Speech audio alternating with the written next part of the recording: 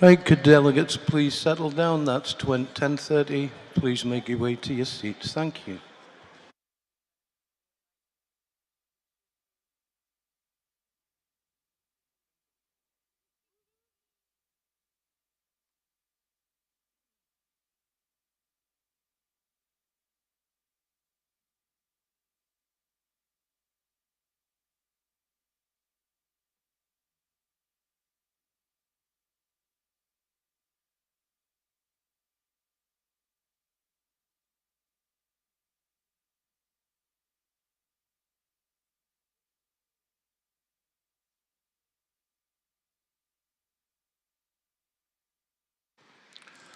Okay, delegates, thank you very much. It falls on myself as Vice President to welcome Congress to Dundee, so you're all very welcome before I now hand over to the President of Congress, Pauline Rourke.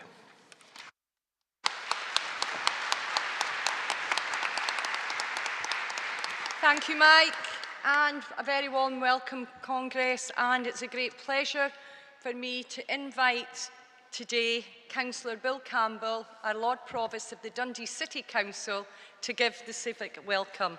Thank you.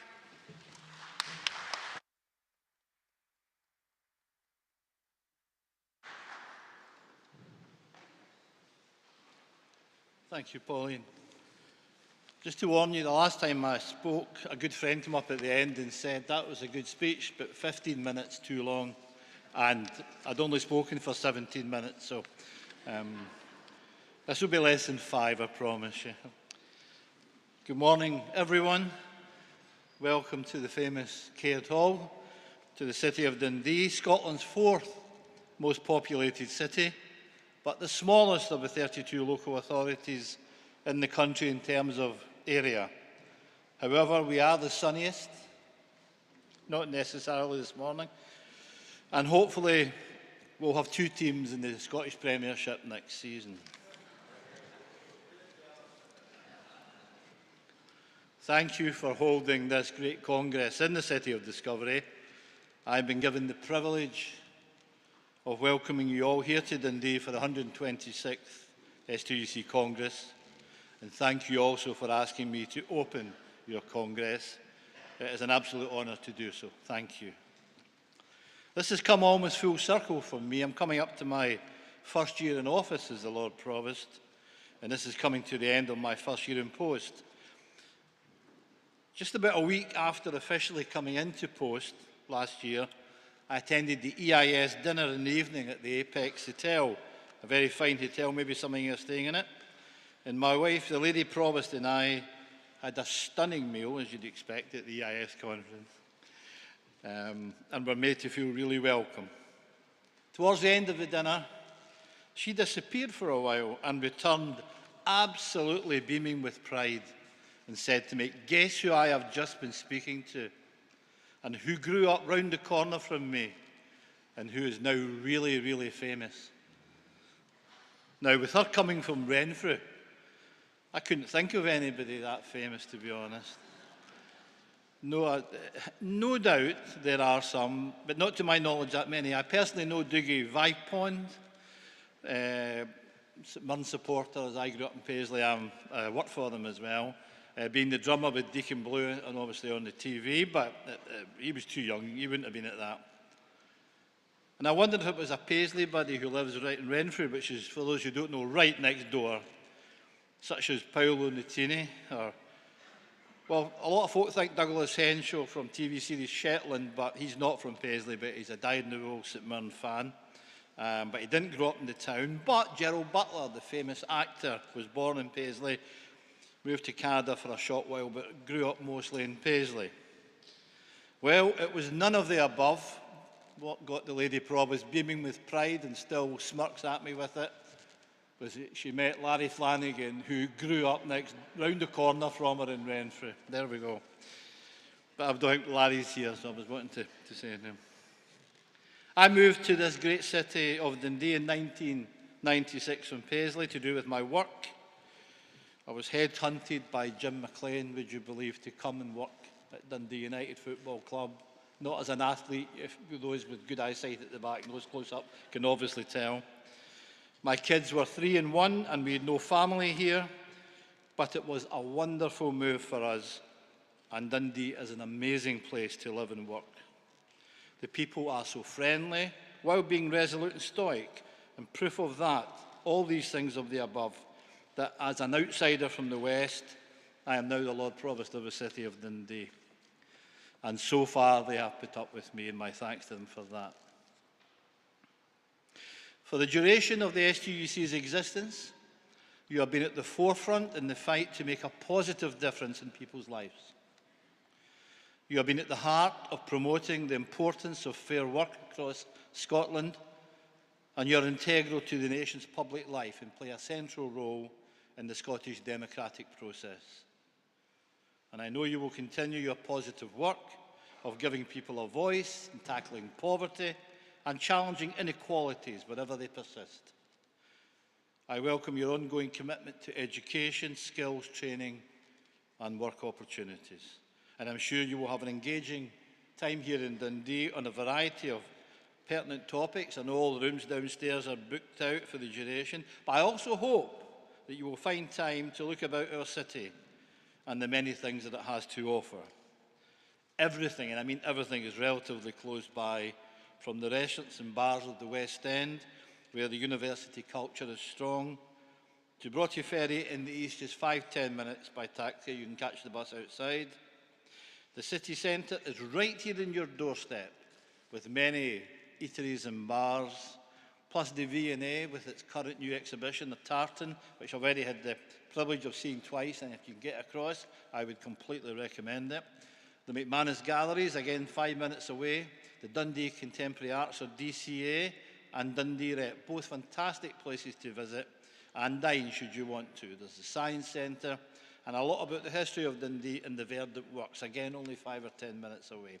If you can't get there because you're so busy here, please come back, and if you do come back, phone my office and come up and we'll give you a tour and give you a coffee and come in and have a chat. You're all welcome, but not at the one time. My very best to you all. I hope you have a superb Congress. I know you will. And I have written down here, haste you back, but you are coming back next year, so look forward to seeing you then as well. Thank you so much. Thank you.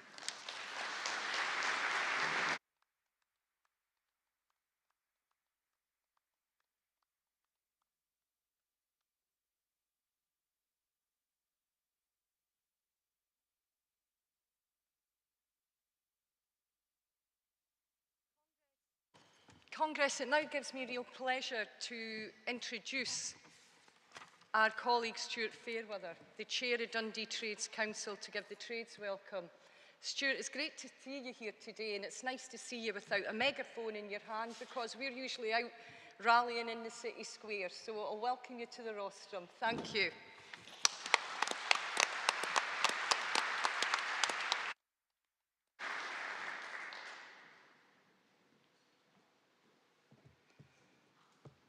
President, Provost, Congress, it is an honour to welcome the STUC back to Dundee. You really are an impressive bunch, and saying that doesn't make me any less nervous. So on behalf of Dundee Trades Union Council, delegates, visitors, particularly new delegates, welcome to Dundee.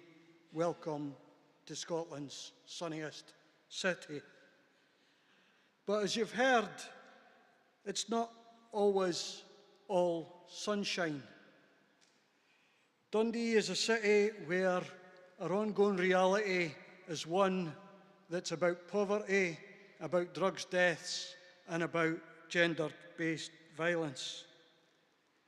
These issues, alongside the defence of communities, services and workforces, are the subjects that our trade union movement, that our Trades Council take to Dundee City Council on deputations and the demonstrations that Pauline alluded to. It's a tough time for Dundee Trades Council. It's a tough time for the movement across Scotland, and our monthly agenda mirrors the order paper you've got in front of you this week.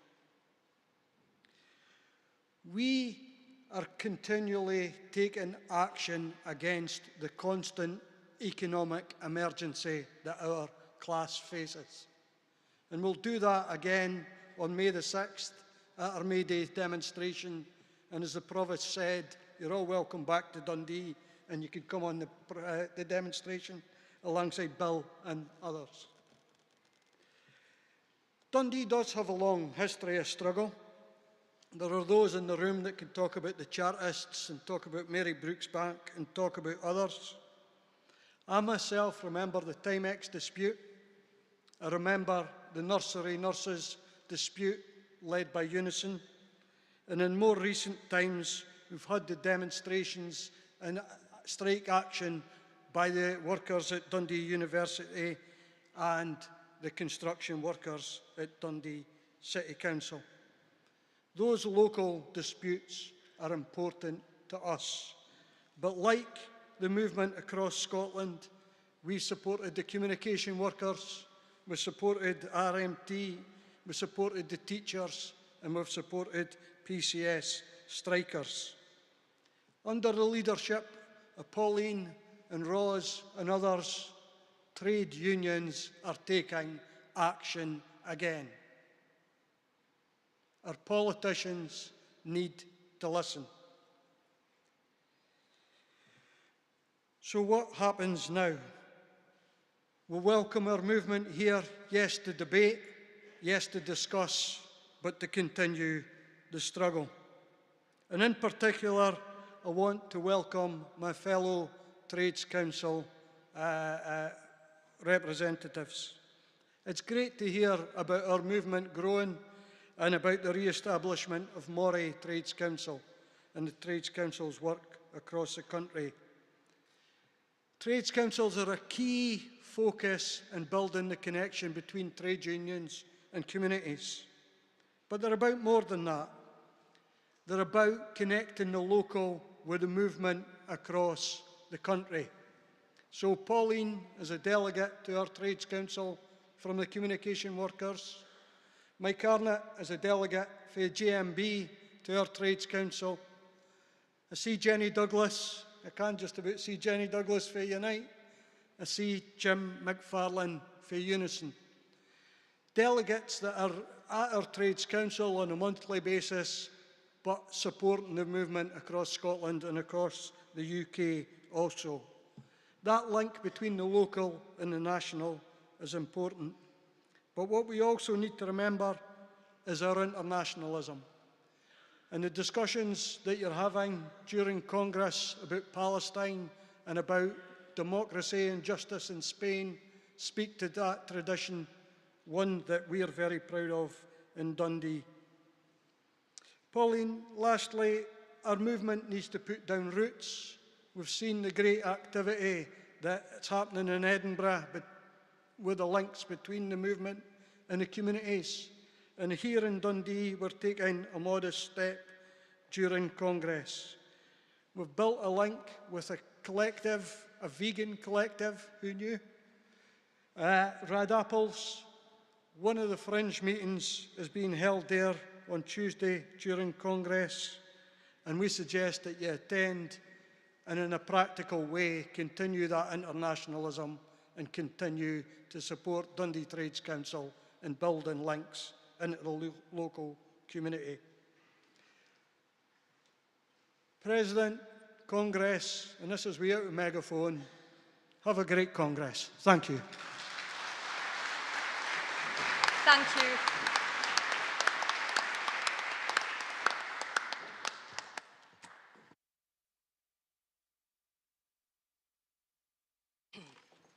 Thank you, Stuart. Congress, I now invite Pauline Rourke, President of Congress, to give her President's address.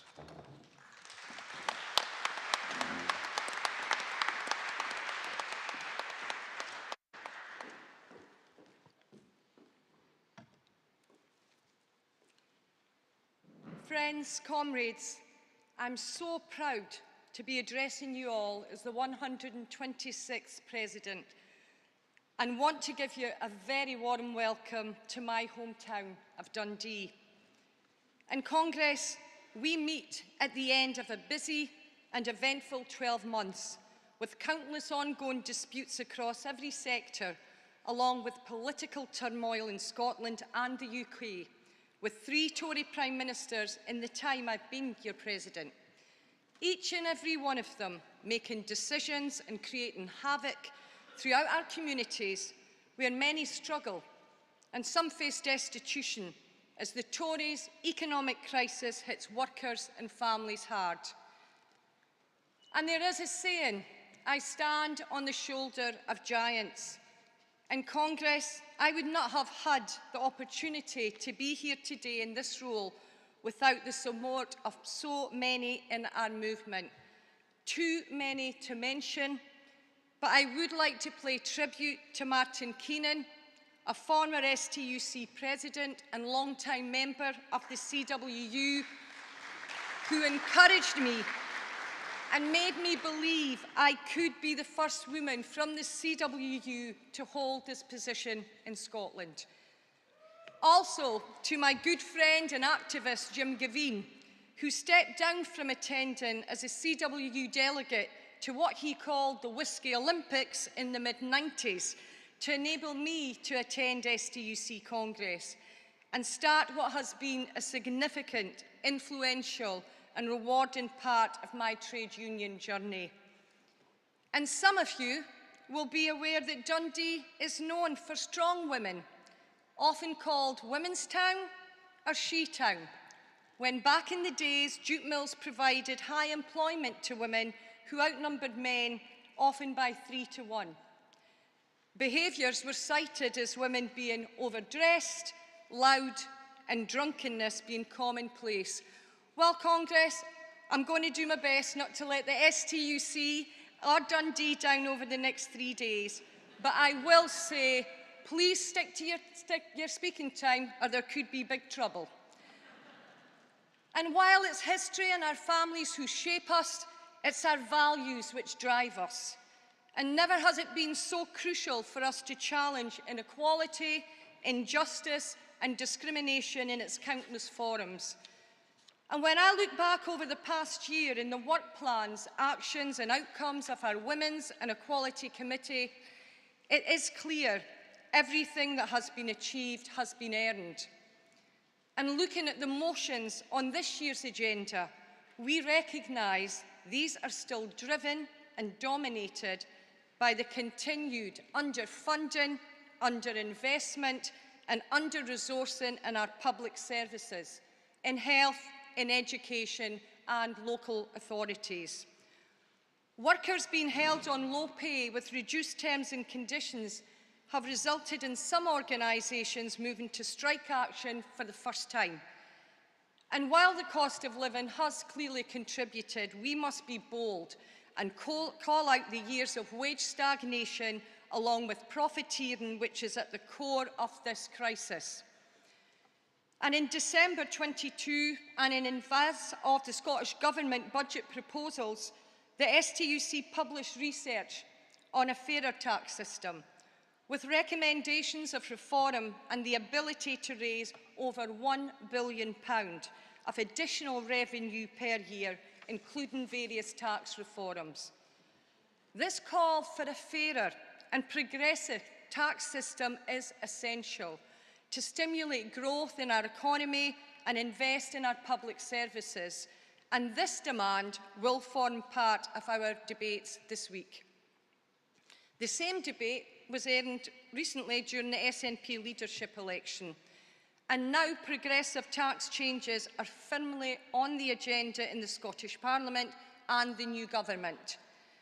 And as we welcome Humza Yousaf, Scotland's First Minister, here today, we do so with a desire to build on the positive relationship we have with Scottish Government, and we hope he will commit to working with trade unions to see the changes we need for a more equitable and fairer country.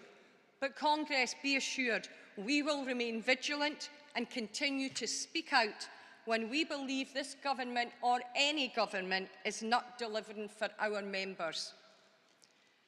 And during the many disputes, the STUC has played a key role, encouraging a coordinated approach, organising rallies and events throughout the country with a clear agenda and focus: Scotland demands better. And I can't remember a time when we were so unified, standing together on picket lines, supporting each other and demonstrating an injury to one is an injury to all. We've shared hooters and tooters and flooded social media calling for solidarity, always known we were on the right side of the argument. And my pride within my own organisation, the CWU, and our members throughout both the postal and telecom sectors is immense. Dave Ward and Andy Kerr, along with CWU officials, have exposed the very worst in senior management, while highlighting the important and essential roles workers in our industry continue to play.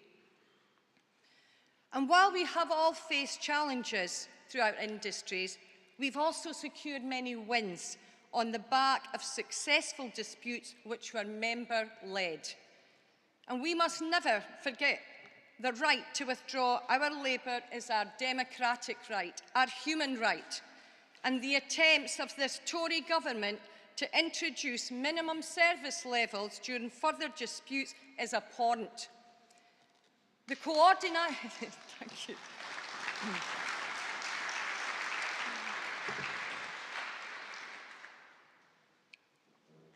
The coordinated action taken on the 1st of February in partnership with the TUC saw almost 500,000 workers take strike action across the UK, including rallies held at various locations throughout Scotland, which culminated in an evening rally in Glasgow, organised by the STUC to protect the right to strike, where representatives from political parties, trade union organisations, along with the STUC General Secretary, stated loud and clear, enough is enough, reinforcing total opposition to Tory anti-strike union law. And Congress, while this bill currently sits in the House of Lords, we all have a role to play in fighting back and continue to defend working people at every opportunity. And we must continue to engage with workers, both unionised and non-unionised, never shying away from any opportunity to talk to people about the importance of joining a trade union and how collectively we can influence and make substantial change. But Congress, it's not only in Scotland the STUC play a pivotal role.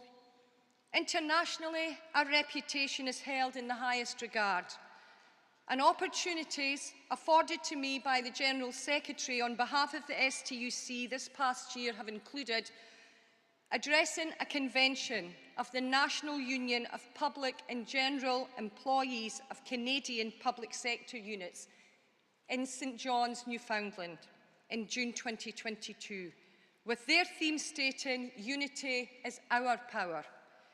This invite came following NUPG recognising the movement to address the attacks on workers' rights and the practical steps governments across the globe need to take to build a genuine people's recovery following the pandemic, where we build a better future for all. And what struck me over those 3 days was not only the warmth and solidarity shown, but that the issues being faced by our Canadian sisters and brothers in the public services and beyond mirrored our own, exacerbated by the cost of living crisis.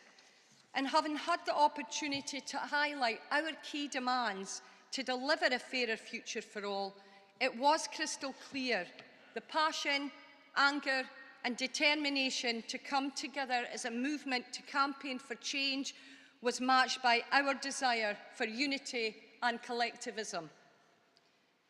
In November 2022, I then had the privilege to represent the STUC as part of a War on War delegation to Sri Lanka, where we visited several war-on-want trade union partners, along with women-led and labour right organisations, with a particular focus on workers in the apparel and garment sector.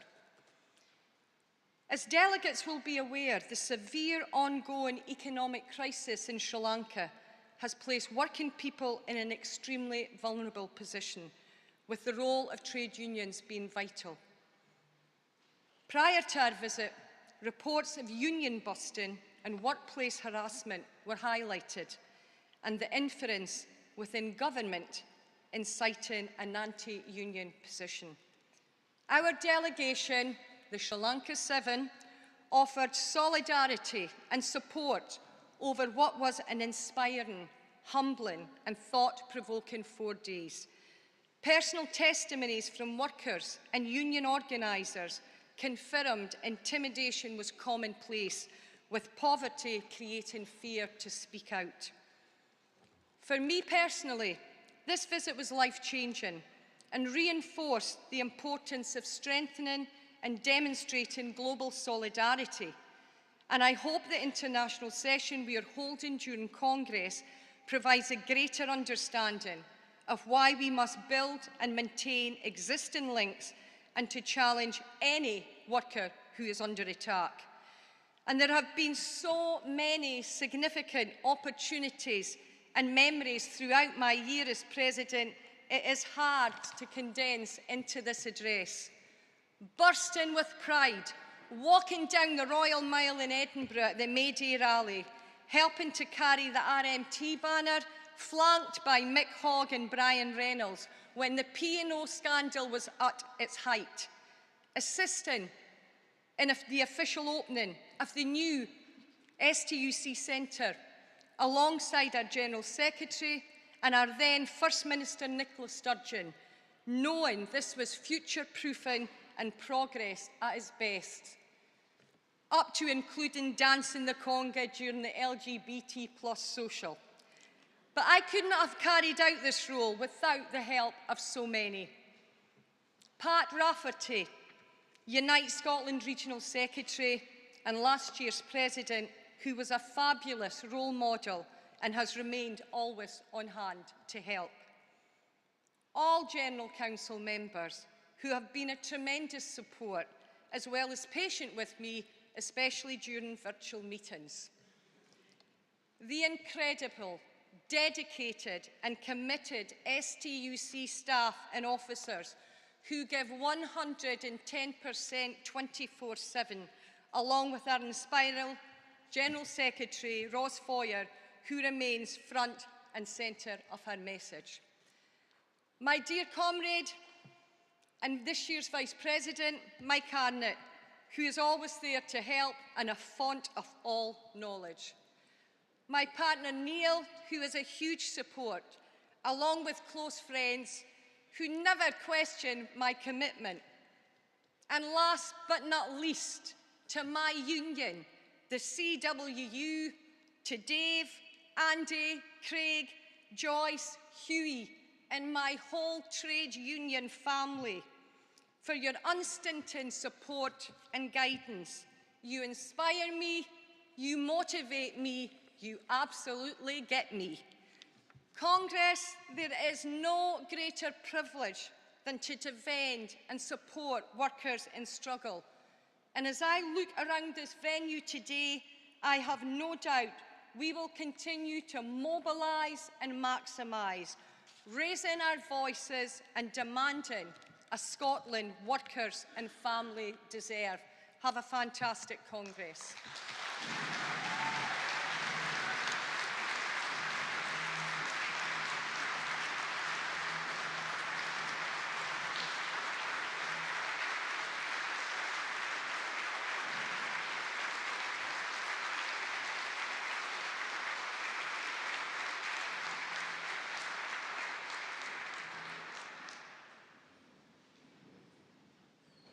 Thank you, President.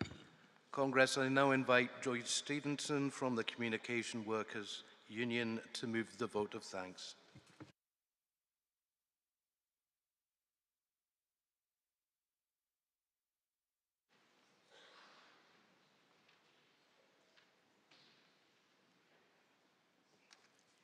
Good morning, Congress. Joyce Stevenson from the Communication Workers Union, with the immense honour of moving the vote of thanks to my CWU colleague and friend and our 126th STUC President, Pauline Rourke. Now, what can I say about Pauline? There's lots I could say, but it's knowing where to begin. And I think it's fair to say that this year's been full on for Pauline. She started her presidency as we emerged from lockdown at a time of massive unrest within the movement. And I don't know if it was by design or desire, but she quickly became apparent that she was going to be in high demand. And Pauline, being the type of person she is, rose to the challenge. And she wanted to meet as many of the engagement requests as possible. Now, combining work commitments at a time where the CWU Telecoms constituency was involved in industrial action for the first time in over 30 years, where our postal members are still involved in industrial action and seeking an agreed settlement from what has to be the most inept Royal Mail CEO and board our negotiators have ever encountered. That would have been enough work for any normal person. But Congress, we have Pauline, who takes everything in her stride, who glides along like a graceful swan, giving us reassurance that everything is calm while paddling frantically below the surface. And I know that Pauline has tried to get to as many picket lines as possible to show support and solidarity to members who have been or are involved in the fight for a proper pay settlement during this cost of living crisis. Pauline's year as presidency hasn't just been about speaking at rallies on top of fire engines in the pouring rain. And as she herself in her speech said, on behalf of the STUC, Pauline spoke at the NUPGE convention in Newfoundland, and to save you asking Dr. Google, it's the National Union of Public and General Employees, and a lovely trip, one that everyone would look forward to. However, due to a number of delays and flight cancellations, Pauline had a nightmare of a journey, and we were keeping touch via WhatsApp. In Congress, when you look at the map, it's more or less a straight line from Scotland to Newfoundland, and I remember telling Pauline that she would have been quicker getting a ferry. Then I remembered we were Scottish, and we really don't do ferries in Scotland, do we?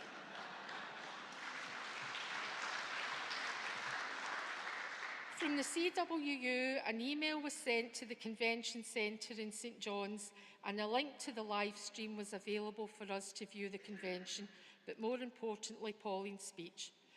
And on a Sunday morning, we logged in to see our Pauline smashing it in Canada. Pauline was also invited to accompany Warren Want to Sri Lanka, and I'm pleased to say that that trip went without the travel hitches of Canada.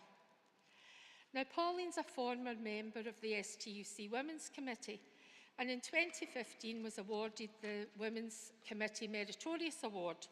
And some of Pauline's close circle of friends were able to join us to celebrate the award.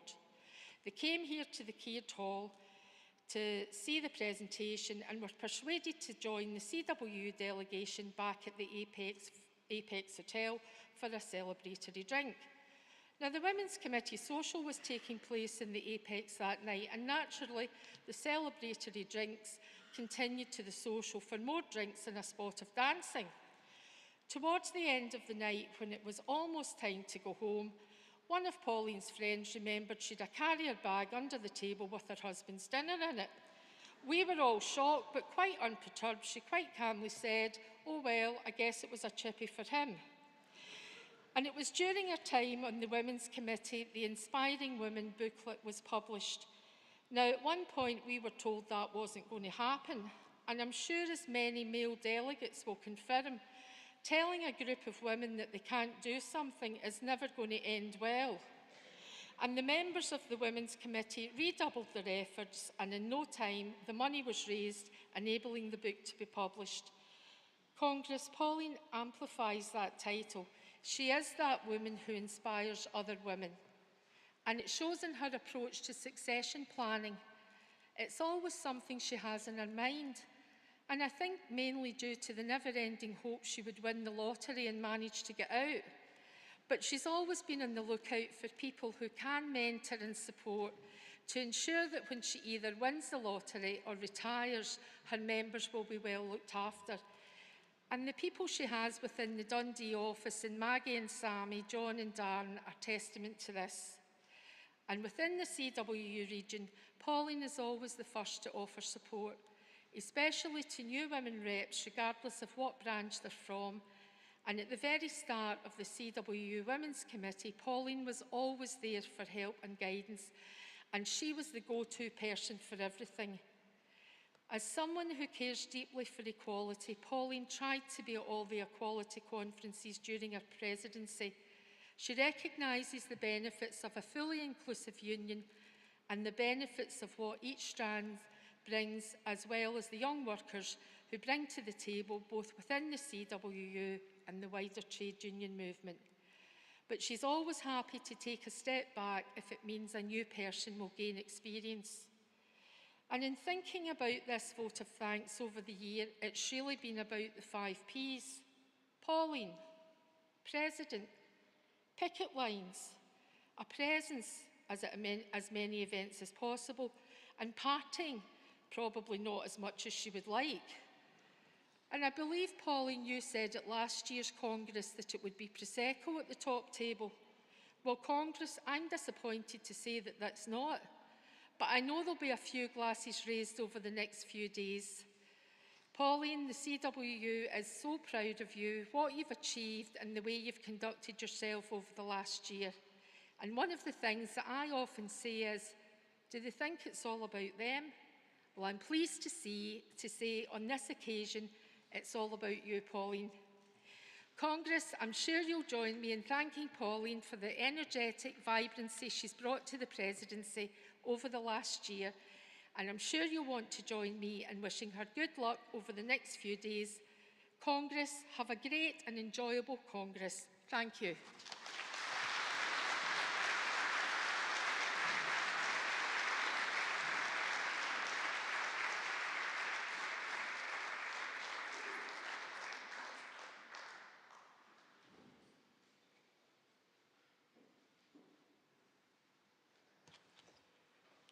Thank you so much for that warm vote of thanks, Joyce. Not too many secrets shared, but I'm still dreading the President's dinner in Craig for that one. But thank you so much. That was a fabulous start to Congress. Congress, we are now going to move to the Standing Orders Committee's report. And I would be indicating that the delegates were actually issued with a copy of the first Standing Orders report and provided with the chance to raise any issues with Standing Orders ahead of Congress.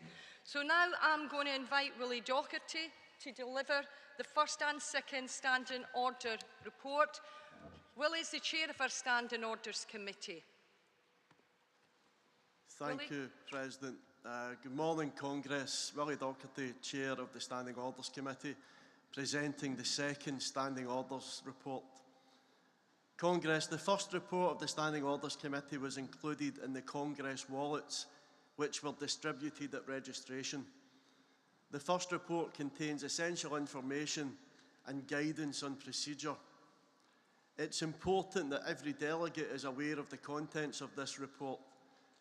Please note that I am now giving the second report of the Standing Orders Committee, and when I have finished this report, the President will call for the endorsement of both the first and second reports.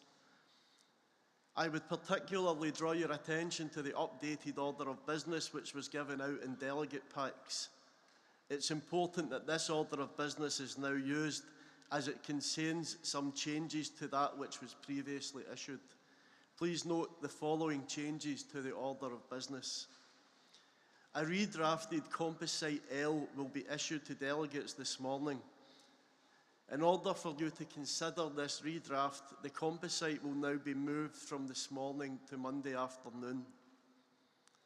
The international session has been moved to accommodate the time zones for each speaker and will now be held on Tuesday at 2:15 p.m. Delegates will already have received a copy of the composites and amended motions booklet. I would ask delegates to note that all the composites have now been agreed by all the organisations involved. Further, please note that the amendment to motion 55 has now been accepted. Delegates have also been issued with a copy of amended motion 58, which now includes all amendments. I would refer you to the arrangements outlined in the first Standing Orders report regarding emergency motions. Please remember that in the event of a time block debate not taking up its full time slot, Standing Orders would hope to bring forward motions from other parts of the order of business. This will only be done with the knowledge of the affiliates involved. However, the cooperation of delegates in this regard would be appreciated. Please note that, as indicated to all affiliates and delegates in the first Standing Orders report, the Standing Orders Committee is proposing that speaking times be set at 5 minutes for movers and 3 minutes for seconders and supporting speakers. Speakers wishing to be taken in a debate may line up on the right-hand side of the stage, looking towards the stage. This does not guarantee that the President will be able to take all speakers. If speakers are ready to come to the podium as soon as they are called, Congress will move on better. This year we have a particularly full agenda with 112 motions submitted. Business will be speeded up significantly if speakers make their way to the front in good time to be called. Please also note to avoid an unhelpful build-up of paperwork and seats in the hall. Tellers have been instructed to only distribute papers to delegates who are in their seats at the time of distribution. Those who do not have any relevant papers may collect them at the STUC information desk, which is situated in the foyer. As with previous years, only materials which have been approved by the Standing Orders Committee may be distributed within the hall. Please note that the hall will be cleared of all materials at the end of each day's proceedings. Delegates and visitors will note that there's a range of exhibitions located in the Marriott Hall and the corridors. Delegates are encouraged to visit all exhibitions at some stage during Congress. To avoid disturbances within the hall, you are asked to ensure that all mobile phones and similar devices are switched off, turned to silent, or put on settings which prevent them from interfering with Congress business. Finally, delegates, I would like to pay tribute to 2 former members of the Standing Orders Committee, to Martin Doran and Duncan Walker, both GMB activists who sadly died recently. Delegates, I hope you have a good Congress, and with that I move the first and second Standing Orders report.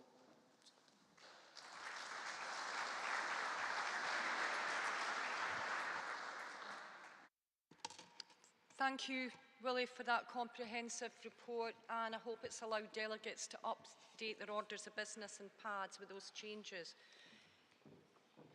Congress, I'm now asking you to endorse the Standing Order report, and that would also include the Congress tellers who were listed in page 6 of the 2023 Congress programme. Can we agree? The standing point. Thank you, colleagues. I'm now actually going to move to the obituary, and we've just heard Willie mention a few of our good comrades who have passed. But we would like to pay respect to all our trade union colleagues who have died since we met last year. And I would like to pay our respects with a minute's silence. Thank you, Congress.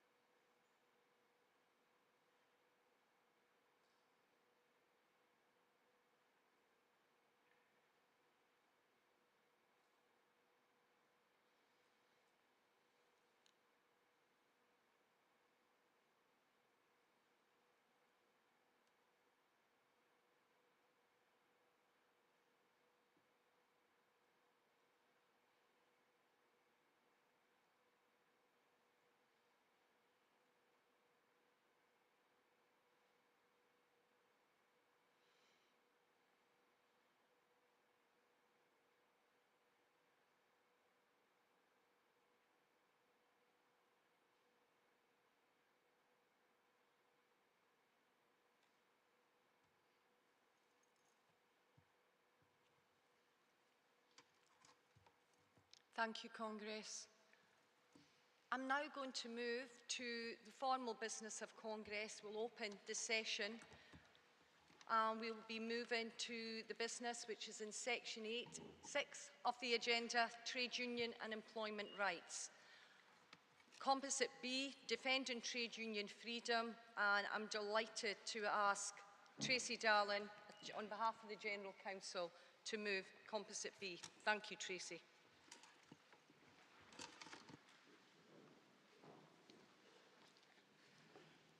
President, Congress, Tracy Darling, delighted to be in Dundee and starting the first debating session moving Composite B, defending trade union freedom. We've seen the living standards of working people under attack over the last year or so, and it's absolutely correct that we start our Congress by focusing on workers' rights. We've also seen a massive and magnificent fight back from across the trade union movement. We should acknowledge and congratulate our members for all they've achieved as one last year. It was a hard shift, but we're stronger together. This, of course, hasn't gone unnoticed by the Tory government and their tax-dodging press baron pals. They tell us there's no money, the government can't afford it. They're quick to try and demonise us as agitators and militants who don't have members' interests at heart. In other words, same old story. They always tell us that whenever working people stand up for themselves. But those of us that have been on a picket line, and that's probably every person in this room over the last year, we know people aren't falling for that anymore because people can see what put folk on picket lines. It's desperation. Desperation for a decent pay rise. All unions have done is responded to the need of our members to try and keep the lights on, put food on the table. It's our members' anger about working harder than ever, but seeing their living standards down and down and down. And that's what put folk on picket lines, because they know it's the only way they're going to get pay settlements that will let them put the heating on. We've seen from the last year that the days of people sitting back and quietly letting their lives get more miserable are over. People are saying enough is enough. Any sensible government, even a Tory one, would realise that putting some sort of brake on the profiteers rather than handcuffs on the people is what's needed now. But that isn't the response we've had. Instead, typically but stupidly, another attempt to limit not so much trade union right to strike, but everyone's freedom to withdraw our labour. Our freedoms. The latest round of restricted legislation is the backdrop to this composite, but as you can see, it's much more concerned with those who claim to be our friends as those who seek to keep working people in their place. We need the Scottish Government to be against this bill, not just say they're against it, to use all of the avenues at their disposal to ensure that this bill won't be used in the areas where we have influence. We need them to deliver on their promises to extend collective bargaining. It wasn't just us that set the target of Scotland being a fair work nation. That was the Scottish Government. But while they talk and talk and talk, between 2007 and 2020, percentage of workers covered by collective agreements actually went down by 6%. It's been our position for a long time that employment law should be devolved, and this composite repeats that view. But it also acknowledges that currently it isn't, but we're clear about what we expect from those who seek to replace the Tories. One obvious, and it shouldn't be too challenging a task, would be political parties, all of them, accepting that the procedures that they think are good enough to elect a Prime Minister or a First Minister are good enough for our members when they're making a decision about using their rights to withdraw their labour. If digital balloting is good enough for them, it's good enough for us. We need to go further than that, though. We need a restoration of the rights and freedoms to organise that unions used to have when the UK was a more equal country than it is now, and have those freedoms enshrined in a Bill of Rights. Congress, the title of this motion is about trade union freedom. Much of its content is about demands we're making on others, and we're right to make those demands. But we should never forget that trade union freedoms are not gifted, they're only conceded. So please pass this composite, but bear in mind that seeing its provisions put into practice has less to do with what those in power think, and far, far more about what we do in our workplaces and in our communities. I work for Unison. Our frontline members, our nurses, our paramedics, our social care workers, those that care for the most vulnerable in our society, are working at bare minimum staffing levels each and every day, every single shift. We know what it is to provide life and limb cover, but we won't be forced to cross picket lines or be threatened with the sack if we don't. Because if the history of our movement teaches us anything, it's that trade union freedoms are never given, but won by ourselves, and won not necessarily always by the logic of our arguments, but by the strength of our organising. Congress, I move.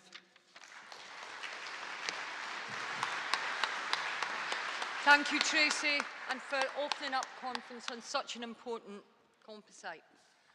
I'm now going to invite Unite to second this composite motion.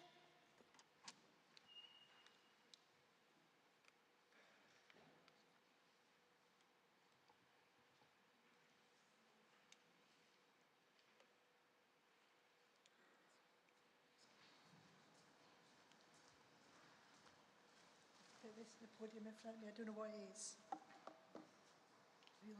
Thank you, sister. Thank you, President. President, Congress, Iron Trench, Unite the Union, seconding Composite B, Union and Employment Rights. It feels like deja vu every time we come to the rostrum to speak on motions on trade union and employment rights, not just because we see lots of well-known faces, but because 13 years we have fought for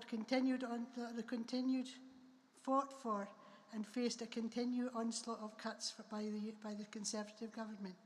We have continued rounds of attacks on organised labour, employment and trade union rights, not least the Anti-Trade Union Act of 2016, which introduced the undemocratic 50% turnout and 40% minimum support threshold.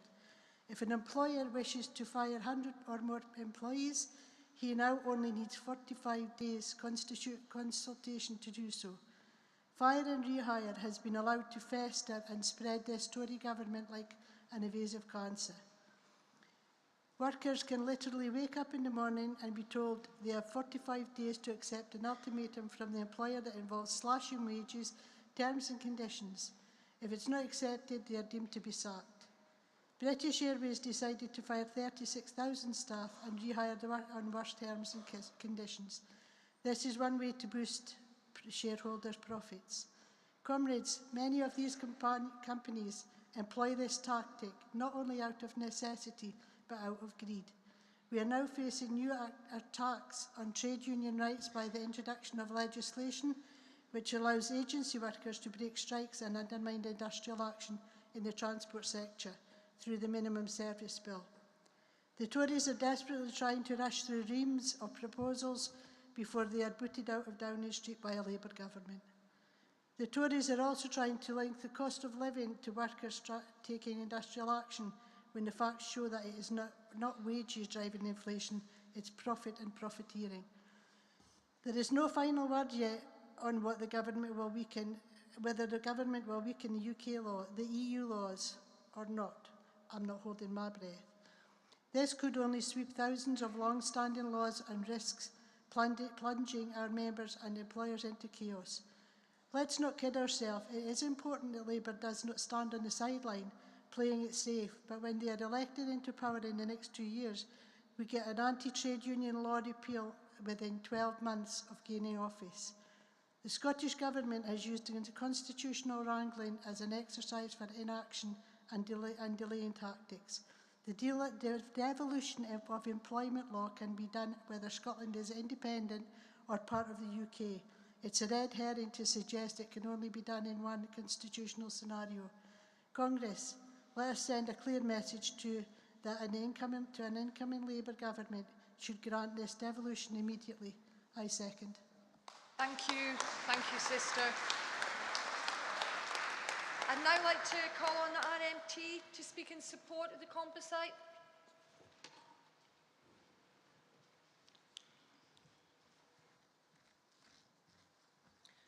Good morning, Chair Conference. Mary Jane Herbison of the National Union of Rail, Maritime and Transport Workers, proud to support Composite B. The Westminster Government Strike Minimum Service Levels Bill is unfair, undemocratic and unworkable. It's also unsafe. The UK already has some of the most draconian anti-trade union legislation, and this bill places further restrictions on workers' democratic rights and human rights. Just some of the provisions of this bill include powers for the employers to serve work notices on employees, telling them to work in order to meet a minimum service level specified by the Secretary of State. It's a blatant attack to punish workers who worked in the front line during the pandemic to keep essential public services running, for taking action in defence of their pay, jobs and conditions. The law makes taking strike action illegal, disgracefully putting workers at risk for being sacked for taking industrial action. It's designed to increase the power of the private train companies, make profits at the expense of transport workers. In fact, the government's own impact statement for the original transport said it could result in lower paying conditions for members in the relevant transport sector. The bill will be unsafe. Most transport workers have safety critical elements to their jobs. This bill will destroy workplace morale and goodwill in the industry. The bill will also force passengers to cram into reduced services during these minimum service periods, increasing risks to passenger safety. Concerningly, the UK government is seeking to apply this draconian legislation to Scotland and Wales, even though rail transport is devolved. The RMT welcomes the Scottish Government's opposition to this bill. We believe that sectors such as ScotRail and the Caledonian Sleepers, where powers are devolved, the Scottish Government must take urgent legal advice on the non-implementation of this legislation. We call on the STUC to reiterate this demand on the Scottish Government. The Labour movement must unite to oppose this anti-worker legislation from the Tories. Therefore, we call on the STUC to coordinate joint campaigning and activity against minimum service. Please support. Thank you, sister. I'd now like to invite Yousaf to speak in support. Thank you. Thank you, President. Congress, Hussein Ezzeddine from ASLEF, the Train Drivers Union, speaking in support of this composite. Like many unions in the hall here today, ASLEF have been in dispute over pay in large chunks of the UK.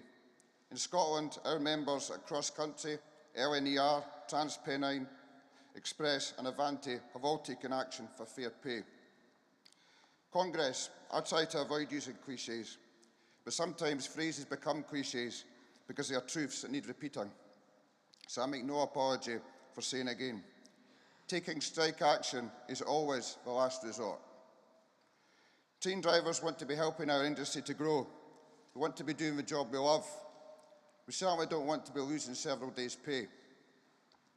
The same goes for health service workers, teachers, postal workers, and everyone else who's been forced into taking action. In fact, prior to this dispute, the last time ASLEF took any action on the issue of pay was actually over 20 years ago. But Congress, there comes a time when we can no longer sit by and do nothing, when year after year of real terms pay cuts demand action. Where our members take a stand against decades of cuts and crumbling services when they use the one tool they have to make the bosses listen. And what is the reaction of the decision makers? To listen to the workers' voices, who through huge mandates have said, we won't take this anymore? To sit down and negotiate? To find a resolution? No. We decided to legislate and make some of the developed world's most draconian trade union laws even more draconian. So we're looking to introduce minimum service levels, or as we see it, ban the right to strike for potentially millions of people. Congress, the right to strike, right to withdraw your labour is a basic human right. It's how our movement has won, such as sick pay, holiday pay, pensions, safety conditions, you name it. As other delegates have said, we weren't gifted these by benevolent employers. We weren't handed them by governments. We organised and we won them. We cannot let this Tory government steal ours and our children's future victories.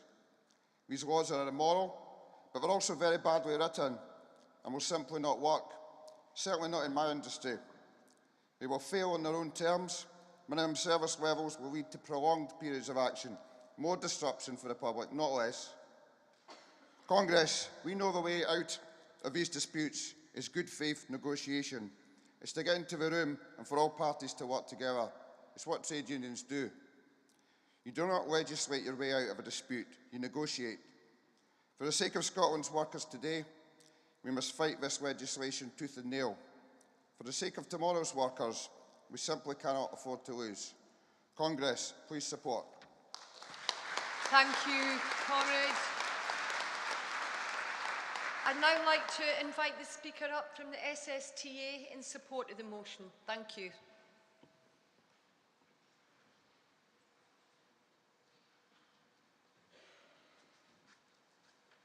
Good morning, Congress. Catherine Nicholl, SSTA, in support of this motion.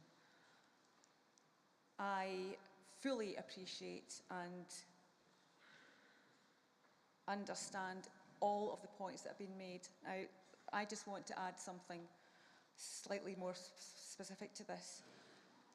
Effective organisation for trade unions is essential if we are going to be involved in the democratic process and make sure that our members can take part appropriately. The 2004 Employment Rights Act allows for the determination of different means of voting and choice of different means for voters. It has certain requirements. 1, those entitled to vote should be able to do so. 2, votes are secret. And 3, risk of unfairness and malpractice must be minimised. Now, 5 years have passed since the independent review on electronic voting was published and submitted. Not a thing has happened during that time. Yes, I recognise there was a pandemic, but during that pandemic, did we not see a massive change in society and the way we do things involving digital and electronic means of all sorts of different things? If you cast your minds, you'll be able to think of some examples yourselves. For instance, we can get mortgages now, purely online. You don't have to go near a lawyer. You can go and get a passport. You can go and get your driving licences purely online. You do not have to submit papers, for instance. E-balloting is also now commonplace. Boards, trusts, committees, and indeed political parties use digital mediums. Modernisation of the electoral system is being called for. The way that we vote for governments is to change, and they are trying to move into a digital frame. Why is it that trade unions must remain in the dark ages while bodies take advantage of their new advancement in technology? We must use permissible means that include postal ballots. We must use postal ballots. Given the situation that we have been facing, all of us in the past year or so, fighting for our rights and what we've had to do to take industrial action, we know fine well the pitfalls involved in postal balloting. E-balloting can be used to meet the requirements of the 2004 Act. It's time that our members can take part in a democratic process that are fit for purpose so they can make their voices heard and have their say. It's unfair that trade unions can't use the modern means so that our members can take part in the full democratic process. Please support this motion. Thank you. I'd like to call on the PCS to speak in support of the composite. Thank you, Liz.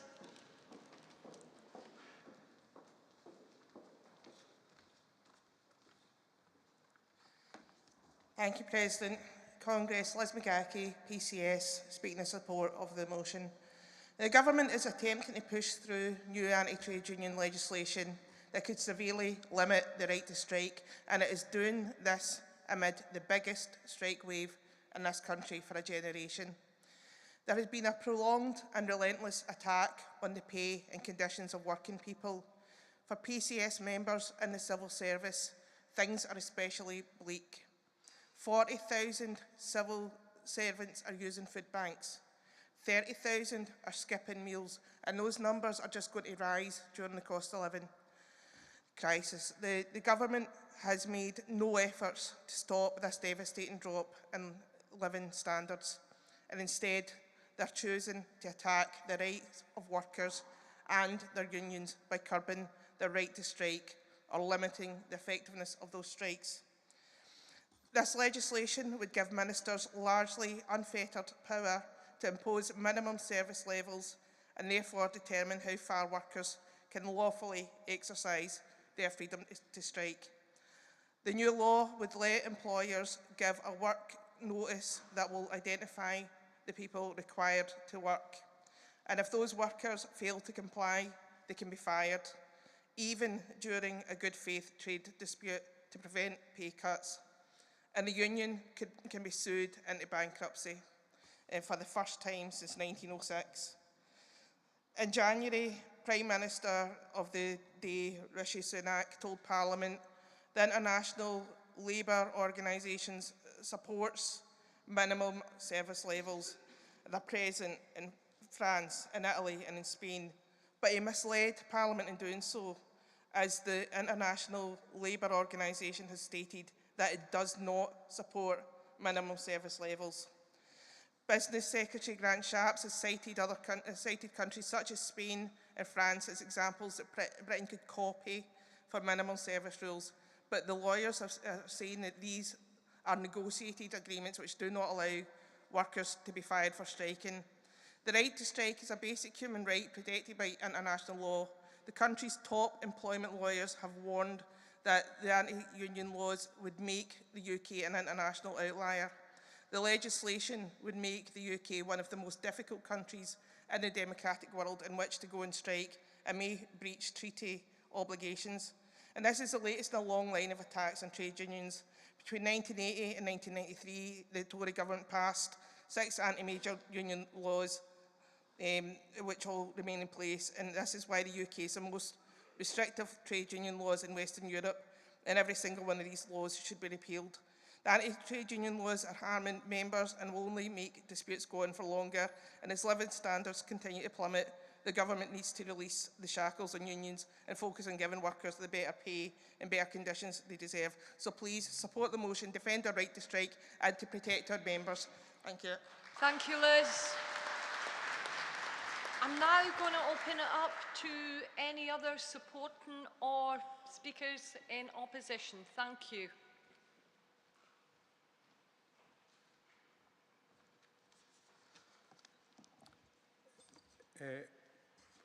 President, Congress, Zia Hussain, Unison, supporting Composite B.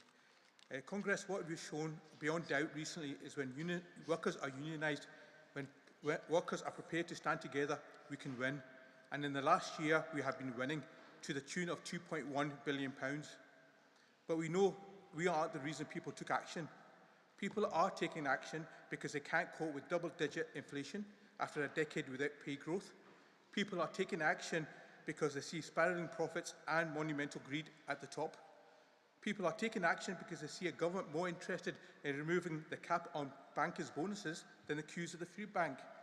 All unions have done is to respond to the need of our members to try to keep the lights on and put food on the table. It's our members' anger about working harder than ever before, but seeing their living standards going down and down. That's what's putting folk on picket lines. We may not win all the time. We might win not as much as we want, but we have shown that we can win. And every success that has inspired more people to say, enough is enough. And what has been the response of the Tory government? Legislation to try and make it more difficult for us to organise. They call it the Strikes Minimum Service Level Bill. But the purpose of this bill is not to keep the level of anyone's service up. It is primarily set to keep everybody's wages down. Purely and simply, it's about creating a situation when the employer has the power. And the message that we need to be taken out of this hole and into all your workplaces, this bill isn't an attack on a right to strike, it's an attack on your freedom to withdraw your labour. The composite before us is a response to this attack and to the many attacks that have come before it. It makes demands of those who would claim to be on our side. These are urgent and practical demands, and it is right that we lay out what we require. We should pass this composite, but we should never lose sight of the fact that the more organised we are, the more our voices have to be heard. Please support this motion. Thank you, colleague. You just make your way to the rostrum. Thank you.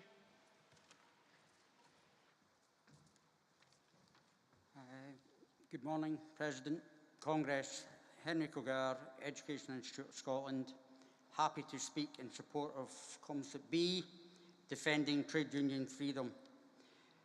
As we witness the need for our members to take part in industrial action to not only secure decent pay, but to protect the terms and conditions of the jobs they hold, most of these conditions have been hard fought and won by action of our previous brothers and sisters through the work to develop employment law. We must now work together for the devolution of employment law to Scotland if we wish to retain the working standards at present. If we want to develop them. We are aiming for a fair work nation by 2025, so we've got to work towards that. Over the last few years, the Labour Research Department has been doing some work on this, and they described the Brexit freedoms as a countdown to the biggest and most catastrophic demolition of our working conditions. They say that those who could be affected most will be women workers, with the EU employment laws being frozen as of December 2020, and if no work is done from that point and over present to develop the new laws by the 31st of December 2023, these laws could be removed completely. We have a big problem here. With a high proportion of women in the education sector, this could impact on a lot of our members and result in an increase in legal challenges, covering new grounds because they're ignoring any legal standing at this point in time. These could be from the reduction of maternity paid leave or paternity leave. It could also reduce job protection when they are pregnant, or allow employers to use this as a reason for no promotion. Now, this is going right back to 1970s, where if you get any reason, just ignore what's happening. They don't need it. They could also be expected to continue working at the level they are doing at the moment. So we need to be strong in our fight against this, and as the Employers Lawyers Association highlighted, we need to fight for every employment law we have got in place at the moment without even getting it. So I ask you to please support this motion. Thank you. Thank you, colleague. Gus. Congress President Gus Brill, Fire Brigades Union, speaking in support of this composite motion. While the FBU supports this motion, we are also asking for us as a movement to look to go further.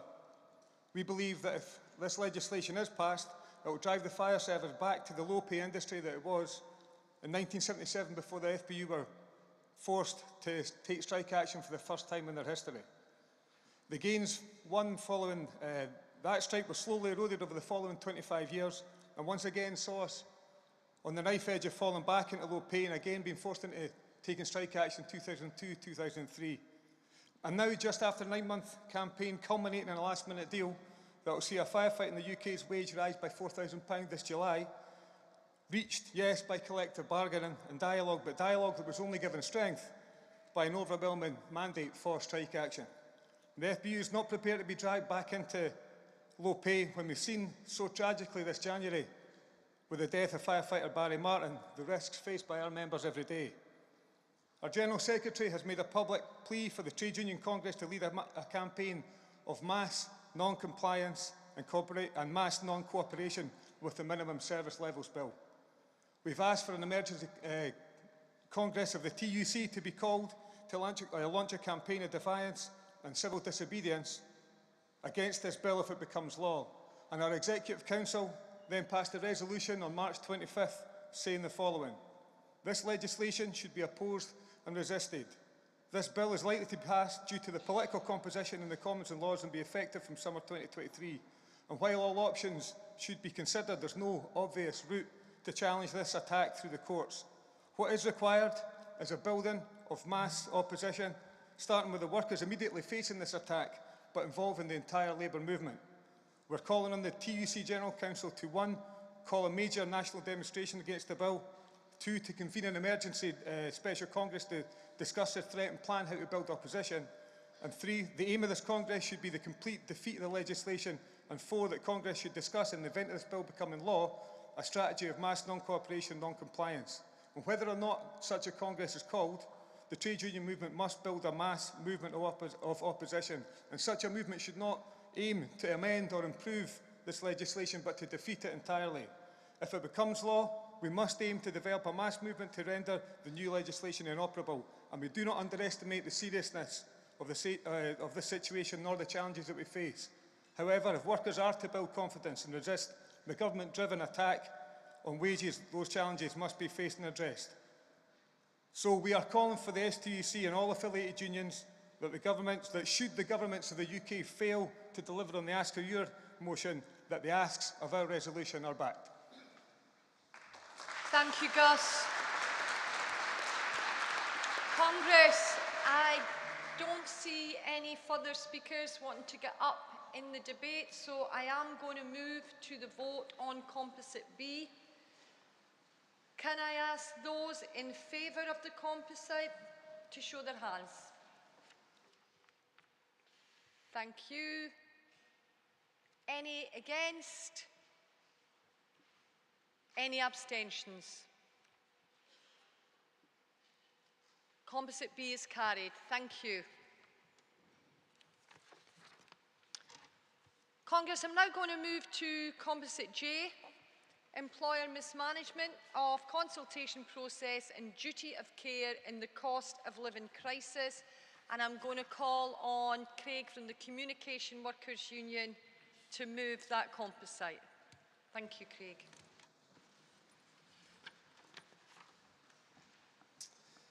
President, Ma'am, Congress, this Congress at least recognises that it's incumbent on all of us to work collectively to address the current cost of living crisis for those in our communities and workplaces. Communities and workplaces are intrinsically linked when it comes to this current crisis, and in-work poverty is more prevalent now than ever before. Factors including zero-hours contracts, bogus self-employment, rise of temporary work and agency workers continue to be evidenced in most sectors. Congress recognises some employers do have welfare and benevolent funds for employees in access in times of financial hardship or specific life-changing incidents, but these will not address the long-term hardship. However, with a forecasted 2-year depression or recession, or whatever they call it now, this cost of living crisis will impose severe financial hardship on workers over an extended period of time. The UK is currently experiencing the biggest cost of living crisis in a generation. The OBR, the Office of Budget Responsibility, forecasts the average real household disposable incomes are set to fall by 6% this year, and next the largest fall in almost 50 years, and that living standards won't return to pre-pandemic levels to the latter part of the decade, 2027 to 2028. 13.4 million people were living in poverty, which is 1 in 5 people in the UK. Amid the cost of living crisis, the Trussell Trust reported the demand for food parcels has increased by over 50% compared to pre-pandemic levels. In Scotland, the cost of living crisis has contributed to poorer mental health for nearly half of all adults, which is 49% of the population. Spending less time with others, 39% of the population, and there's a deterioration in adults' physical health. In Scotland, the 2022 CIPD, professional body for HR, that is, Working in Lives report found that only 35% of those earning less than 20%, £20,000 a year could keep up with their bills without any difficulties. So employers know the challenges their employees face. In reality, in most sectors, employers have responded by cutting costs, reducing terms and conditions while changing working practices to maintain or reduce existing budgets. They have not done much for the people who are suffering the cost of living crisis. Recent figures from the TUC show that the real average wage fell 3.4% in 2022, and the most since records began in 2000. Public sector fell by 5.9%. Income equality is also set to rise to a record high by 2027-2028, driven by a rapid growth in investing income, which disproportionately benefits richer households. Meanwhile, we see corporate profits increasing massively since before the pandemic. Unite the Union reports that the corporate profits of the FTSE first 250 companies increased 89%, which is incredible, from 2019 to the first half of 2020. Our members are continuing to suffer in silence, living hand to mouth and having to deal with the pressures day after day after day. While some employers are awarding or introducing cost of living payments, this cannot replace consolidated real pay rises. It's time for employers, CEOs and managers and the government to start to not only recognise the impact of the cost of living crisis on workers, but to start working with trade unions to address the issue as a matter of urgency. Working through trade unions, employers should seek to provide, for example, increased hours where requested, while providing advice, support and education to workers to assist with the impact of this crisis. This includes introducing temporary measures, assistance initiatives to help ease the financial burden on employees. Congress believes employers must accept social responsibility for their workers. This Congress calls upon the STUC General Council to support trade unions who seek to take a partnership approach with employers to aid workers during the cost of living crisis, with full assistance and support of the Scottish Government. Conference, I move. Thank you, Craig. I'd now like to invite the Bakers, Food and Allied Workers to second the composite. Thank you.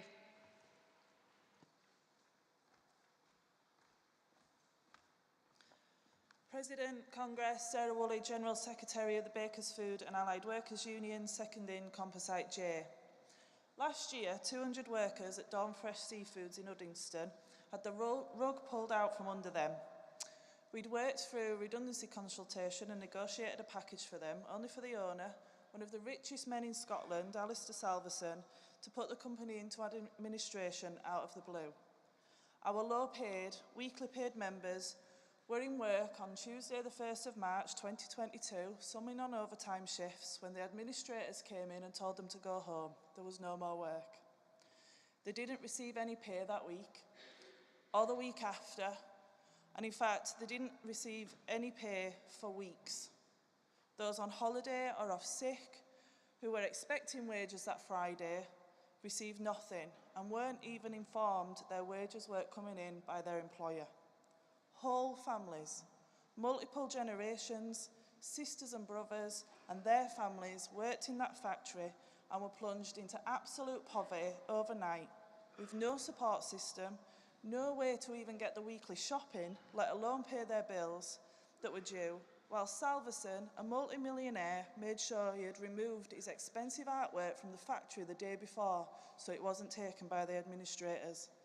And then continued, unfazed and unashamedly, in his many other director roles, including at least one charity. To add insult to injury, each of those workers were eventually told that they would have to work with pace and apply for the statutory monies that they were owed, so they didn't even receive the negotiated amount. Salverson and other wealthy directors that behave like this don't have to worry about whether they can feed their families or pay their bills, yet for workers who bear the brunt of their decisions to recuse themselves of their responsibilities when their businesses are not performing as profitably as they would like, are left in a position where they can't do either. This is abhorrent at any time, let alone after a global pandemic and subsequent cost of living crisis, where people are struggling already. It's absolutely disgraceful that directors are able to do this over and over again, leaving workers in poverty and letting the taxpayer foot the bill, whilst they carry on like nothing has happened, free to repeat the process over and over again, plunging hundreds of workers into poverty, with no accountability whatsoever. Please support this motion. These employers need to be held accountable. They should be disqualified from being directors, as they are not fit and proper to take ownership or directorship of any other company, and they should receive significant fines which equate to the amount of redundancy pay for the workers for leaving their loyal workforce high and dry, when they clearly have the ability to pay. Anything less would not be a deterrent. Please support. Thank you, Stuart. I'd now like to invite up any other speakers on the composite. Thank you. Morning, Mick Lynch, National Union of Rail, Maritime and Transport Workers. I don't want to put a stone in your shoe, President, but we've got a problem with this resolution, the last two paragraphs. And we'd like the CWU, if they could, to clarify some meanings, because we are troubled by the tone of the resolution and what it appears to mean in the way it's written down. We cannot, I believe, go into a position where we're seeking more hours from employers because the wages are too low. If the wages are too low to work on the contracted hours and to keep yourself and your families in good shape, then you need more wages. We don't need to be asking for more hours, we need to be asking for better wages. So there is a tone issue in this resolution that gives us a lot of difficulty.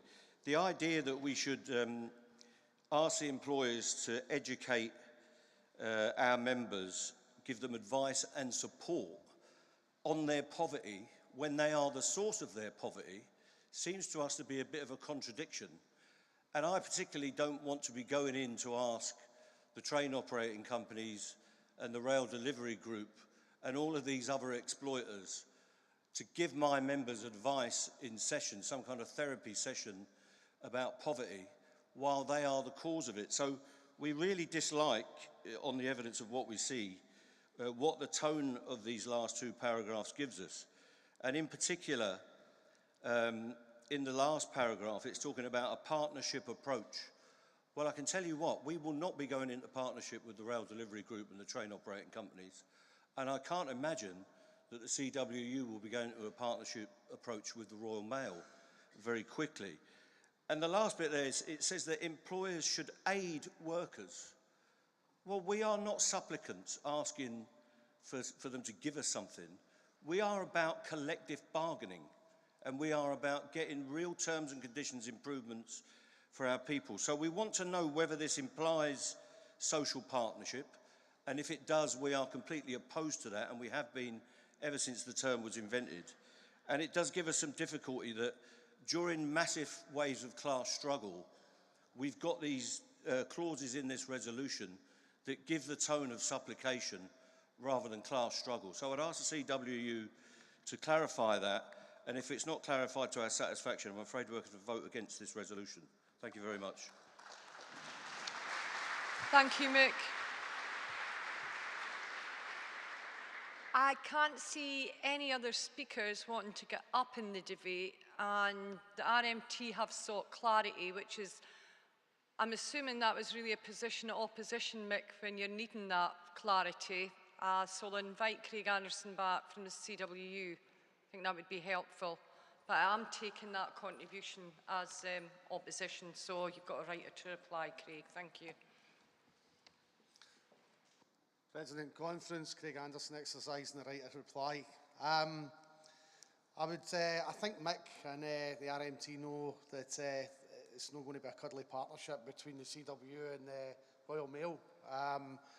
Certainly not with any other company that we represent. However, what we are trying to achieve here is actually to provide the assistance, because what we don't see is the assistance, in any way, shape or form being able to be delivered, especially at the moment and under the pressures that we're under.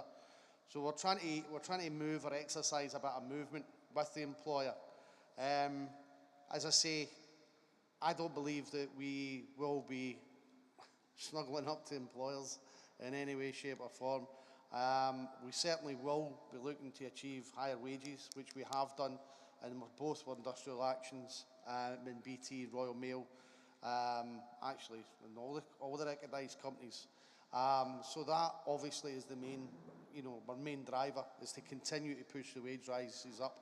However, we can see where it's been divisive, and we can see where the limit hours, for some of our employees has been used divisively, and that would aid them in the very, very short term. So again, I hope that answers what RMT and Mick, I take that as a badge of honour actually, Mick opposing it, but all seriousness, I hope that that helps out. Thanks, Chair. Thank you, Craig, for providing that clarity. The movers had the right to reply, so I can't see any other contributions coming forward from the floor. So I'm going to move to the vote for Composite B. So I'll first of all ask those who are in favour of Composite B to please show your hands. Composite B. Oh, sorry, my apologies. K, Composite K. J. Oh, J. J. Sincere apologies, colleagues. Composite J. If you're in favour, please show.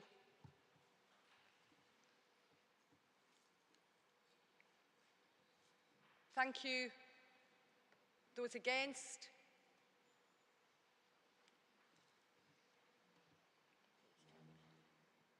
Any abstentions?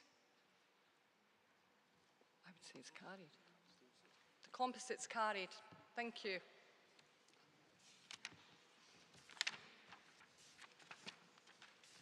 I'm going to move on to Composite M, Safe Travel for Workers, and I'm going to invite the Royal College of Midwives to move the composite motion. Thank you, Congress.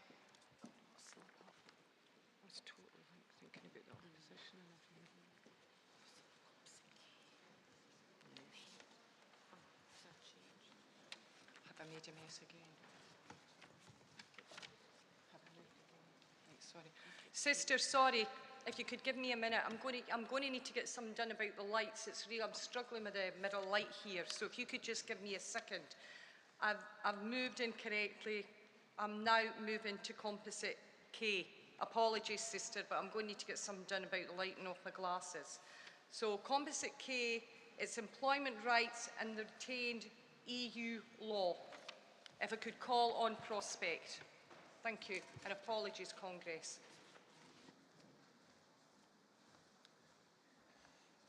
President, Conference, Stuart Robertson from Prospect, moving Composite K. Colleagues, Prospect rarely does party politics, but since Brexit, the UK government, in its retained EU bill, has set out plans to scrap over 2,400 pieces of EU legislation, currently transposed into UK law. They have also repatriated a significant amount of legislation which was devolved to SG. This will lead to a threat to hard-won rights of our members. These will include changes to employment law, environmental protection, food security and safety, and health and safety. They'll reduce the rights of workers on working time. Congress calls on the STUC Council to campaign against the bill being used to reduce or eliminate workers' rights. Congress calls upon STU Conference to engage and lobby with SG to get a commitment to use its powers to ensure no diminution of workers' / consumers' protection as a result of the UK's government approach to this issue. Please pass this motion. I move. Thank you. Thank you. I'm now going to invite East Ayrshire Trades Council to second the composite motion.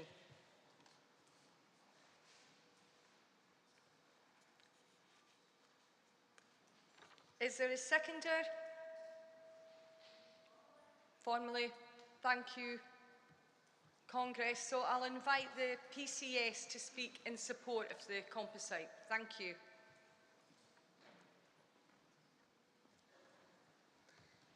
Chair, Conference, comrades, Ruth Henderson for PCS to ask you to please support the motion. This bill is a determined effort by Jacob Rees-Mogg and his cronies to strip away the rights of those they hate, the UK workers. If this bill was to become an act and the sunset clauses were activated, we could potentially see most EU health and safety laws scrapped. Not only that, but rights to maternity leave could be undermined and the statutory right to holiday leave abolished, which would leave the UK in the worst position for workers' rights for generations. We know that Rees-Mogg has mocked the idea that there should be a legal right to holidays, and we know that many Tories share his view. PCS is wholeheartedly behind the campaign that STUC will run, if this motion is passed, to lobby the Scottish Government to use its powers to ensure that workers' and consumers' rights are maintained. We should also, as unions, consider how best to mobilise the people of Scotland to join us in this campaign. Although this is an STUC motion, we know unions in all countries of the UK will join the struggle. Finally, however, if the UK really is a voluntary association of nations, then in a federal structure, many more powers should be devolved to the Scottish Government, including employment law, as in Northern Ireland. I hope the Conference will pass the motion, and particularly that we meet as unions as soon as possible to discuss concrete next steps. Comrades, please support. Thank you, sister. I'm calling for any other speakers in this debate. I can't see anyone. No? Okay, Congress, I'm now going to move to the vote. So can I ask for those in favour of composite K to please show their hands? Thank you. Any against? Any abstentions? Composite K is carried. Thanks for your patience there. Okay. So I'm now going to move to Congress. As we're waiting for a redraft to Composite L as covered in the Standing Orders report this morning, we're going to move to Composite M. And I'm going to call on the Royal College of Midwives to move that composite. Thanks very much for your patience, sister. Thank you.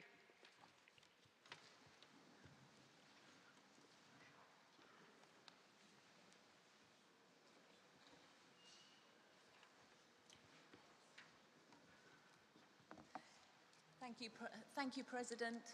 Thank you. And thank you for the opportunity to do the big walk twice.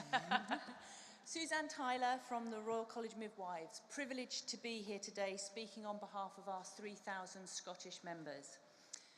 99% of midwives are women, and they keep our maternity services running 24 hours a day in hospitals, in community units, and in women's homes. You all know babies come at any time and any place, often without warning, and women need the support of midwives day and night throughout their pregnancies.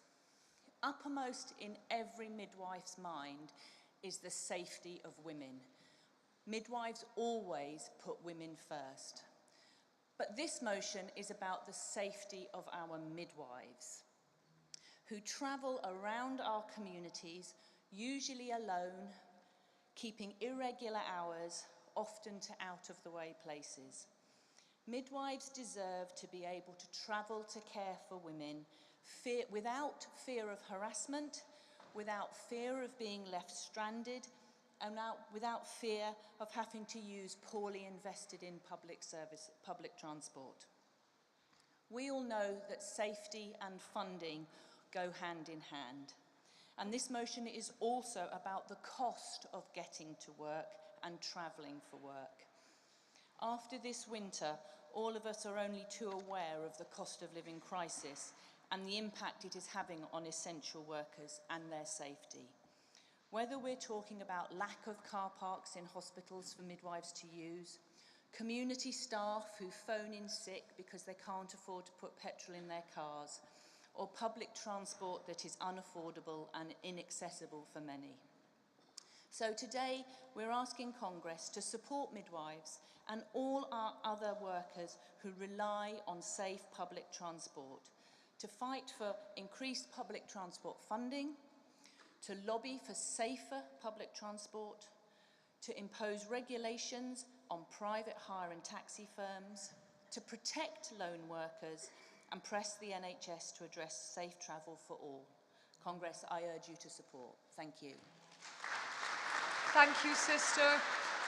Thank you for that contribution. I'd now like to ask the Musicians' Union to second the composite. Thank you.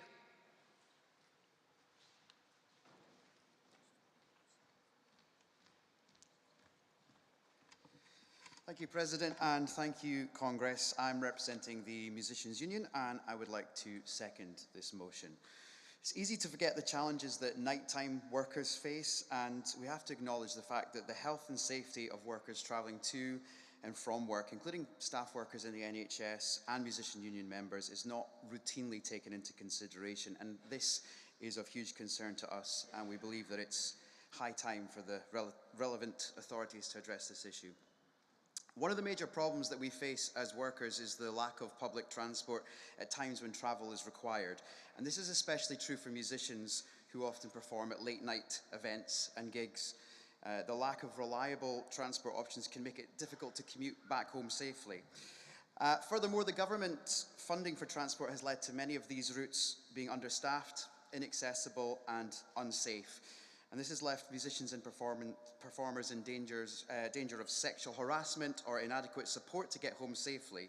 And I can attest to the fact that the safety of women and those with disabilities in our industry is not just important but vital, and we must ensure that we create an environment where everyone feels safe and secure when travelling. Accessibility has to be a priority, and we should strive to be the world leaders when it comes to safety.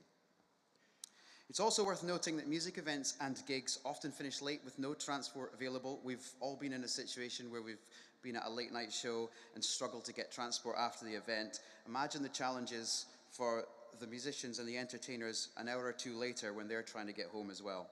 Now, this leaves musicians and other workers vulnerable, often stranded, and it's imperative that we address the issue and ensure that there are reliable transport options available for workers who work late at night.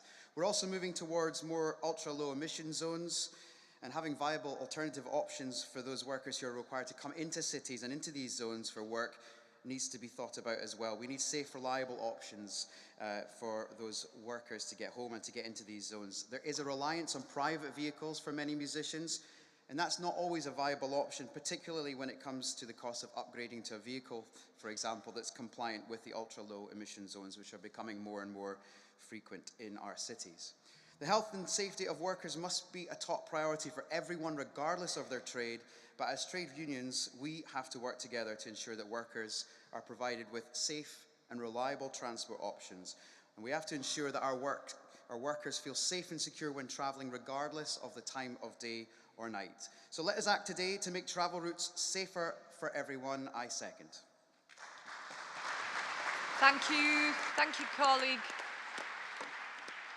Congress, are there any other speakers that would like to get into this debate? I can't see anyone. I am then going to move to the vote on Composite M. So can I ask for those in favour of Comp M to please show their hands?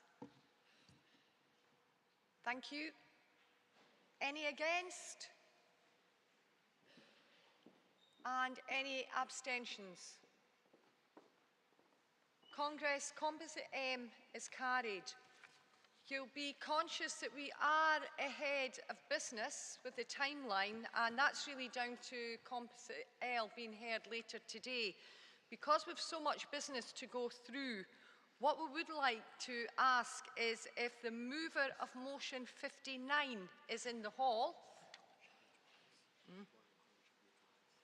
Okay. And that's the RCN.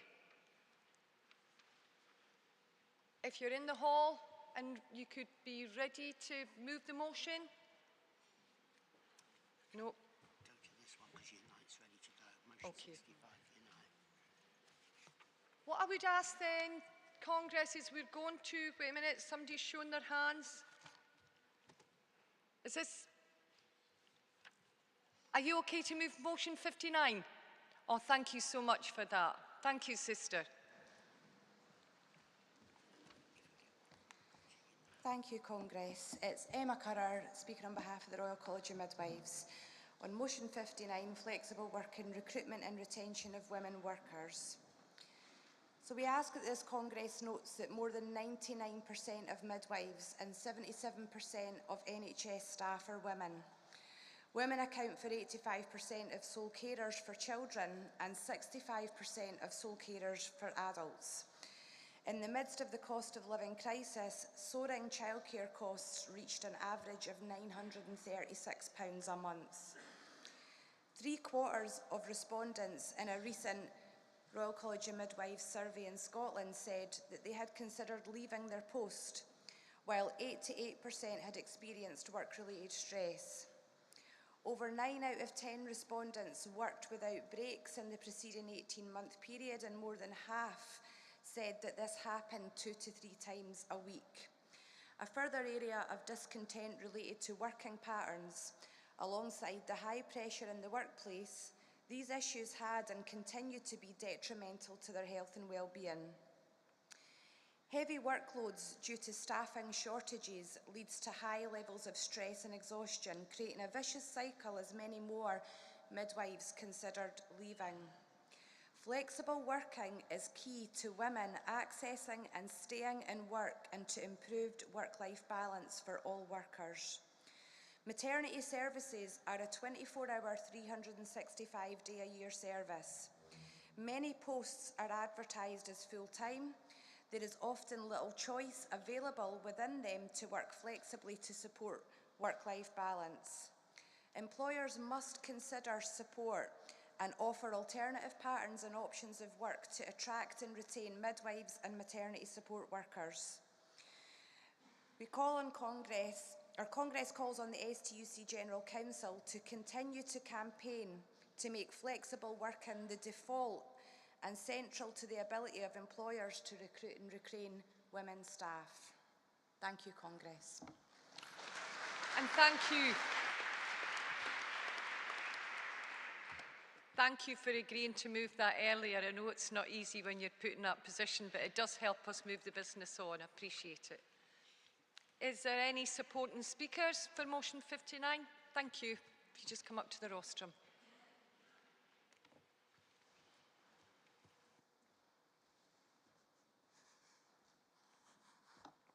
Hi, Congress. Jim Boyce, Unison, supporting the motion. Unison fully supports the need for flexible working as part of the recruitment and retention process, not only amongst nurses and midwives, but all healthcare professionals and nurse assistants.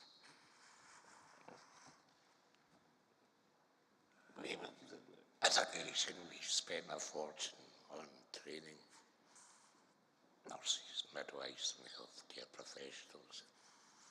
Yet we follow the first hurdle each time by not having childcare arrangements, etc. that cope for 12-hour shifts for irregular hours of work. The only way that many people can cope, particularly with the bulk of the workforce being female, is to pack in permanent posts in career development and jump onto the bank or agency. That is a far more expensive option that we are all having to pay for. That money could be better used paying decent overtime rates for the full-time posts. We really need to start getting creative on this. We know what the problem is. We need to start working on the solutions.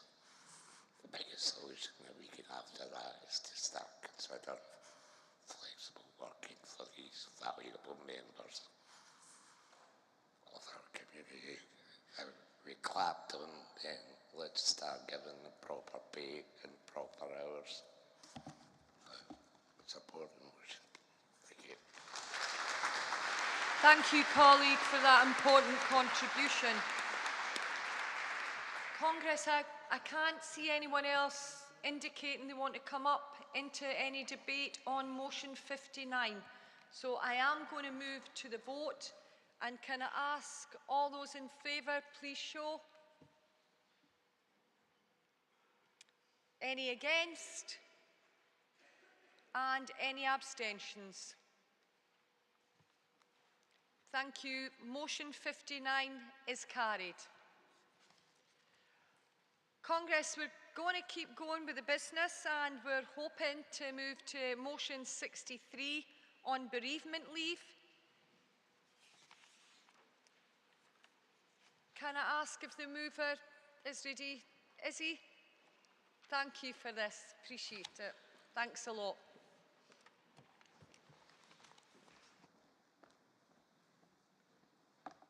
Congress, Isabel Sutherland, Unite the Union. Move in motion 63, bereavement leave. Death is a subject we all avoid, yet it's one where the road that leads has two paths. There is a path of dignity, respect and peace of mind, and there is a path of discrimination and ignorance. Too often employers make us face the latter. It's a scandal, Congress, that there is no legal entitlement in the UK to paid bereavement leave, apart from a limited right to time off to deal with emergency, or the right to 2 weeks paid leave for parents who experience horrendous situation of death of a child. Also, whilst the Equality Act provides protection against discrimination treatment based on the concept of protecting characters, currently workers with a terminal illness not classified as having a protective characteristic, and therefore have very limited legal protection against employees dismissed to them due to illness. We need additional employment protection for terminally ill workers, and Unite has been involved to ensure that those facing terminal illnesses can have a more positive experience in the workplace. Our reps, for example, have worked with South Lancashire Council to improve a dying to work characters, and we have supported the TUC Dying to Work campaign and STUC Cancer at Work campaigns, both of which provide beacons of hope to people that could be faced difficulty decisions and demonstrating the need for compassion in employment. But the need for compassionate needs to extend to the provision of a statutory right to paid time off for everyone experiencing bereavement. The current situation, where it is too often left to the employer's discretion as to whether leave is given or if it is whether it is paid, is wholly unacceptable. We also need to have legal minimum standards on the level of leave ending the practice of employer unfairly judging whether someone is really close to the deceased, whether detrimental, whether they will grant 1 day or more off work. The current situation is also taking no account of the general impact on mental health or of circumstances such as travel to the funeral, the need for time to organise the funeral itself or to deal with affairs and the will of the deceased.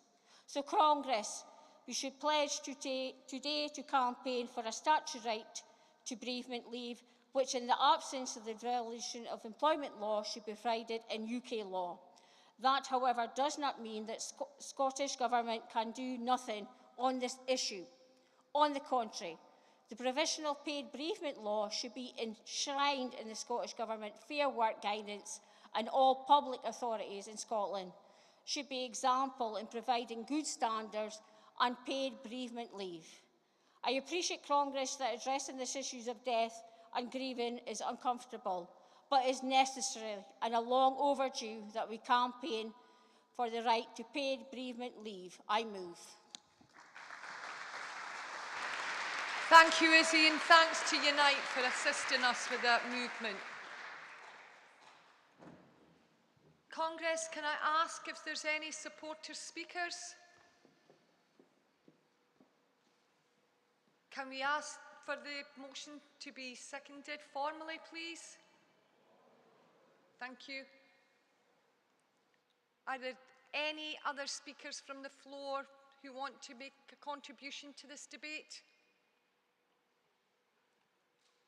I can't see anyone coming forward, Congress. With that, I'll move to the vote. So we're looking at motion number 63. Can I ask those who are in favour to please show? Any against? Any abstentions? Motion 63 is carried.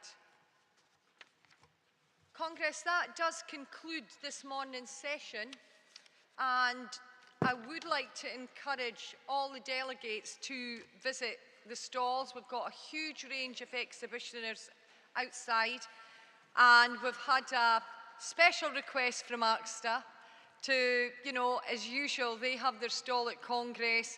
They've got a huge range of goods, beautiful goods, and they'd like to see the delegates there because they have their usual raffles. So please get along. They're £1 each or 6 for £5, so a real bargain. And the winners will be announced on lunchtime on Wednesday, with the proceeds going to the statue for Nelson Mandela in Glasgow. So please attend the stalls, and please also try and get to some of the fantastic fringe meetings that are advertised in the Congress programme. I would like to ask delegates to be back in the hall prompt at 2 o'clock, because the General Secretary will be making the presentations for the STUC Union Rep Awards, and that will take place, followed by an address to Congress by the newly elected First Minister, Humza Yousaf. Thank you, Congress, and enjoy your lunch. Thank you.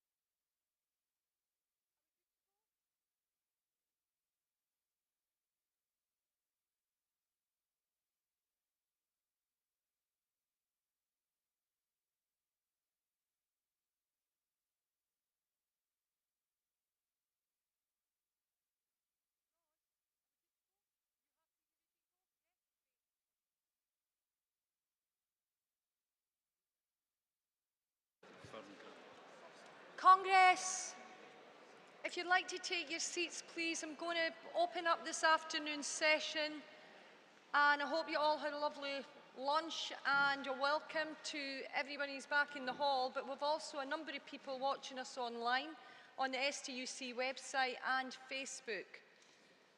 I believe that the fringe meetings were very well attended, and I'm sure they were excellent events. But we're going to begin this afternoon's session with the STUC Union Rep Awards, followed by an address to Congress by Humza Yousaf, MSP, First Minister of Scotland. But first of all, I'm going to call on Foyer, our General Secretary, to introduce the awards. Thank you, Ros.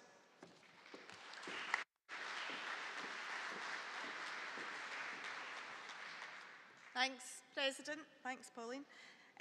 Congress, we're really pleased to be once again presenting the Scottish Union Rep Awards, and I'd really like to thank our new First Minister, Humza Yousaf, for agreeing to take on this duty from his predecessor, Nicola Sturgeon, by coming along today to personally present these awards to our winners. In doing that, Humza continues to send an important message that Scotland's government at the very highest level values the contribution made by trade union reps to our workplaces, our communities, and to our wider economic well-being. These awards celebrate the most important people in our movement, our workplace reps and activists, and they highlight the achievements of a group of outstanding individuals who've been nominated by their peers and who've gone above and beyond the call of duty in their workplaces over this past year.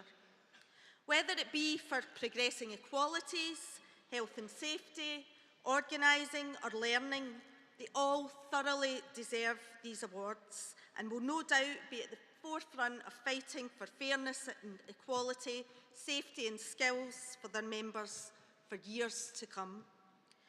Right across Scotland, in every sector of the economy, our reps and our shop stewards are the face of our movement. They're in our workplaces, they're in our communities, and they are very, very busy indeed.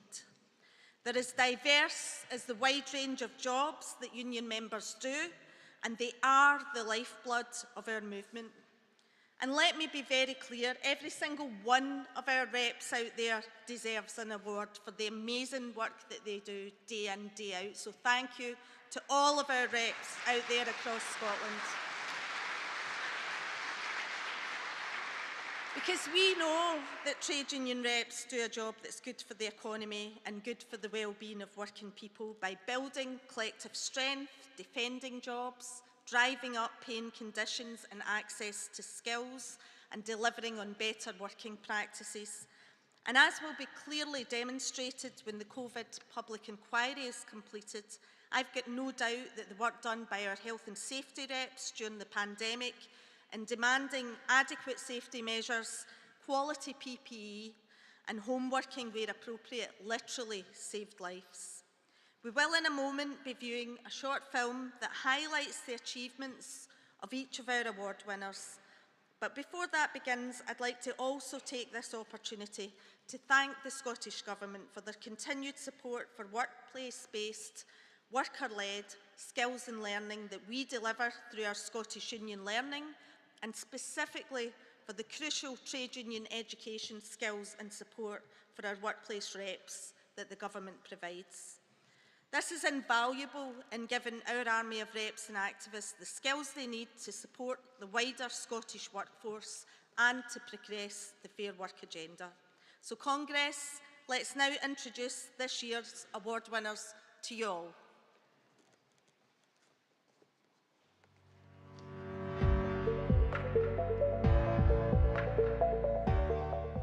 I met Fadzai through the learning programme.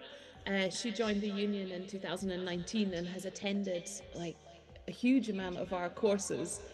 I am one of the 81% of artists who are self-employed in Scotland today.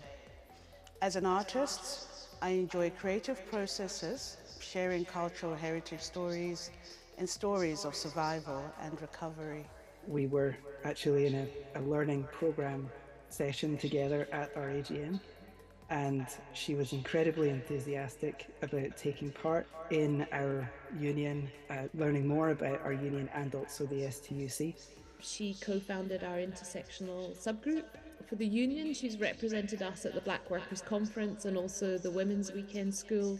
And I have begun hosting my own events. For example, I did the Ubuntu Humanity Manifesto and recently the Black History Month event. She can bring trade union activism into her art practice. And this means that she can bring artists in her communities together, both in Scotland and also internationally between artists in Scotland and Zimbabwe. Well, my involvement with the Scottish Artists Union and Scottish Union Learning has allowed me to grow in confidence. Sometimes I do wonder how I would have done these things if Scottish Union Learning wasn't there. I've had to find time to find a way to express my utmost joy and gratitude even. It's a profound feeling of welcome and honor. Whilst accepting this, I'm aware of the intense work of others, the support, contributions and knowledge sharing that has taken place. I would like to thank and accept this award on behalf of everyone that have welcomed me into their spaces across the sector. Congratulations to Fadzai. She's been so much fun to work with over the years, and I really value her friendship and generosity and all the contributions she's made to our union.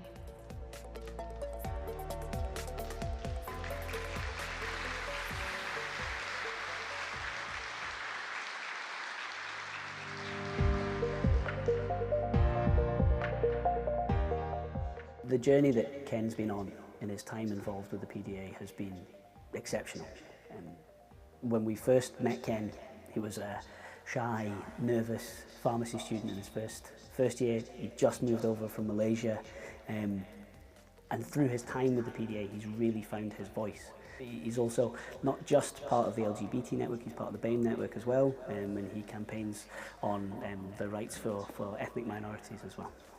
Being part of the equality networks, that was quite a new thing, and that just started during my third year of uni. And I was quite interested in equality work already.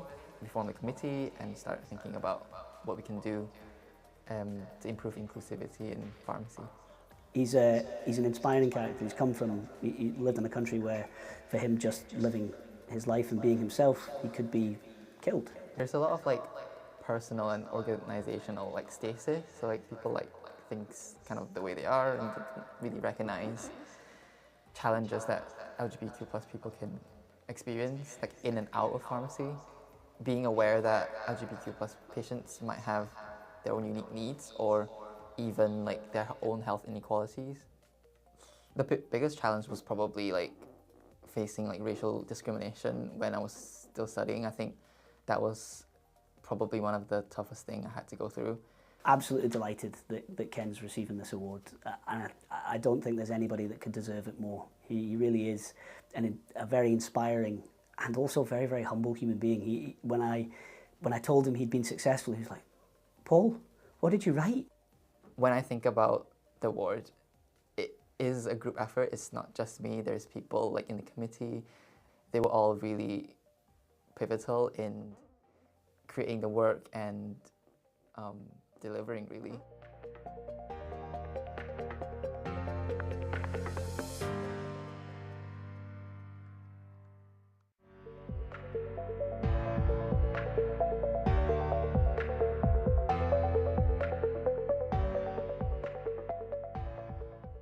Sue chairs the organising committee. I think this existed before Sue, but she's really transformed it, made it a much more functioning group. Yeah, I used to have responsibility for trying to coordinate this back in sort of 2018, 2019, before Sue took this on, and it was an absolutely torturous process. We're a really big branch. We've got about 3,000 members, and we had never systematically tried to recruit more people into internal organizing.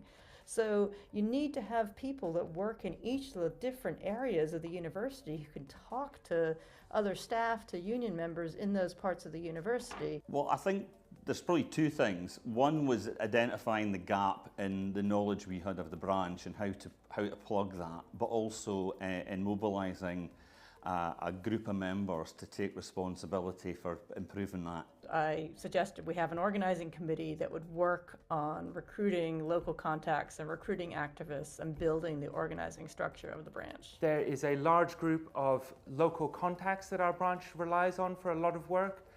She makes meetings interesting and good to attend and makes sure people leave having felt that it was productive. Sue's really good at motivating people. She's very unflappable. And she's very good at what I would call these sort of soft skills in organising people.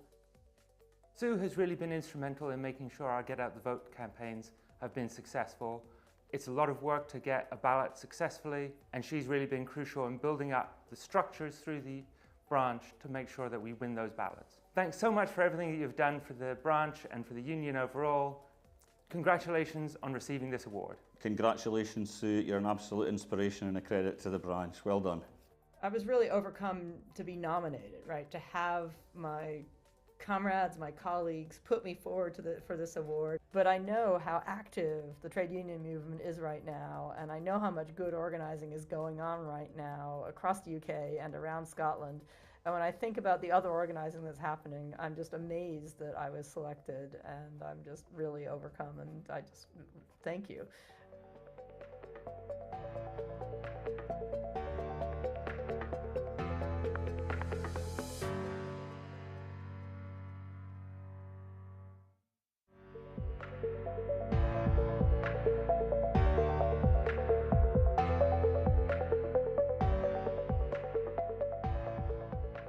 It started about 4 or 5 years ago when numerous members of the NSUWT were approaching me about individual incidents regarding unacceptable behaviour from young people. Even pre-COVID, they had some behaviour problems in the school, taking metal bars and smashing them against walls and throwing 6-foot lockers downstairs and threatening other kids and threatening teachers.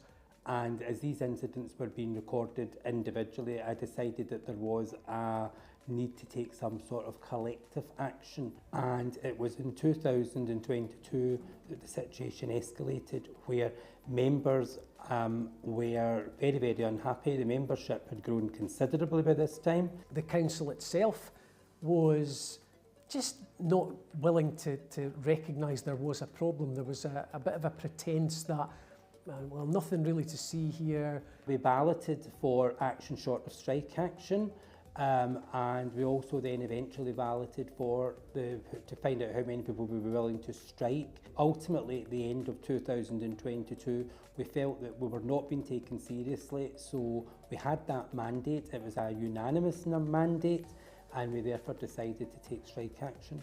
It was a long, drawn-out process, but we eventually had a resolution agreement where both parties agreed to act faithfully with, try and implement to see if we can bring about the desired changes. It took a long road.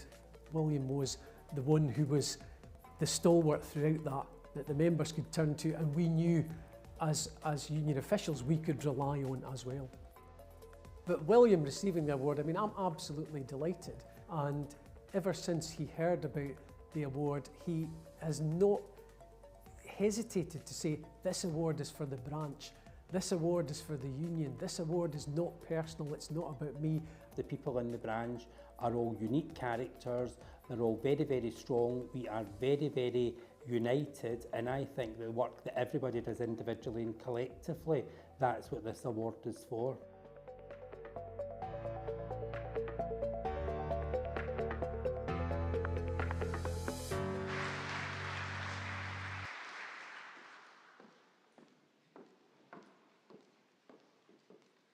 So, first up, can we invite Sosie Ken to receive the STUC Equality Award?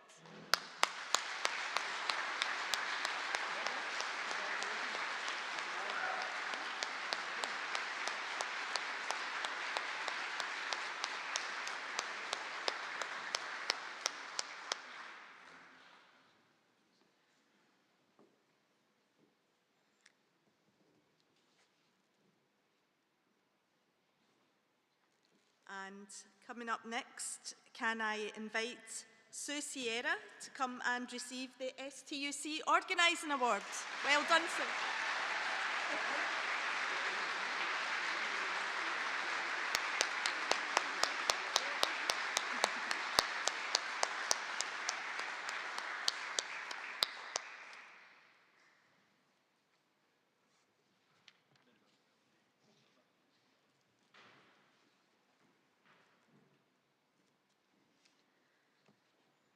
And I'll next invite William Reynolds to come up and receive the STUC Frank Maguire Award for Health and Safety.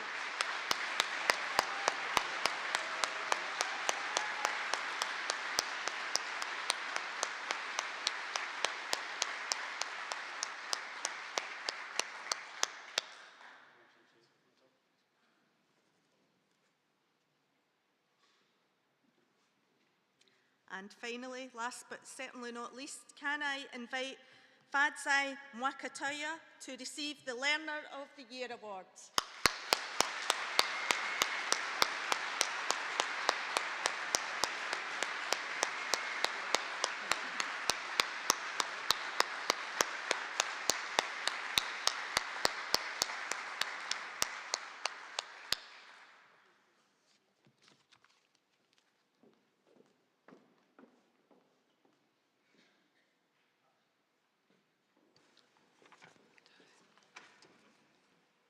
Congress, it now gives me great pleasure to invite the Right Honourable Humza Yousaf, MSP, First Minister of Scotland and Leader of the Scottish National Party to address Congress.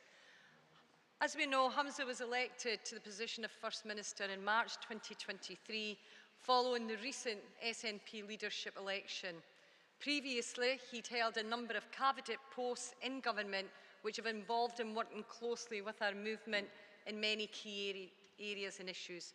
We are particularly pleased to welcome Humza into his new role and to address our conference, given that he is the youngest person to do so, having held this role, and the first Scottish Asian to do so. Welcome.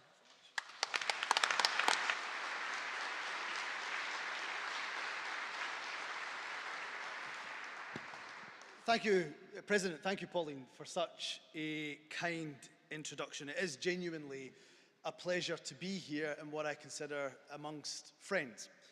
And this is, delegates, actually the first major external event that I have spoken at as First Minister, and I cannot think of a more important place to do that than the STUC Annual Congress. I also struggle to think of a more magnificent setting than the Dundee's Caird Hall.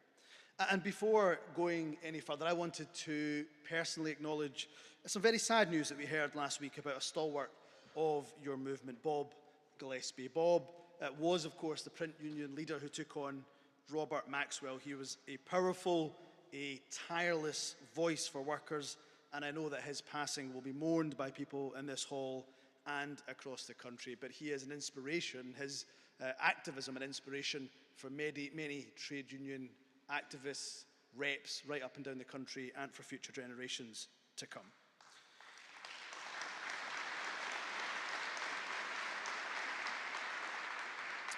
Can I also take this moment to congratulate once again our winners, Fadzai, Ken, William and indeed Sue. Their individual achievements are fantastic, but they exemplify, of course, the great work being done by trade union reps all across the country.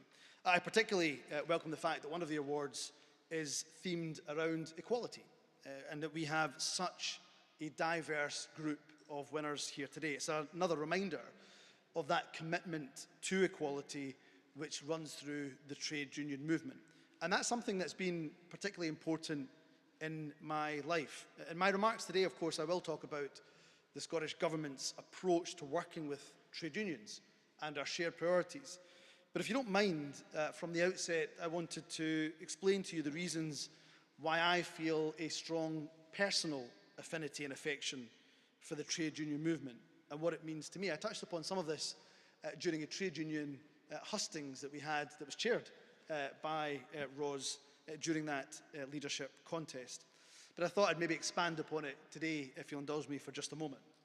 As has already been referenced, I'm very proud of being Scotland's first ever First Minister from an ethnic minority background.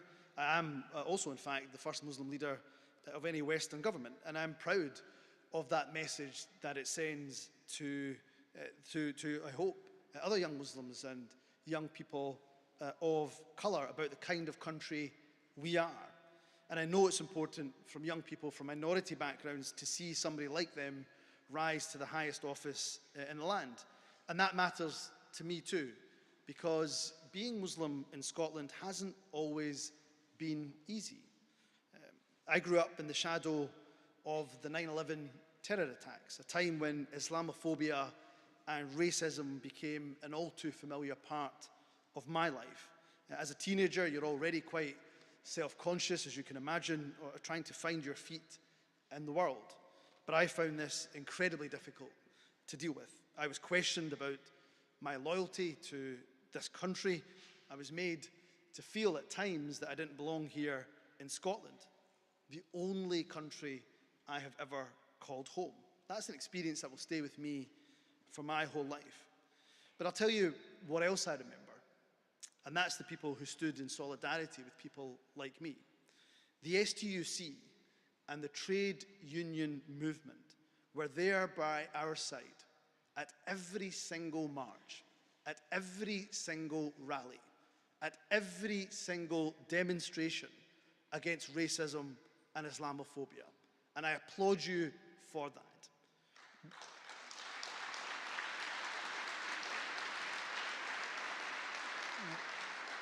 Working people, the length and breadth of Scotland, gave up their time to support people like me, like us. They made our fight their fight, and they made it clear to me and everyone that the voices of hate and intolerance were not welcome here in Scotland.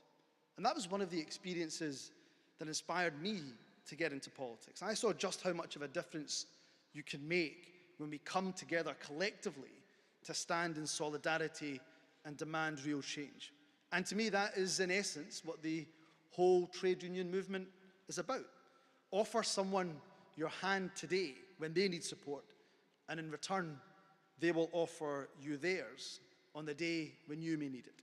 And it's no exaggeration to say at all that I don't think I would be standing here today as First Minister of Scotland if the trade union movement had not helped me through those incredible dark days in my life. I won't forget that, and as First Minister, if invited, I will proudly join you at this year's St Andrew's Day anti-racism march and rally, and I will repay some of that love and support that you offered me when I needed it the most.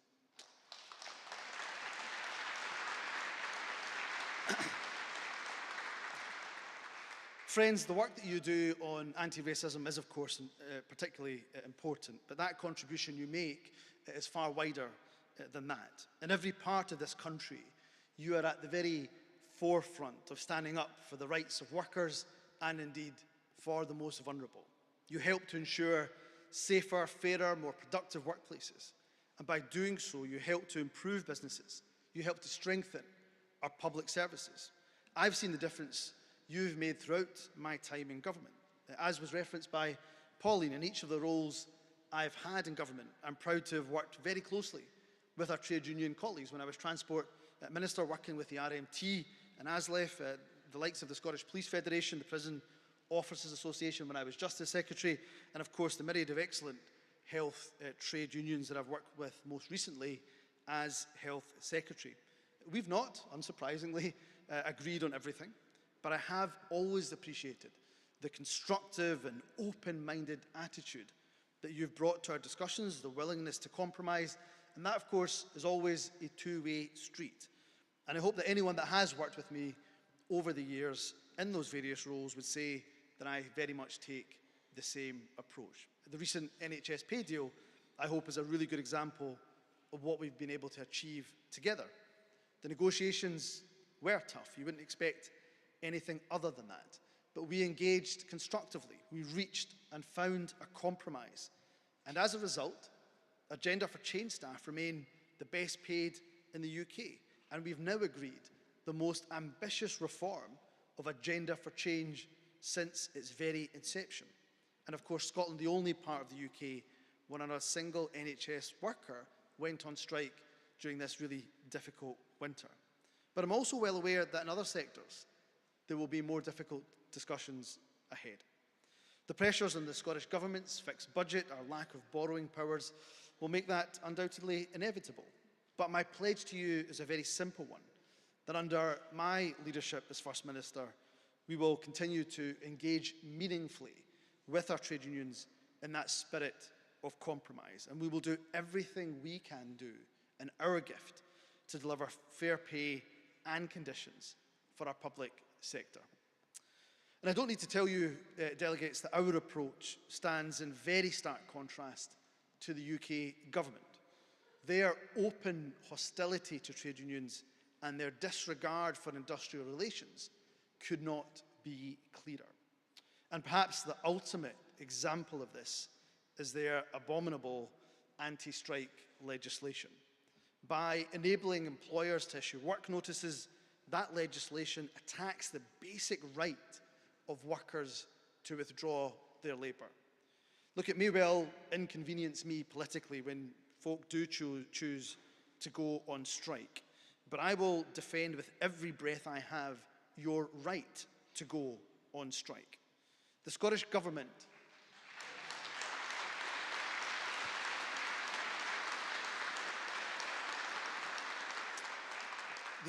is utterly opposed to this bill. If the UK Government aren't willing to withdraw it, then we have made the case, and I will, as First Minister, make the case very forcefully that this should not apply in Scotland.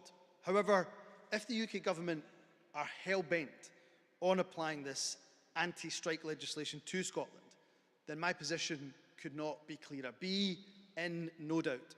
The Scottish Government will never issue or enforce a single work notice. We will continue to do everything we can to oppose this disgraceful, abhorrent legislation. It has no place here in Scotland.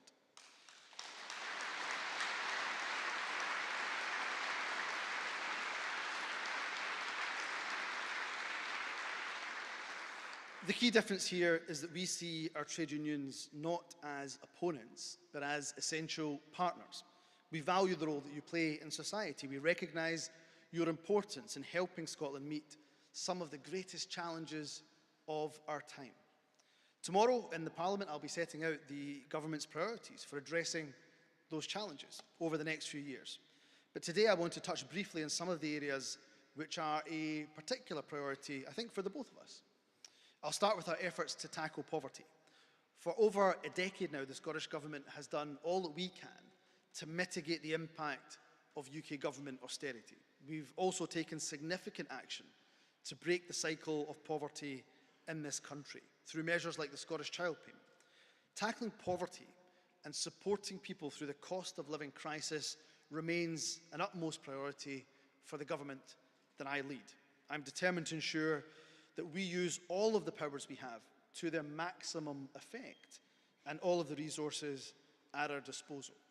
That's why, on becoming First Minister, the very first action I took was to triple our fuel insecurity fund to £30 million. The fund helps people who are at risk of having to ration their energy use or indeed at risk of self-disconnect. It's also why I've committed to convening an anti-poverty summit with representatives from all across society. And of course, as a leading voice for social justice, the STUC, I hope, will be a part of that summit. In fact, you'll be central to it. And I look forward to discussing with you what more we can do together to address the root causes of poverty in our country. And that brings me to the second priority I want to talk about, the continuing recovery and reform of our public services. It's essential to building a more equal society. I'll be saying more about our approach to the NHS and indeed other public services tomorrow. But I do want to say something today about the biggest reform that we are undertaking, the creation of the National Care Service. On this issue, I believe there is a lot of agreement on the principle that standards and work conditions in social care absolutely need to improve. But I also appreciate the concerns that you have raised, particularly regarding local staffing and local contracts. And I have listened to those concerns. And as a result, the Scottish Government has today confirmed that we will be seeking a further extension to the bill's initial scrutiny period. I've instructed the new Cabinet Secretary for Health, Michael Matheson, and indeed the new Minister for Social Care, Marie Todd, to engage closely with trade unions on the very issues that you have raised. I'm confident by taking that little bit more time, we will be able to reach a compromise where staff remain locally employed with local co-design and delivery of services, but within a national framework.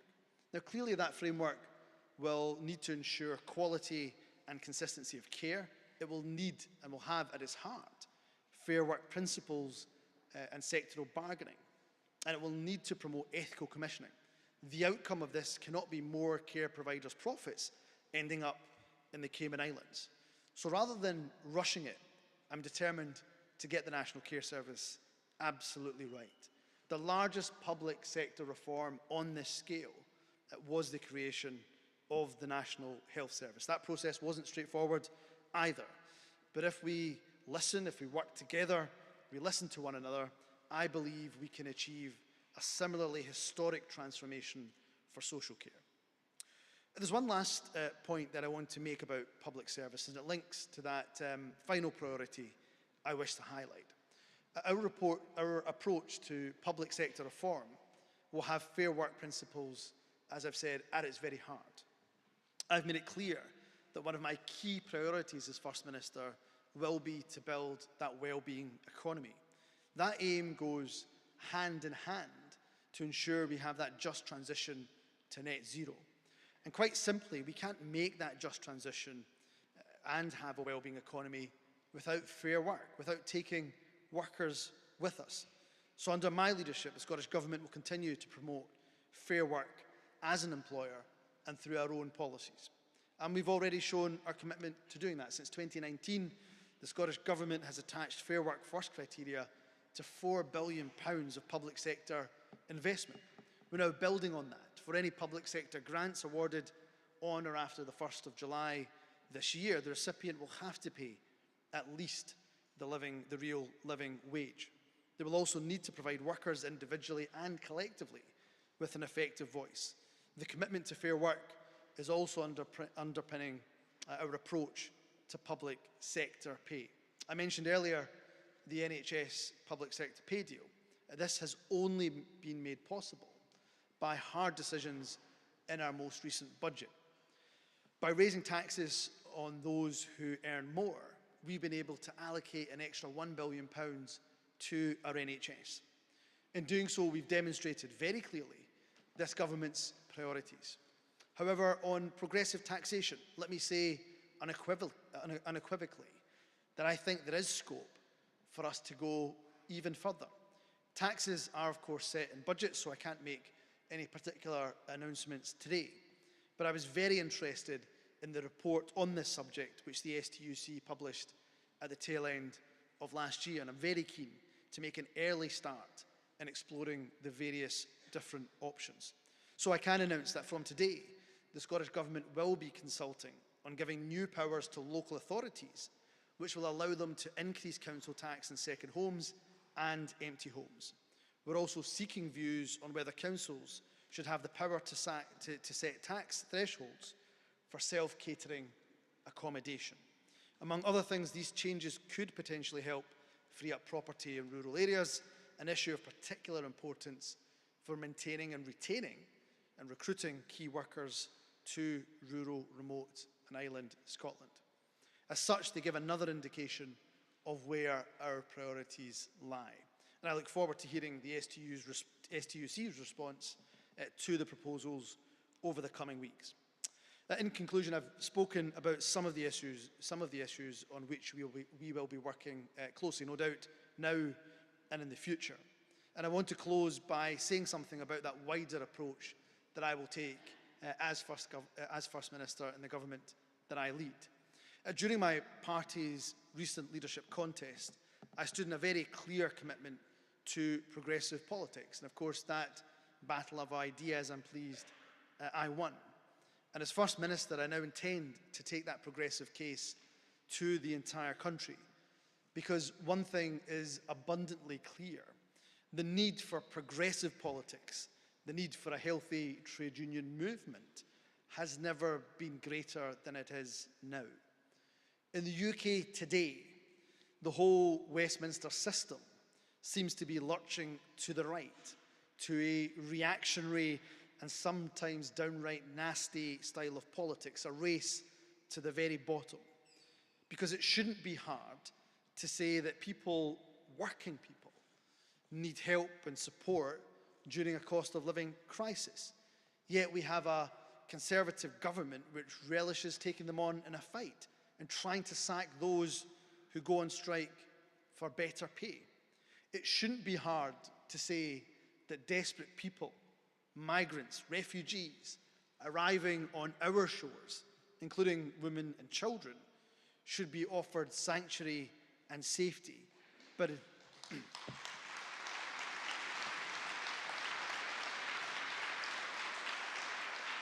instead, they are used as a political football and treated inhumanely. It shouldn't be hard to say that transgender people who suffer some of the worst discrimination of any members of our society, that they should be offered solidarity, acceptance, and love. Yet instead, they are scapegoated and marginalised.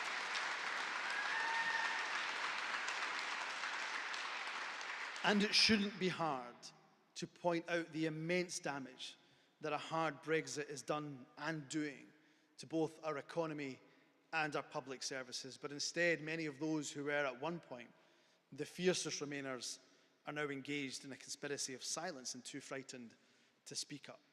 So as your First Minister, I pledge that I will always, always speak out on what I believe to be right. I will never lurch to the right in the hope that it gives me an easier life. I won't wait to see what my political opponents do or say in a situation before deciding how to react. And I will always speak up for that fairer, greener, more progressive Scotland that I believe we all want to see, and I also believe is supported by the vast majority of those living in Scotland. I know that the STUC and our broader trade union movement will be at the forefront of helping us achieve that aim. So I am absolutely delighted to have had this chance to speak with you, engage with you. This is the first of many engagements that we will have in my time as First Minister. And I want to thank you once again for all of the incredible work that you do on behalf of all of the employees across the country that you represent. I want to thank you for the contribution that you make to Scotland. I want to thank you from Humza, the teenager, who was facing Islamophobia and racism in some of his darkest days. I want to thank you for the solidarity that you gave and you have given me over the years. And I look forward to working with all of you even more closely in the months and the years to come. Thank you so much. Thank you, First Minister.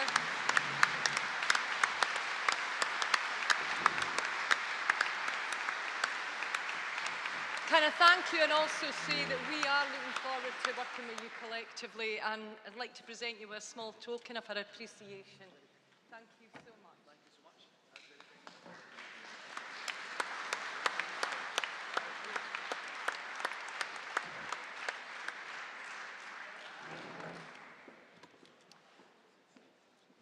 Congress, before we move into the next item of business on the agenda, I would like to ask that all delegation leaders check that they do have their voting cards at hand, should that be required. And if replacement cards are required, could you please visit the Congress office in Ashton Hall? Replacement cards can't be issued after a card vote is called, so it is an important issue. So can I ask the delegation leaders of all affiliates to make sure that you do have them at hand or, as I say, to speak to the officers in Ashton Hall. Thank you, Congress. We're now going to move to and continue our debate, and it's on section 6 of the agenda, trade union and employment rights. And I'm going to ask the Communication Workers Union to move this, and this is the redrafted Composite L as provided earlier today. Thank you, Craig. Thanks.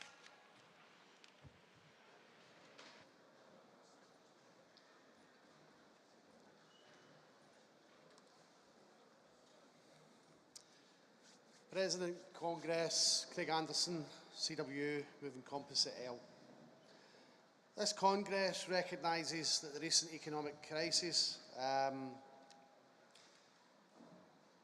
has accelerated industrial disputes with workers throughout both the public and private sector, demanding fair pay for fair work. The response from employers in both sectors has seen a myriad of excuses with unacceptable industrial relation practices demonstrated. Recognised trade unions representing Scottish workers have witnessed employers implementing intolerable practices and behaviours such as fire and rehire, union derecognition attempts, bullying and intimidation, along with the recruitment of many agency workers in an attempt to break many legitimate strikes. I am pleased today to inform Congress that a negotiators' agreement with Royal Mail has been reached on Saturday evening and is now being considered by our postal executive today and tomorrow. However, the CW dispute in Royal Mail, which, to be clear, has emerged because of a disastrous mismanagement of the company, who have went from making huge profits last year to loss-making this year. It has been, we believe, the biggest attack and most vicious campaign on workers on a scale not seen since the days of the miners' strike. Our reps, activists and members have been under relentless attack. Hundreds are either currently suspended, disciplined or sacked. As recent as Friday, 2 members won the first of many scheduled national appeals process meetings, with the outcome of both members to be reinstated. Almost immediately, Royal Mail's head of HR declared in her opinion the national appeal process was not fit for purpose and would not be reinstating the 2 members. The company's management continued to aggressively attack the CWU, victimised our members and essentially moved to derecognise the union in response to our industrial action. They have continually lied about the value of the pay offer that has been tabled and refused to acknowledge the stripping down of terms and conditions, the abandonment of agreements on job security and the future of the service. Their losses are all at the door of their aggressive mismanagement. Royal Mail has sought to force through mass job losses, including compulsory redundancies, as part of an asset-stripping business plan. It is also quite clear that at the centre of their plans is to negatively transform Royal Mail into one of many gig employers that cuts jobs and detrimentally impacts job security, recruitment, to recruit self-employed drivers and new entrants on significantly inferior pay, terms and conditions, rather than retaining loyal and hard-working Royal Mail employees in secure employment who want to stay in their jobs. But not only are senior management threatening postal workers' jobs, they are also deliberately undermining the universal service obligation, which will have a huge impact on Scottish customer service and affordability.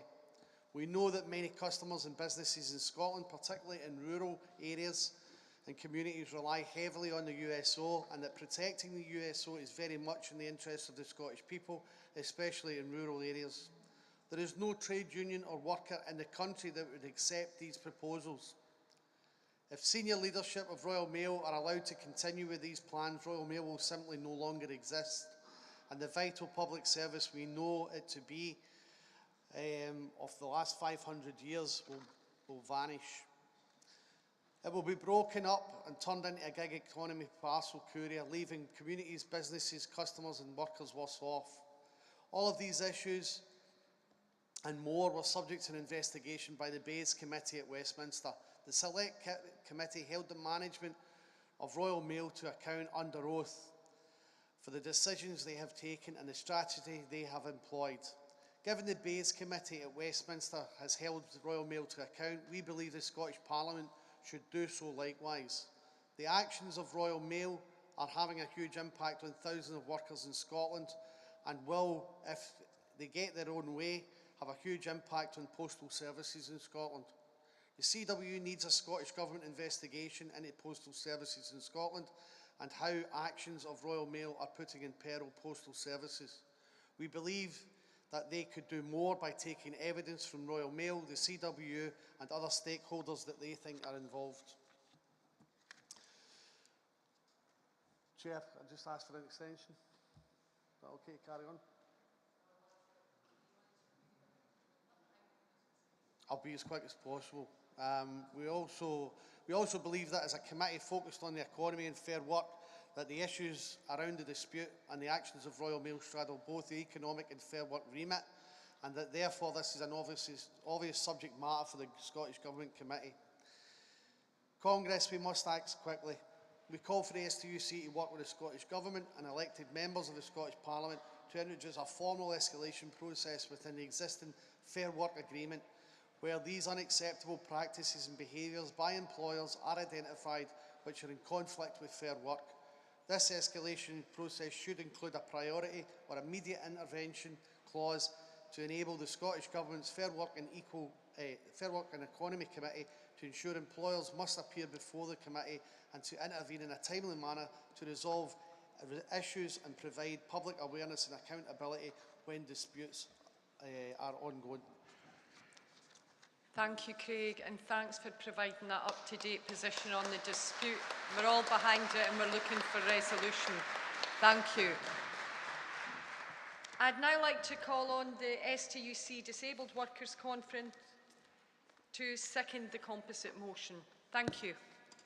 Thanks, President Congress. Tony Snedden, seconding draft composite L on behalf of the STUC Disabled Workers Conference, also a CW member. Unfortunately, it's not like I did on time in a Celtic Rangers match. I only have 3 minutes. Congress, the idea of being able to access employment, never mind fair work, seems far-reaching for far too many disabled people in Scotland. The disability employment gap in Scotland is staggering at around 30%. On one hand, the Scottish Government has bold ambitions to become a leading fair work nation by 2025, whilst at the same time reluctantly suggesting they will try improving the disability employment gap by 2038 and half the disability pay gap. Unfortunately, we cannot wait to 2038. That timeline reflects that disabled people and making sure workplaces are accessible, inclusive and fair is not a priority, unfortunately, for the Scottish Government. It reflects once again that disabled people and equality at work are afterthoughts. To halve the disability employment gap, 60% of disabled people of working age need to be in work. As it stands, unfortunately, only 45% of disabled people in Scotland are in employment. So, Congress, we have a long way to go. Let it be clear, lots of disabled people want to work and are able to work. The barrier is not disabled people's willingness to work, but workplaces and employers' unwillingness to change and prioritise equality and accessibility. Yet there are many barriers into getting work, staying in work and getting on in work. These include attitudes, presumptions, inaccessibility workplaces and inflexible working practices and a lack of support for disabled people and employers or lack of knowledge of disability equality. For those disabled people who are in work, this is often lower paid work and experience of work that is often rooted in workplace discrimination, stigma, inequality and barriers to progress. By law, disabled people have the right to request a reasonable adjustment at work and are protected by the Equality Act of 2010. Yet despite progress in legislation and laws regarding reasonable adjustments, many employers still fail to put in place some of the most basic provisions for disabled people that could significantly improve their working life. Congress, how, I ask, is it possible to claim to be a fair working nation when disabled people battle daily to access any form of employment and sustain work that is inclusive, disability-friendly and values the contribution of disabled people? How, I ask, is it possible to claim to be a fair work nation when employers fail to put in some of the most basic reasonable adjustment requests and workplaces practices that would enhance the working lives and experiences of disabled people? How, I ask, is it possible to claim to be a fair work nation when disabled people and disabled workers feel left behind? We must do much better for disabled people and disabled workers. Disabled people need access to meaningful, sustainable access, inclusive employment and work that values them both in their pay and conditions and how they are treated as human beings. Congress, the STU Disabled Workers Conference recognised the excellent work of colleagues and trade union members of the Fair Work Convention and trade unions who have been lobbying to help make fair work a reality. But for us, we strongly believe that the voices and lives of disabled people in Scotland is not being brought in with the wider fair work agenda of the Scottish Government. Can I ask you to finish up, Tony? Yeah. Thank you.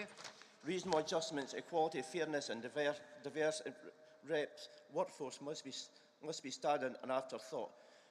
Consult with your own disabled members and support our calls upon the Scottish Government and Fair Work to do and deliver better for disabled people in Scotland. Nothing about us without us. Congress, I second the motion. Thank you, Tony. If I could now invite the Bakers, Food and Allied Workers Union to speak in support of the composite motion. Thank you, Sister. President, Congress, Sarwar, General Secretary of the Bakers Food and Allied Workers Union, supporting Composite L, Fair Work and the economy. And I'm going to concentrate on the 0 hours aspect of the motion, though obviously we support the full content. Congress, 0 hours contracts have become the norm for so many in our society. Food workers, university workers, even architects. These are just a few examples of sectors that rely on 0 hours contracts under the guise of the need of flexibility, selling the story that this works both ways when reality is that it's very much a one-way process and not in favour of the worker. In each case, there's no real need for the employer to use a 0 hours contract under this guise of needing flexibility of labour. Whether in a pub, a fast food restaurant or a bakery, employers know full well where the peaks and troughs are in trade and volume, and that's how they work out how many labour hours they need. Doesn't matter what sector you're in, it's just a different product. What ingredients they need to order and how many products they will produce. And if companies like Greggs or Warburton's can run successfully without the use of 0 hours contracts, no other employer really has an excuse other than greed and profit to use them. There are alternatives like fixed-term contracts, part-time contracts and many others that don't involve workers getting 60 hours one week and then no hours the week after. Workers need stability. They need a guaranteed income in order to be able to secure housing or even just a mobile phone contract these days. They need to be able to plan their lives and actually live rather than scraping by week to week. By giving workers guaranteed hours, whether that be part-time or full-time, they will be empowered also to challenge things when they're not right in the workplace, such as not having the breaks or receiving incorrect pay, without being scared about raising an issue because they may have their hours cut as a result, and they will be less likely to be exploited. Because we know in workplaces where 0 hours contracts are used, there's a higher percentage of there to be a culture of bullying and harassment, as their power is definitely in the hands of management. This needs to stop. Workers need a guaranteed income. Workers deserve a guaranteed income so they can plan their lives. We ask you to support this motion. Thank you. Thank you. I'd like to invite the Musicians Union to speak in support of the composite. Thank you.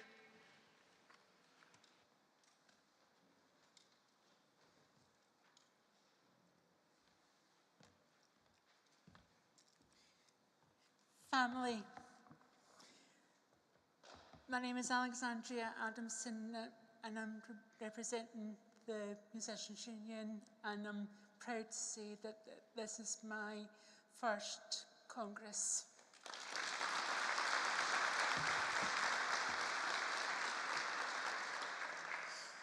In response to this composite, I would therefore offer my undisputed support in favour of its passing.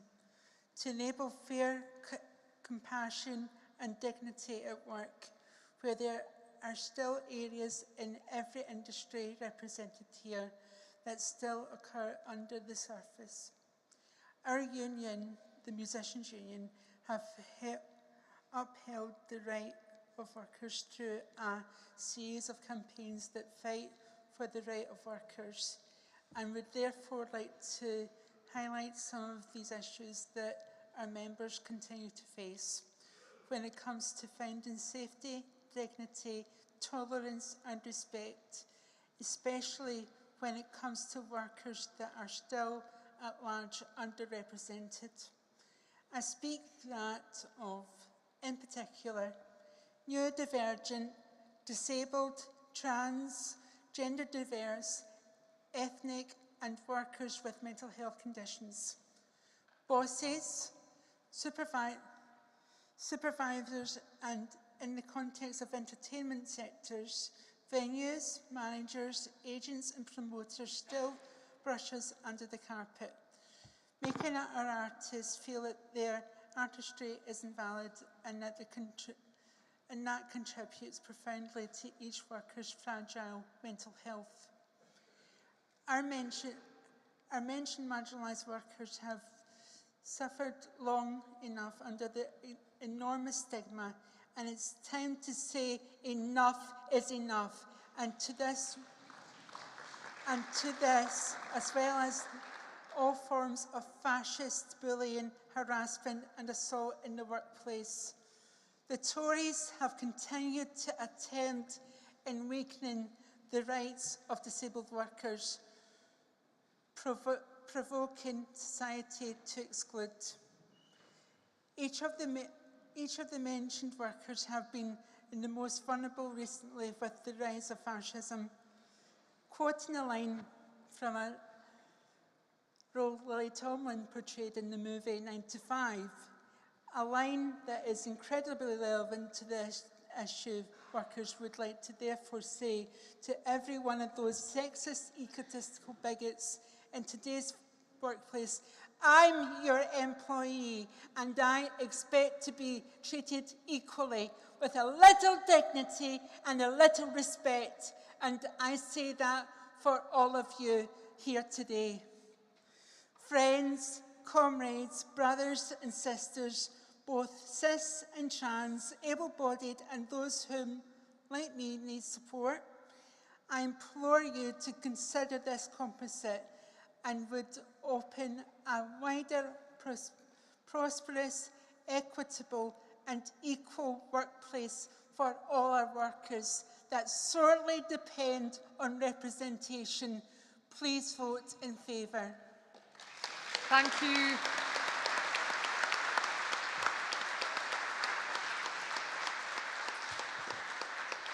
Satnam, I'll invite you to the rostrum. Thank you.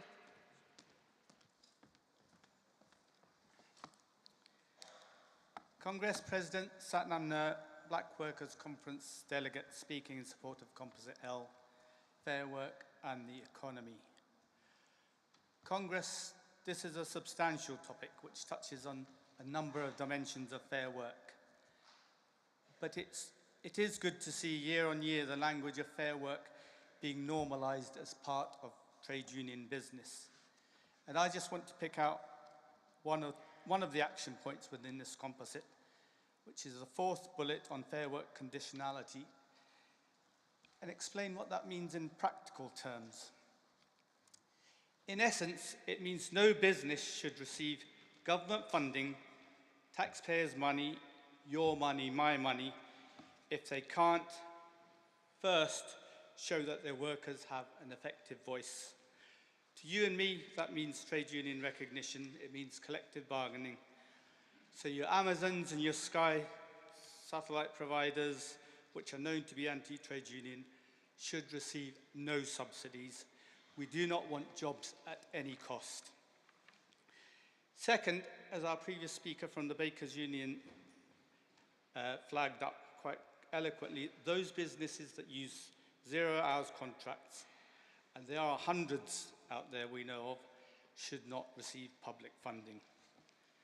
Third, those organisations that give any form of unsecure work, that do not respect their workforce, that have cultures of bullying, harassment, discriminatory work practices, that do not provide fulfilling work, that have structural racism and homophobia, that that are fundamentally unacceptable to trade unions, they should not receive public funding. Congress, although important, and I'm not downplaying pay, Fair Work is about more than pay. So please support this composite. Let's make sure we have an enduring recovery from the current economic crisis that has Fair Work at its centre. Please support. Thank you, Satnam. Are there any other speakers wanting to come in on this debate? No.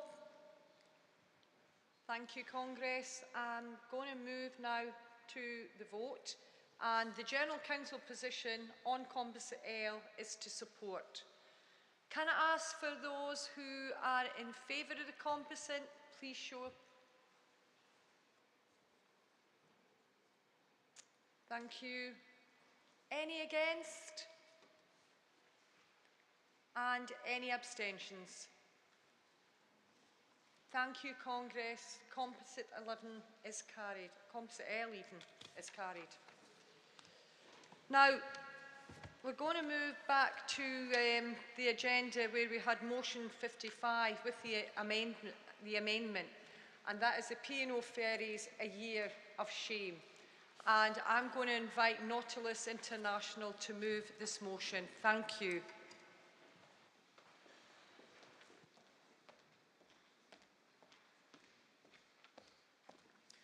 Good afternoon, it's John Capel from Nautilus International. Congress recalls that on the 17th of March 2022, a day which has been called the St Patrick's Day Jobs Massacre, when P&O Ferries dismissed 786 dedicated maritime professionals across this entire operation with no notice and no consultation via a video link. This was a day of infamy in the Merchant Navy, which seen this once great company becoming a low-cost operator and totally ruined their reputation forever. This callous and unlawful act left highly skilled Scottish seafarers without employment after serving this once great company for many years. And let's not forget how this disgraceful action has impacted families and communities alike in removing current and future employment opportunities. Not only did they dismiss their loyal, hard-working seafarers who had served the company for many years of service, they also took away the future for young seafarers who will no longer have the opportunity to sail in the vessels operated by P&O Ferries. The UK government committed to taking action to ensure that the actions of P&O Ferries could never be repeated.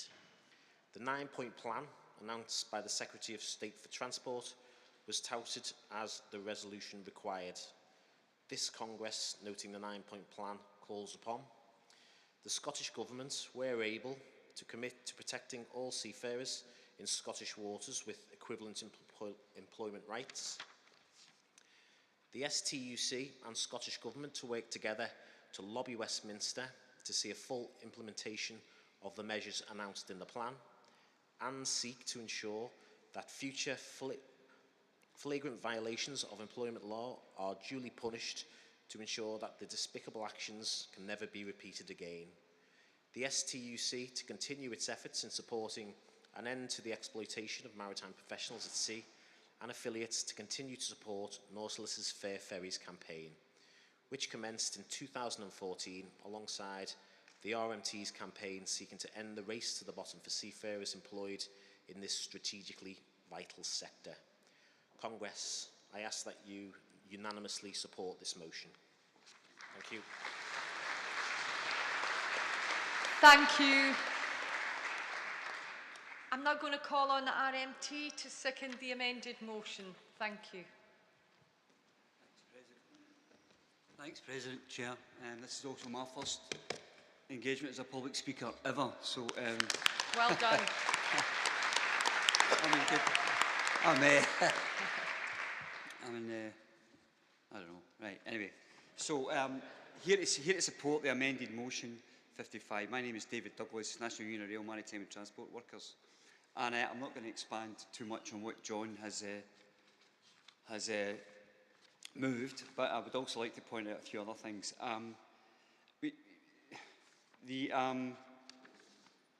The Tory government's response to this scandal included some legislation which is toothless. The Seafarers Wages Act, passed last month, will not affect the exploited crews on P&O's Cairnryan to land services, as a national minimum wage has been applicable on domestic routes since October 2020. During the passage of the bill in Westminster, the RMT and Nautilus supported amendments which would have added wider employment standards, such as roster patterns, crewing levels and pension rights, based on our CBAs with Stena Line and DFDS. The Tory government defeated those amendments. Wider employment standards are still being discussed 1 year later with the UK government, but Conservative ministers only want this to be a voluntary charter and does not contain a maximum roster pattern. This is a clear effect of the lobbying efforts of the UK Chamber of Shipping, which includes P&O Ferries. This Act will not fully be enforced until 2024. P&O Ferries continue to undercut our members at Stena Line, operating and supporting passenger ferry services between Cairnryan and Belfast on the ageing Superfast 7 and Superfast 8 ferries registered in the UK. At the British TUC in Brighton last year, Labour leader Keir Starmer was asked by Nautilus senior national organiser Gary Elliott if a Labour government would legislate to enable injunctive relief for unions to prevent employers like P&O from summarily dismissing workers without consultation with unions. In response, Sir Keir said the provision in the law that they used, parenthesis P&O, used to do it was pointed out as a gap 2 years before they did it. The government knew there was a gap, they knew they had to close the gap, and they didn't do it. We would close that gap and put in our package of employment rights within the first 100 days of our government. We would close that loophole. In a Westminster event held to mark the first anniversary of the P&O sackings, RMT and Nautilus shared a platform with Labour's Shadow Transport Secretary, Louise Hay MP, who used her speech to commit the next Labour government to introduce a mandatory seafarers charter containing robust employment standards, which would break P&O and other ferry operators' exploitative crewing model. Fair pay agreements as part of a new deal for seafarers would increase jobs for ratings in Scotland, including on any new ferry services from Scotland to the continent, as raised in Nautilus Motion 25. This commitment has been underlined by Louise Hay MP and Angela Rayner MP, who we should get some comment from later on in the Congress on Tuesday, I think. P&O crew on the Cairnryan land route are employed by Maltese crewing agent IFM, but the national minimum wage has applied on this route since October 2020. Ratings grades should be earning at least £10.42 per hour, the minimum for workers aged 23 or over, as of 1st of April. But P&O will be making most of its savings on this route through increasing roster patterns from 2 weeks on, 2 weeks off, as was negotiated with our members, up to an increased 17 weeks of uninterrupted work. Yeah. Mandatory roster patterns of 2 weeks on, 2 weeks off in the Cairn, every other ferry route in Scotland would recover much needed seafarers' jobs and skills, particularly in Scotland's port communities, which are experiencing damaging demographic changes, largely due to the lack of decent jobs for young people. Congress, I'll go back to the 5 bullet points, which David, sorry, but can I ask you to round up, please? Happy to, yeah. Cheers. Thank you so much. Thank you. Okay, in conclusion, these despicable acts that are taking place with shipping companies, in particular P&O, this template doesn't just apply to shipping. As time goes by, the rogues in British shipping tend to find their way into other industrial sectors as well. So be warned. I second the motion and ask you to support. Thank you. Thank you, David. Colleagues, are there any further speakers in this debate? I can't see anyone coming forward. No? Okay, thank you. I'm going to move to the vote. That's amended motion number 55, and the General Council position is to support. Can I ask those who are in favour, please show. Any against? Any abstentions? Amended motion number 55 is carried. Thank you, Congress. We're now going to move to amended motion number 58, a shorter working week, and I'm going to invite the PCS to move that. Thank you. Thanks. Thanks, President. Congress. Malcolm Clark of the Public and Commercial Services Union moving amended motion 58 on the shorter working week and welcoming the improvements suggested to original text. I would particularly like to welcome the support that we're getting for the RMT on this motion, and it's great to see you back in the public sector where you've always belonged, of course. Now, Congress, many of us will have seen little change to our hours during our working lives. I joined the civil service in London in 1985 and have only seen my work time rise slightly since then. In fact, to go a little bit further back from my own perspective, I actually first came into this hall. I was working it out earlier in, well, 1982 to be inspired by Tony Benn, no less. So I've not really seen any change even since that time. Now, despite enormous increases in productivity since then, with the introduction of new technology, none of the benefits have come to workers. But this was not always the case, of course. The likes of May Day was founded around demands to cut the working day, and significant progress was made on hours and paid holidays during the 20th century due to collective action and trade union struggle. But that is where matters have stuck until recent years, when we have seen a resurgence in interest in returning to the working week. My union, PCS, has been arguing for reductions for many years, but it was with the onset of the pandemic that the matters gained greater global attention, and going further with studies and pilots from Finland to Iceland to New Zealand showing what the 4-day week can bring. In 2021, PCS worked with think tank Autonomy to explore the desirability, feasibility and impact of the 4-day week, engaging with 2,500 workers in my employer, the Scottish Government, through workshops, surveys and interviews.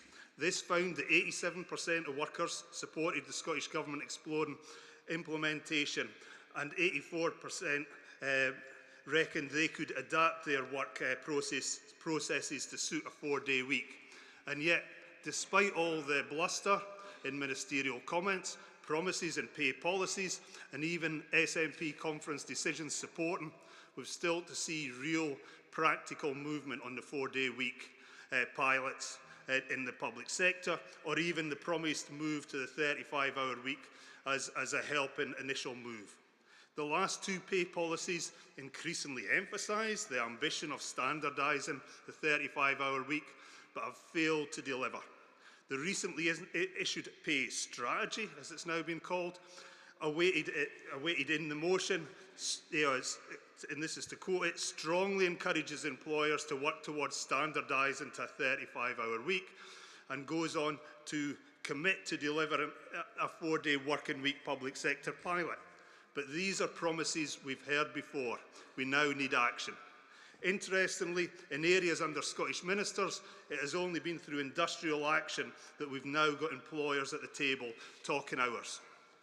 Congress, the shorter working week brings great benefits to workers and good employers through improvements in well-being, absences, work-life balance and even productivity. We should do more to demonstrate all this as outlined in the motion. But ultimately, working time is a trade union issue. Wherever an employer wants to extract more value out of their workforce, working hours is crucial. PCS will do what it can to progress this matter industrially, and I really welcome the support of other unions too. At times such as this, it is inevitable, and rightly so, that we must focus on getting more money into workers' pockets. We need to pay for the bread, but we need time to grow the roses too. Please support amended motion 58. Thank you. Thank you, colleague. I'm now going to call on the RMT to second this motion. Thank you, sister. Chair Conference, Mary Jane Herbison of the National Union of Rail, Maritime and Transport Workers, happy to second amended motion 58. The RMT's long-standing policy is to demand a shorter working week with no loss of pay. In a safety-critical industry such as transport, sufficient time away from work is vital to facilitate rest and recuperation is essential. There are clear benefits for work-life balance, productivity and recruitment and retention of a shorter working week. and your amendment seeks to gather information from affiliates on this to support the furtherance of shorter working weeks in Scotland.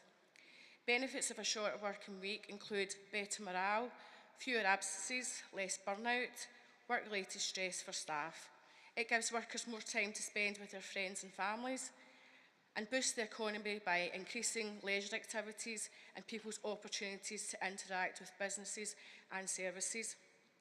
A shorter working week supports people balancing caring and parental responsibilities.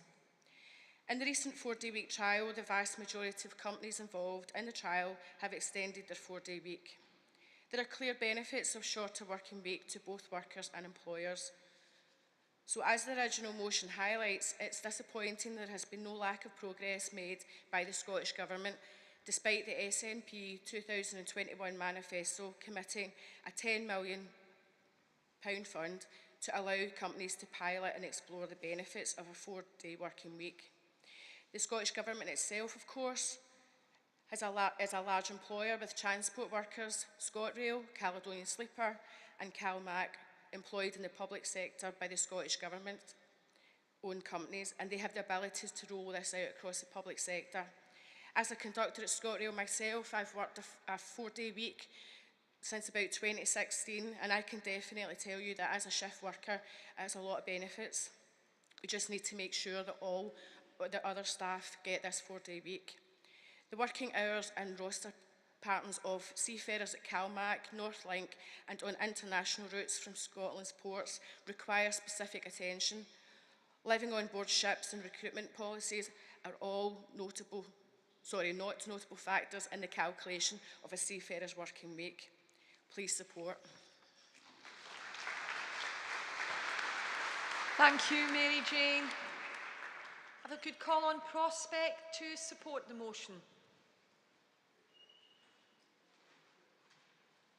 Thank you.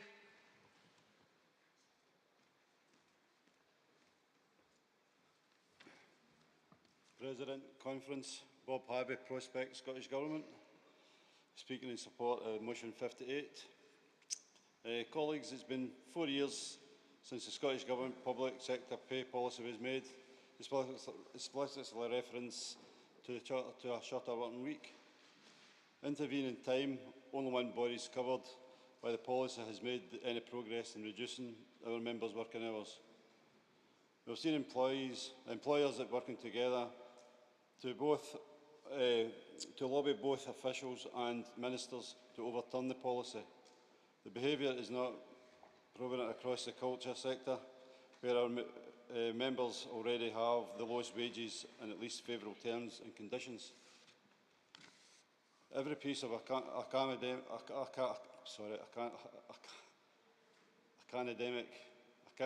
you know what I mean, sorry, from around the world highlights the benefits to both productivity and the well-being to a shorter working week. At this time, as our members' culture continue to face the impacts of the cost of living emergency, also represents the members of a very real and tangible pay benefit. We welcome the slightly stronger wording in this year's pay strategy, but we also note that the utter lack of progress being made across Scotland for the 4-day working week pilot. Sadly, another example of a great idea from the Scottish Government ruined by the delivery failure. Colleagues, we need to continue to support the individual and upcoming General Council to progress this key employment outcome to the fraction that we urge you to support this motion. Thank you. Thank you, Bob. Can I call for any other speakers on this debate to come to the rostrum? Thank you.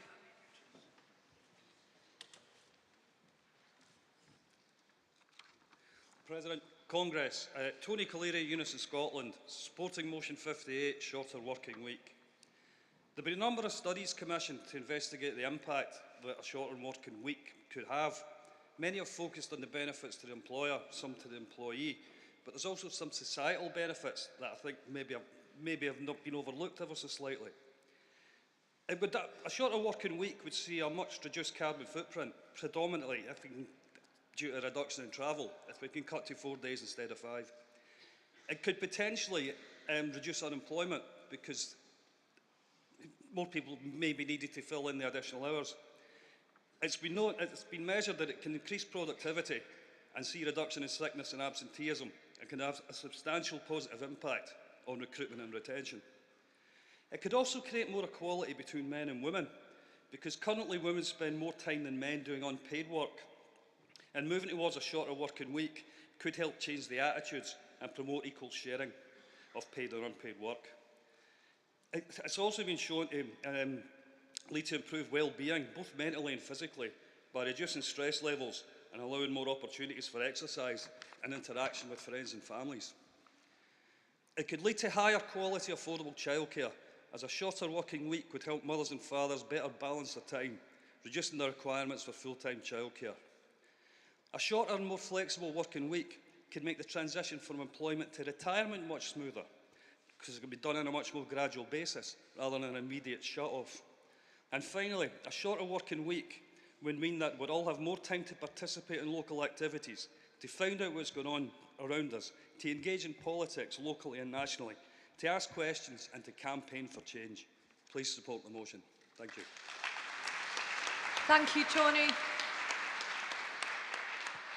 Congress, are there any other delegates wanting to come in on this debate? No? So we're looking at amended motion number 58, shorter working week. The General Council's position is support. So can I ask those who are in favour, please show. Any against? And any abstentions? Thank you, Congress. Amended motion 58 is carried. Now, you'll be aware that we did hear motion 59 and 63 this morning before the lunchtime break. So we'll actually now move into motion 65, and I'll ask for the FBU to move this motion. Thank you.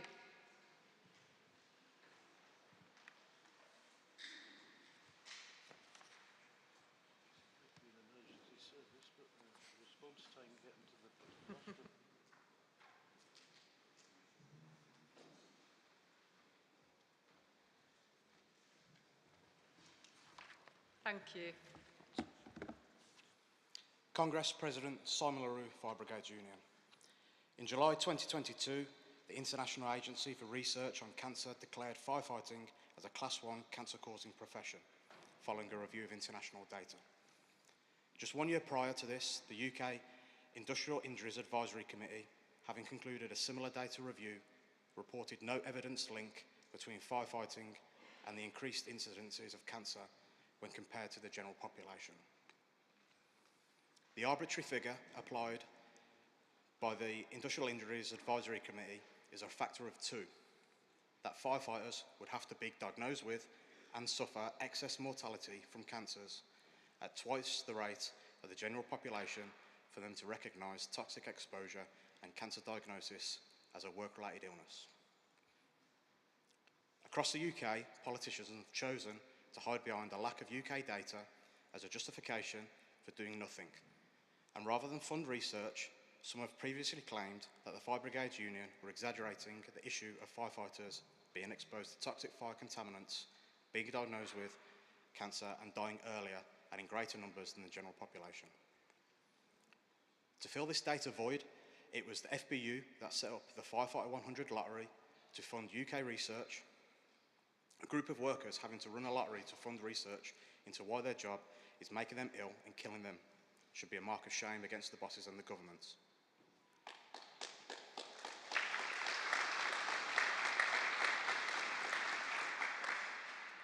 In December 2022, the FBU funded research conducted by Professor Anna STUC and her team at the University of Central Lancashire was released.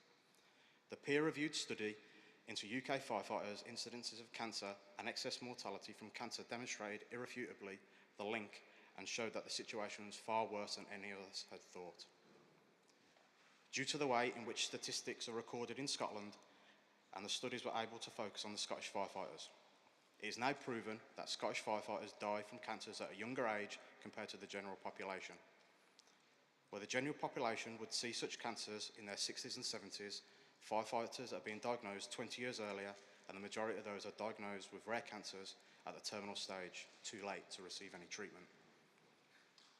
The study also found that some specific cancers have much greater mortality rates in firefighters than the general population.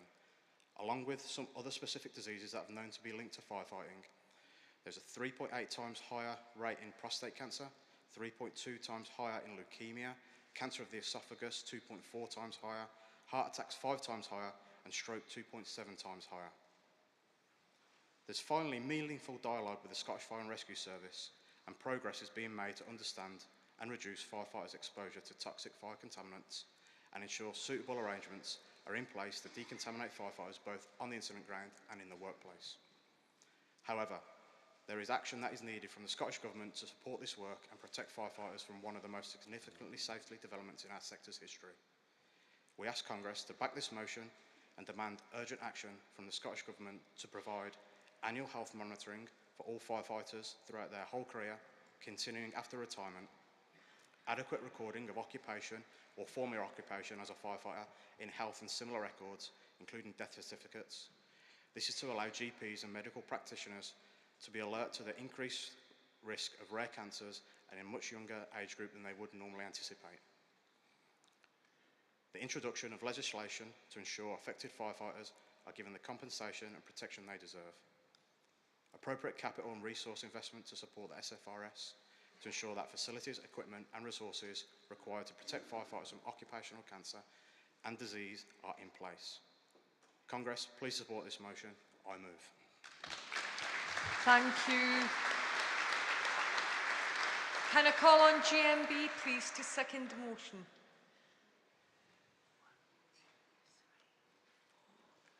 Can I ask for it to be seconded formally? Oh, you are second. Thank President, you. Congress. Kirsty Reichley for the STUC LGBT+ Workers Committee, seconding the motion. We've all seen the child, even been that child. The one with the golden firefighter's helmet, the fire extinguisher, and of course the attached hose. How innocent the child is in the concept of what a firefighter actually does. For the reality is way different from what the child's concept is. And I'm going to put it very, very simplified because my colleague has explained it in great detail. Basically, firefighters bravely run into situations not knowing what they're going to be exposed to or not knowing how stressful the situation is going to be. And they do this time and time again. So it is imperative that we have a system in place to monitor and support our fire crews. As I said, I was going to simplify it, so let me simplify the study. Firefighters are dying too young, and in some cases from preventable causes. Congress, support the motion, and together we can help our firefighters. I second this motion. Thank you. Can I ask if there's any other speakers wishing to get into this debate? No, I can't see anybody coming forward, so I will move to the vote now. And the motion number 65, the Fire Brigade Union Decon campaign, and the General Council position is to support. All those in favour, please show. Any against? And any abstentions? Colleagues, motion 65 is carried. Thank you. And we're now moving to motion number 66 on the agenda, long COVID in the workplace.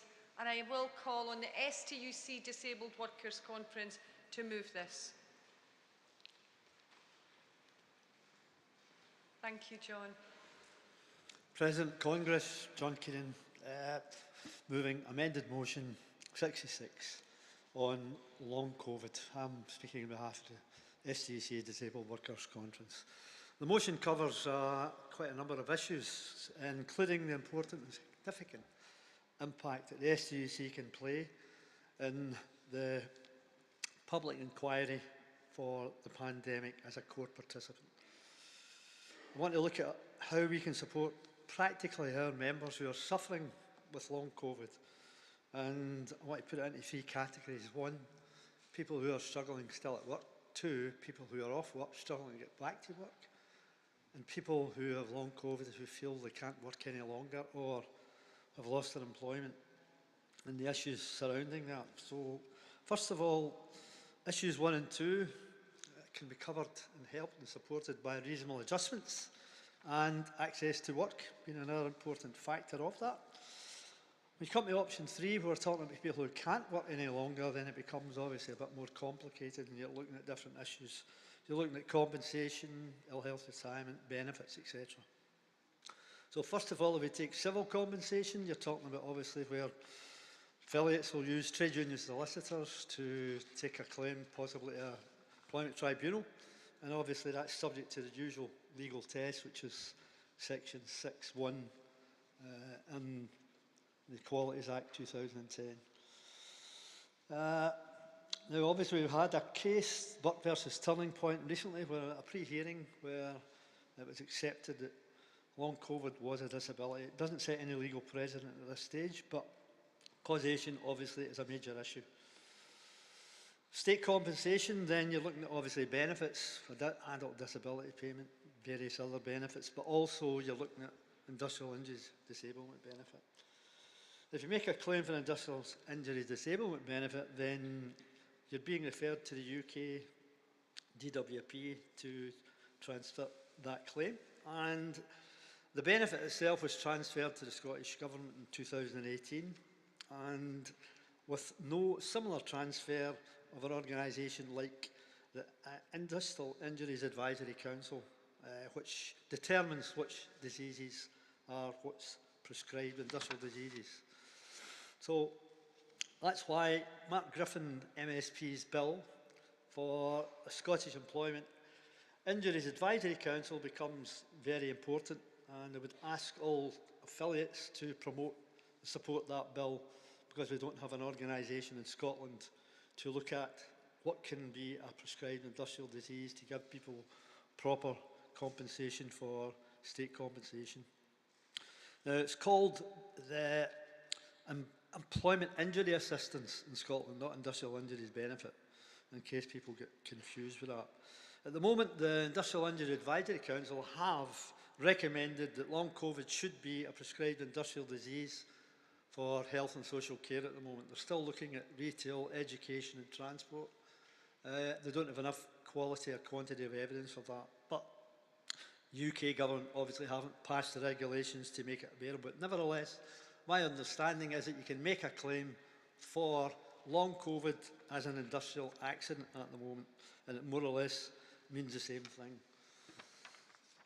Industrial injuries benefit is a valuable benefit. It's non-taxable, and for most purposes it's not classified as income. So it can be very, very beneficial.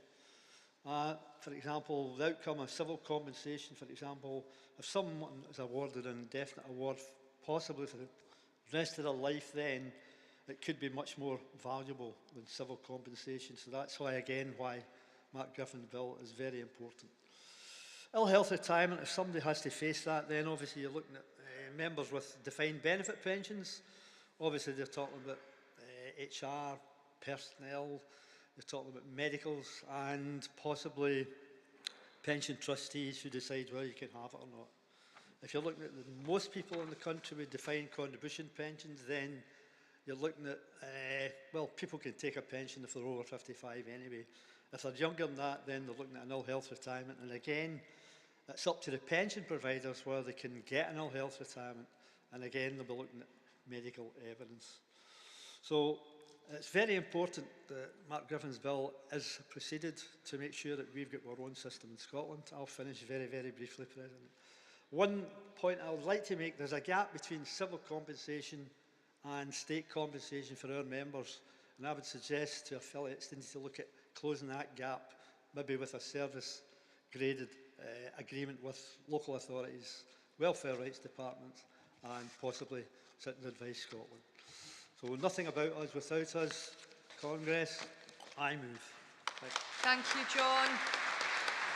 A really important debate.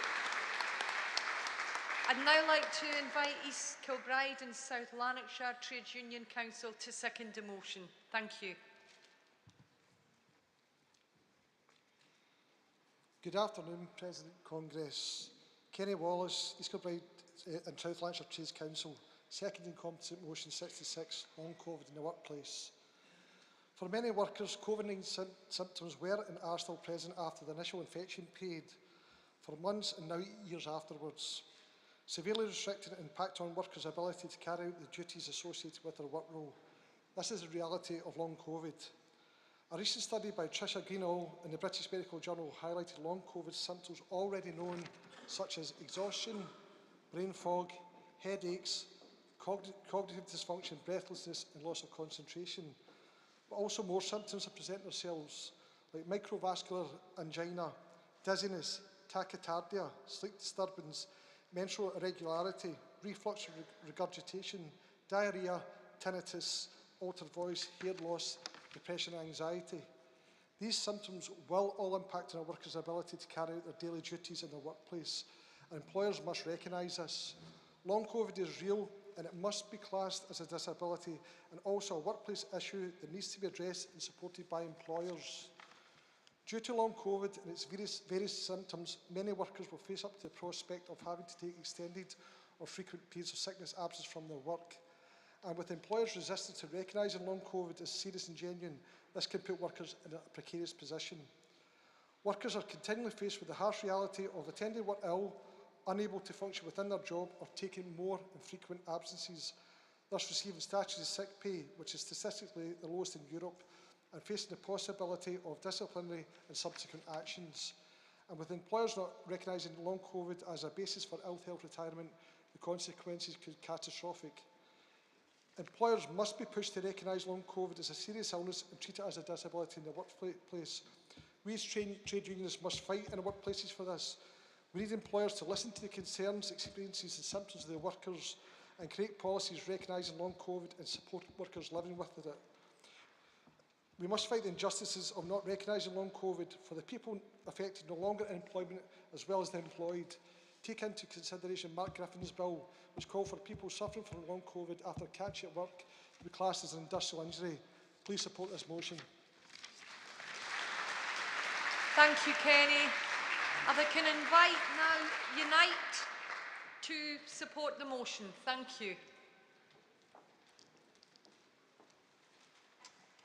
Thanks, President. Congress, you and Hope, Unite the Union, support an amended motion 66, long COVID in the workplace. And I want to acknowledge the real important role the STUC will play within the public inquiry as a core participant. And in that, I look forward to working with colleagues in the sector-specific zones, looking and providing guidance, advice and also lived experience of members and how it was impacted with COVID in the workplace from March 2020 to December 22, but highlighting COVID hasn't left us, it's still here and it's still as dangerous as ever.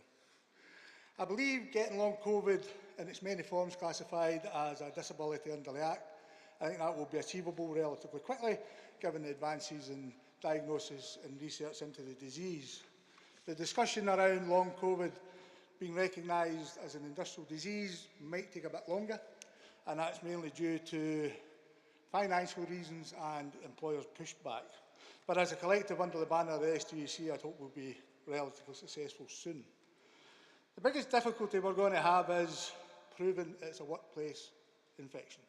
Because the reality is, by the guidance provided by the Health and Safety Executive way back at the outbreak of the pandemic, where they made it perfectly clear, in their opinion, COVID-19 was a community-based transmission, and therefore they did not see it as a workplace issue and did not expect to see ridders as a result. Fairness for our members who contracted long COVID or COVID during that time, and based on that guidance, the employers have failed to undertake appropriate investigations, which should have taken place considering that our members were exposed to a biological hazard within the workplace in the form of COVID-19. I recently attended a United Health and Safety conference in Birmingham, and I took the opportunity to question the guidance provided by the Health and Safety Executive by one of their senior officials. To which I got the condescending response of, It's really complex, it's really complicated. Being the gentleman I am, I didn't do the normal response of no shit, Sherlock. But if you went to an ICU at the same time, you'd have seen really hard working healthcare professionals, woefully underprotected through the PPE. Often that was made in a garage or a shed next door. Healthcare professionals who were looking after up to 14 patients, all needing ventilated and only having 12 ventilators. That's complicated, that's complex, that's scary, but they did it. So the reality is, Chair, we now have a health and safety executive, somebody sitting down in London in a nice office, telling a nurse in Ayrshire, it's all right, don't worry. You can't catch COVID in the workplace looking after COVID victims. You can, however, catch it in Tesco's, other shops are available, or in other places not within the workplace, but you can catch it in a bus, but the driver can't catch it in a bus. I think the word we're looking for is absolute muppetry. The reality is, we have members who face the pandemic front on, providing services, both frontline, health, social care, transport, shops, emergency services and a whole lot of others. And are now being ushered out the door without a penny because of the advice provided by the Health and Safety Executive. And in finishing, Chair, when Bozo and the other political leaders stood in their steps and clapping, they weren't clapping heroes. They were doing what every other political ruler did during a war. They were waving goodbye to the cannon fodder who were going toe-to-toe with a battle in the trenches, while it was their members going to fight COVID in the workplace.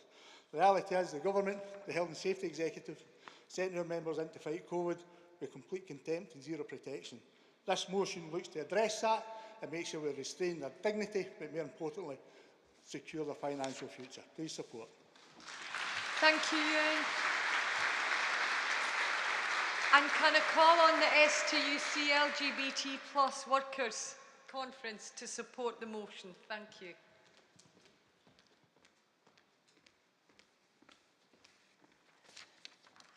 President, Congress, Kirsty Sanford, Kirsty's my maiden name, Kirsty Reichley, STUC LGBT+ Workers Conference.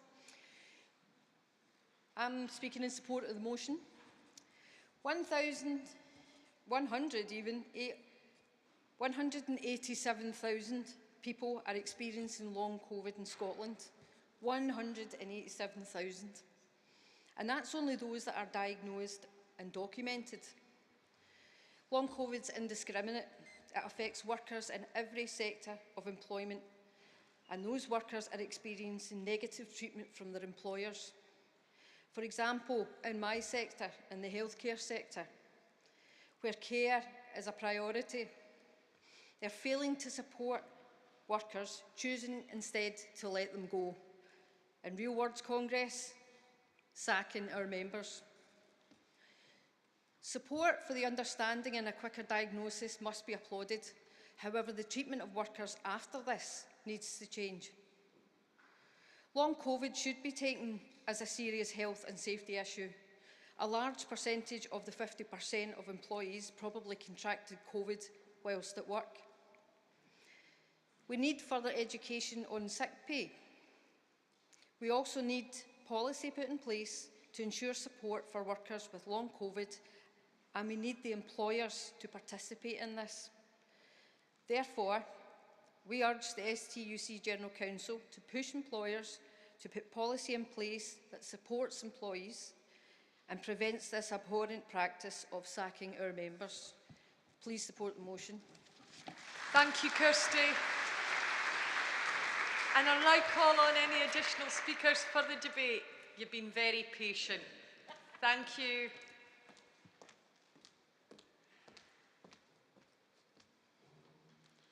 Heather Hughes, the EIS, President, Congress. Colleagues, I'm happy to support this motion, but I'm standing here as a teacher and as a local association secretary with the EIS. In this role, I regularly support members who are living with the scourge that is long COVID. Teachers worked through both lockdowns of the COVID-19 pandemic. They manned the hubs, which provided childcare for other critical workers' children in the first period of lockdown, and were back in our classrooms and packed schools during the second period of lockdown. Children didn't understand and couldn't keep a safe distance, with all the lines on the floor and everything, but how do you explain that to a 5-year-old? Teenagers wore their masks as chin warmers if they didn't refuse to wear them at all. Secondary colleagues were in contact with up to 180 different families in a day, and then when they went home, they couldn't see their own families unless they were in the garden.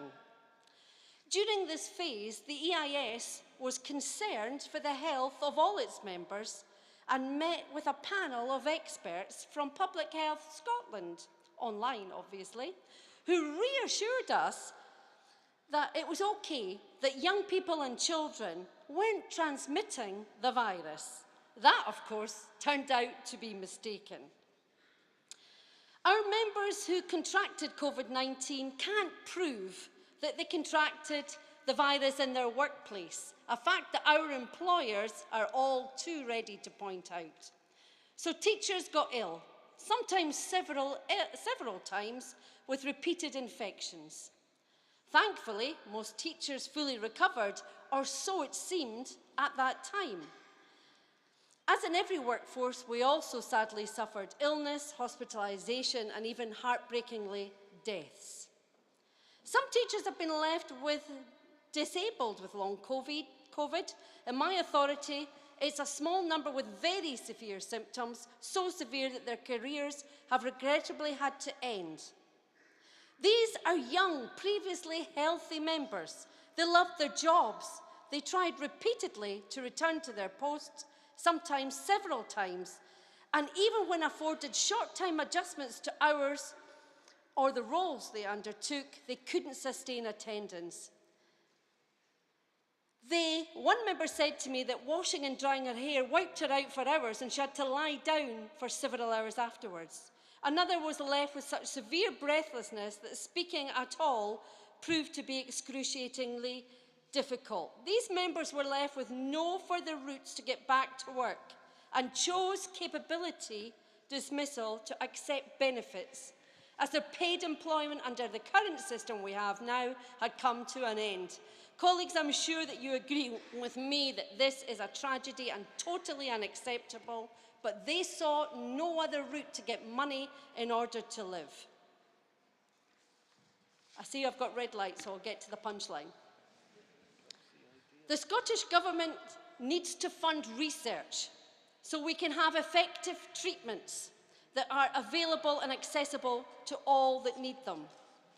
Right now, we need new health and safety policies around long COVID, with suitable and flexible workplace adjustments at the core of this.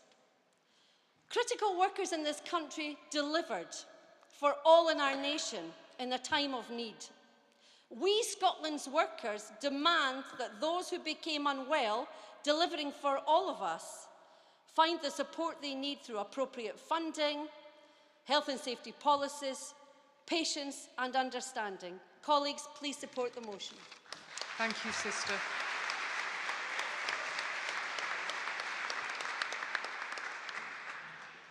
Can I call on any other speakers in this debate? Thank you. Is it Bob? Jim, sorry, nearly. Thank you. Congress, Jim Boyce, Jameson, speaking in support of the motion. I could give you loads and loads of scary statistics about long COVID. What I will give you is lived example, lived experience. I was a shielder. I was also a key worker, so I never got COVID whilst I was shielding. Once I returned to work as a key worker, I've had COVID 5 times. I've been clinically dead 3 times. And I'm still here, and I thought I'd got over long COVID until approximately 2 days ago. But unfortunately, that isn't the way that it rolls.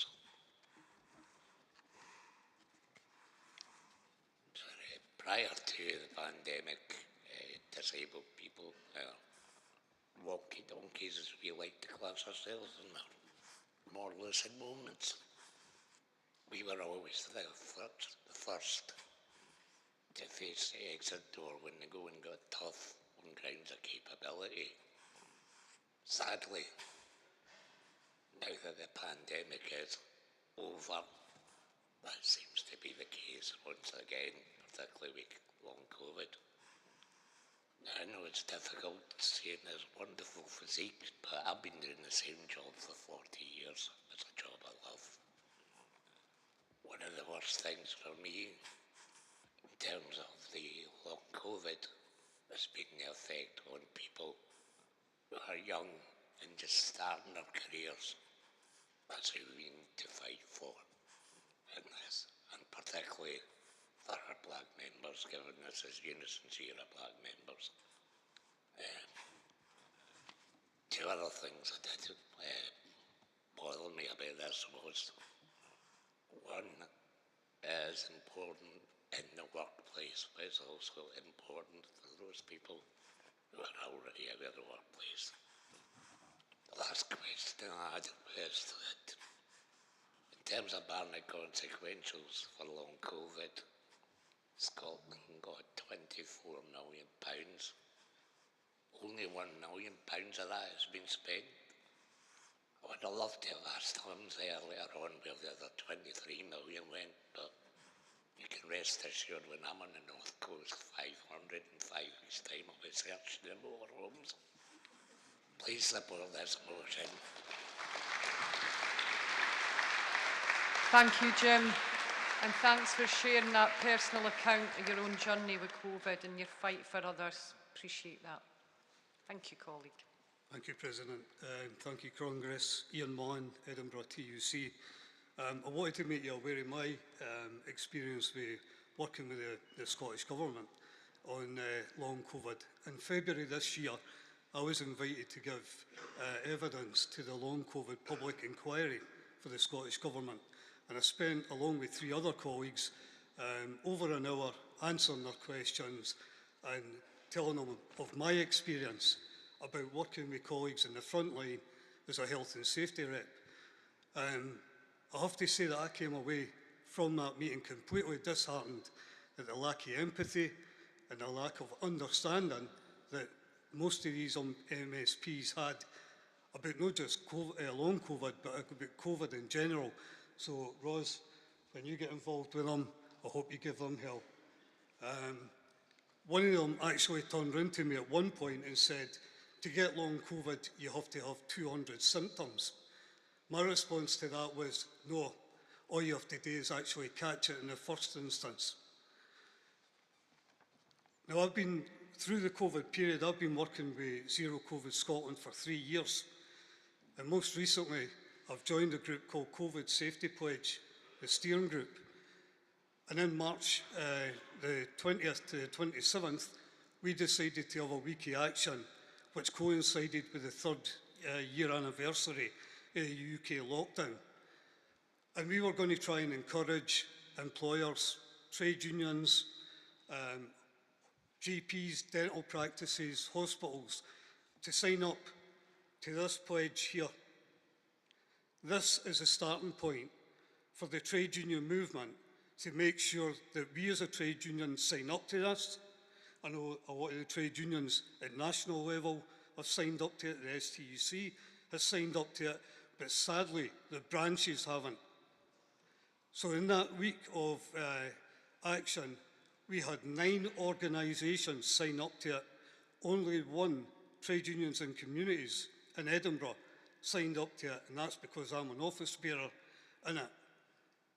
So this is a starting point for safe working practices. We're asking for 5 points to be reinstated back into workplaces. But we need to sign up to it as branches, with all trade unions. I have written to my employer, the City of Edinburgh Council, on 4 occasions, once to the head of health and safety, 3 times to the leaders of the council, and not had a response. I have verbally. They've told me, why should we sign up to it when the trade unions don't? Please support the COVID pledge and please support this motion. Thank you. Thank you. And reminding us a lot of work still to do, so thanks again for that contribution. Colleagues, are there any other speakers wishing to come into this debate? No. Okay, well, thanks to everybody for those contributions. It has been a good debate, but I'm now going to come to the vote. And motion number 66, long COVID in the workplace. The General Council position is to support. Can I ask for those in favour to show? Thank you. Any against? And any abstentions? Thank you, Congress. Amended motion 66 is carried. I'm now going to move to the next item on the agenda, which is motion number 67, and that's online abuse. And I'm going to invite the NASUWT to move the motion. Thank you. Congress President, I am Kat Lord-Watson with the NASUWT, the Teachers Union, moving motion 67, online abuse. I am going to tell you a very short story about what happened to me as an educator here in this country and connect that to the motion at that point. I now work in a university. I'm a former primary school teacher. I love Britain. You have all sorts of weird and wonderful traditions. And one of my favorite British traditions is Strictly Come Dancing. Big fan. I watch it all the time. And it epitomizes everything that I think is wonderful, really, about Britain. And I get very into my Strictly.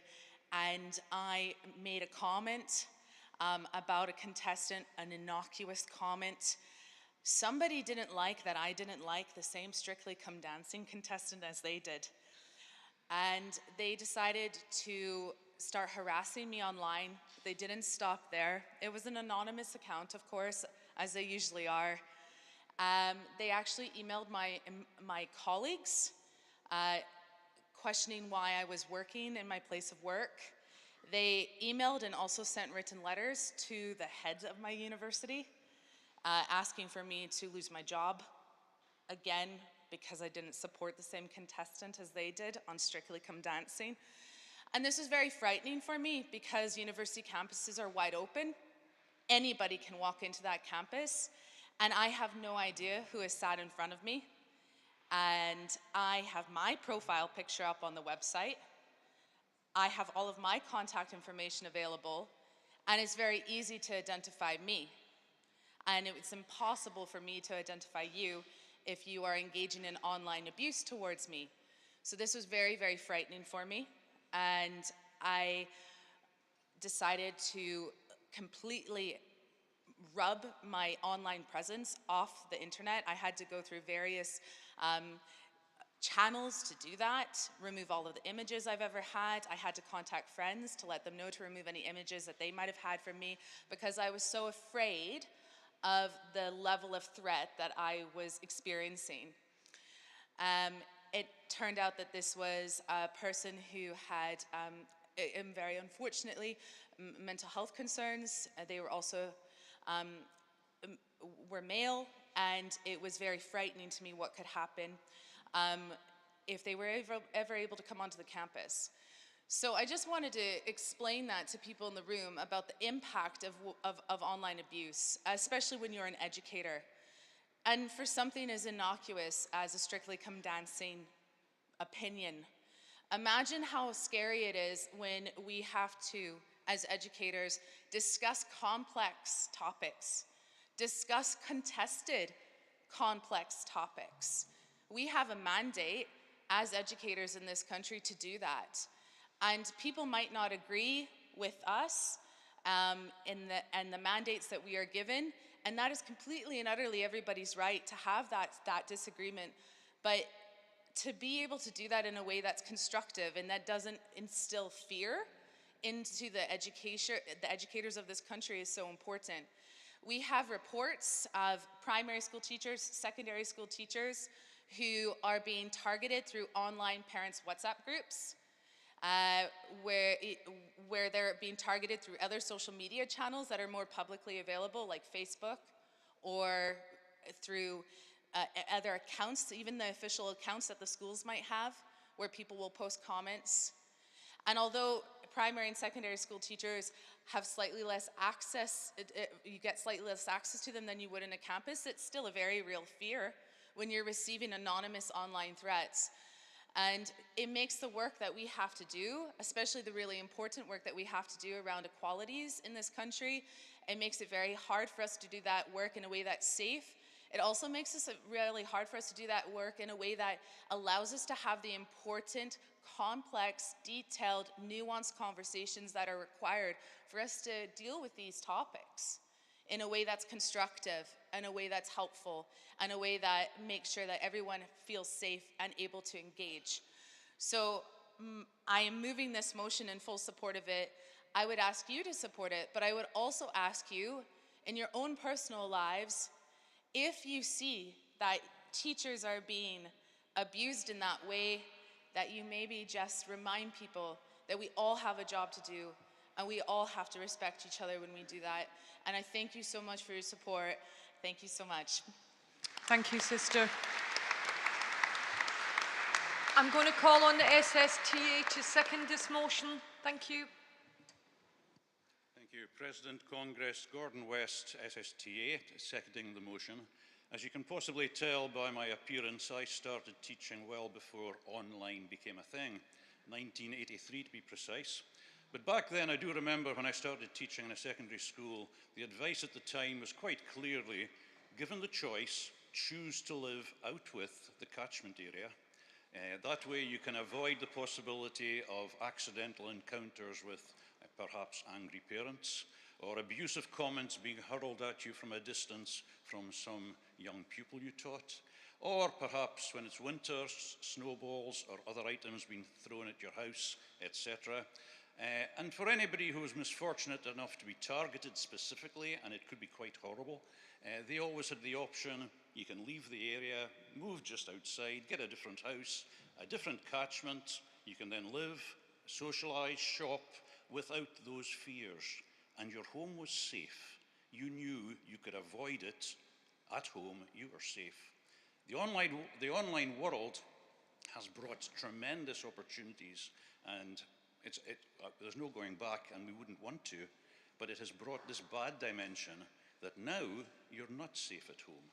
You can move as much as you like, but you're still there to be found in the online world, and it's not easy to escape. It's a serious issue. It can seriously affect people's well-being. Please support this motion. Thank you. Thank you, Gordon. I'll call on any other speakers in the debate. Thank you, Sister. Thank you. President, Conference, Rourke Suleiman, speaking in support of motion 67 from Scottish Black Members Committee. Congress, any form of abuse, either online or face-to-face, is not acceptable. It's totally against what our union, our trade union, stand for. Recently, in June 2022, a report that was released, and I urge every one of us just to go and have a look at it, because sometimes people don't know the gravity of things of this nature. Abuse is an abuse, but comes in different forms. That report was released by the Commission of the Victims of Online Abuse. Just to mention a few, the impact includes, one, angry, because the first time people get angry, I said, why me? I might not just share my opinion, especially either whatever you think is the reason why individual doesn't have a right to share their opinion. And apart from the anger, the next thing is anxiety. They become withdrawal. Some of them start even lead to self-harm. And sometimes people lost their confidence. When you lose all this confidence, what does happen? What happened to them? They might not even perform again in their workplace. They might actually start thinking about what next. Maybe they are not meant to speak like any other people. They will not be able to share their thoughts. And you can imagine our own activists, our colleagues, it's just about we thinking twice before you do anything, you put anything on the line. I just want to say to us, for those people who hide behind the keyboards and the screen and think nobody sees you, somebody else is watching you, your conscience is watching you, I say please support this motion. Thank you. Thank you very much, Sister. Thank you.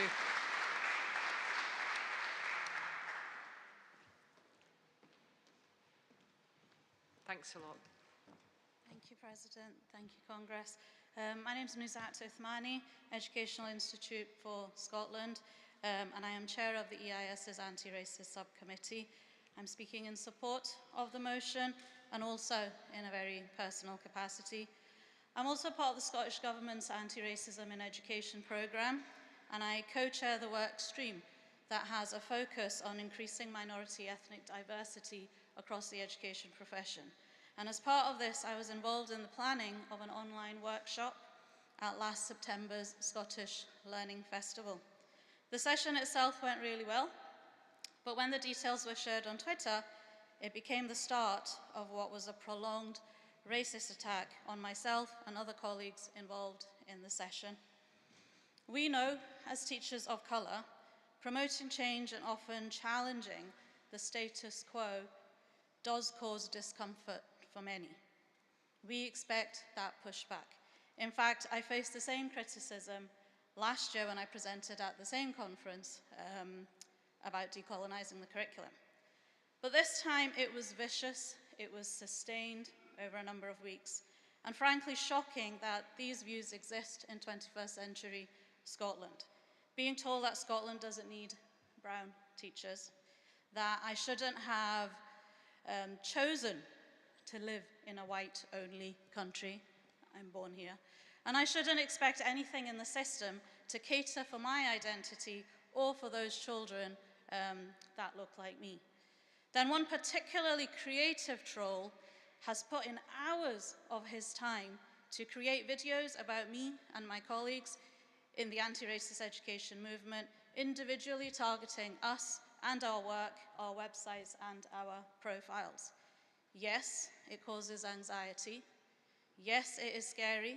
I'm a mum, and you worry about the impact on your family too, something I had to then seek advice on from the police. But the most frustrating part of it all is the lack of any consequence or action. Our laws are outdated by decades, last updated in 2003, completely unfit for purpose to address modern social media use. After hours of police interviews, reliving the trauma again and again, I had to record why I felt each tweet and video was racist and harmful to me. At the end of all of that, they said nothing could be done. Twitter and YouTube wouldn't think it was serious enough to investigate any further. And this is why this motion is so important. We still have some power to influence attitudes and change. That's why we're all here this week. We received many messages of support from the teaching unions, education bodies, and even Scottish Government. But words are not enough. As our way of working is continuously evolving, so must our safeguarding approaches, especially to online working. And this is a responsibility of our employers. Our whole workforce must also become racially literate, no matter what industry you belong to, so that they can support their employees and colleagues effectively. Today, I am not scared. Today, I am empowered, and I am reassured that all of you here are my friends in this. And this is a safe space for me to share my experiences. So Congress, please support the motion. Thank you, Sister.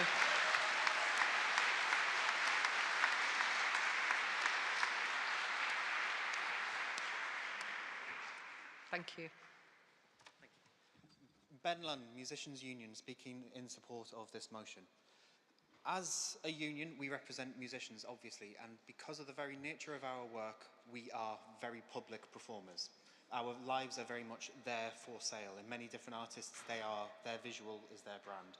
And so this has meant that online abuse is particularly inherent evil that keeps cropping up in numerous different forms. Numerous members of the EDI committee, which I am a member of in my union, have constantly talked about the various different online abuse they have suffered simply for sharing music. It's not even necessarily they've said anything controversial. They have just shared their creative ability. On top of that, there are some incredibly dark elements that have come of this because of the very nature of our industry.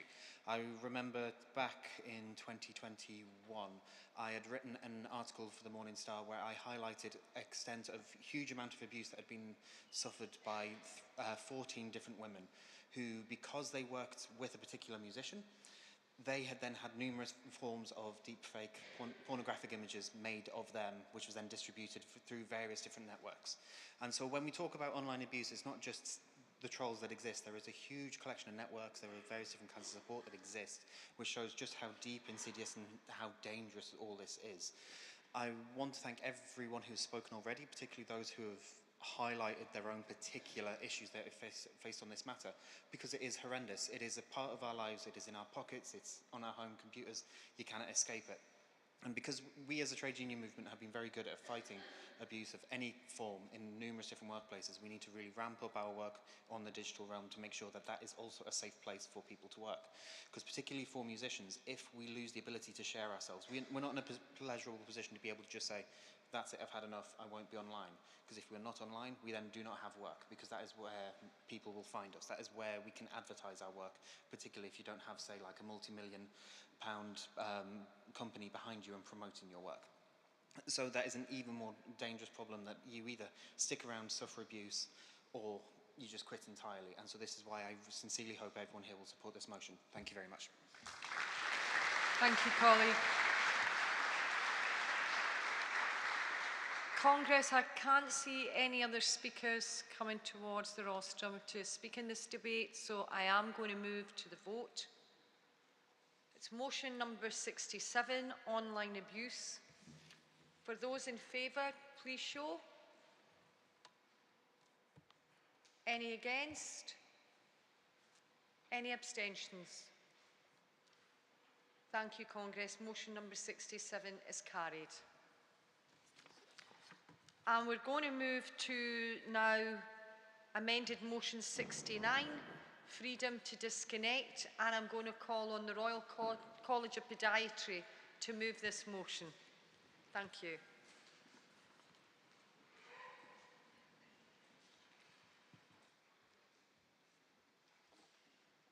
Sheila Russell, first time speaker. Thank you.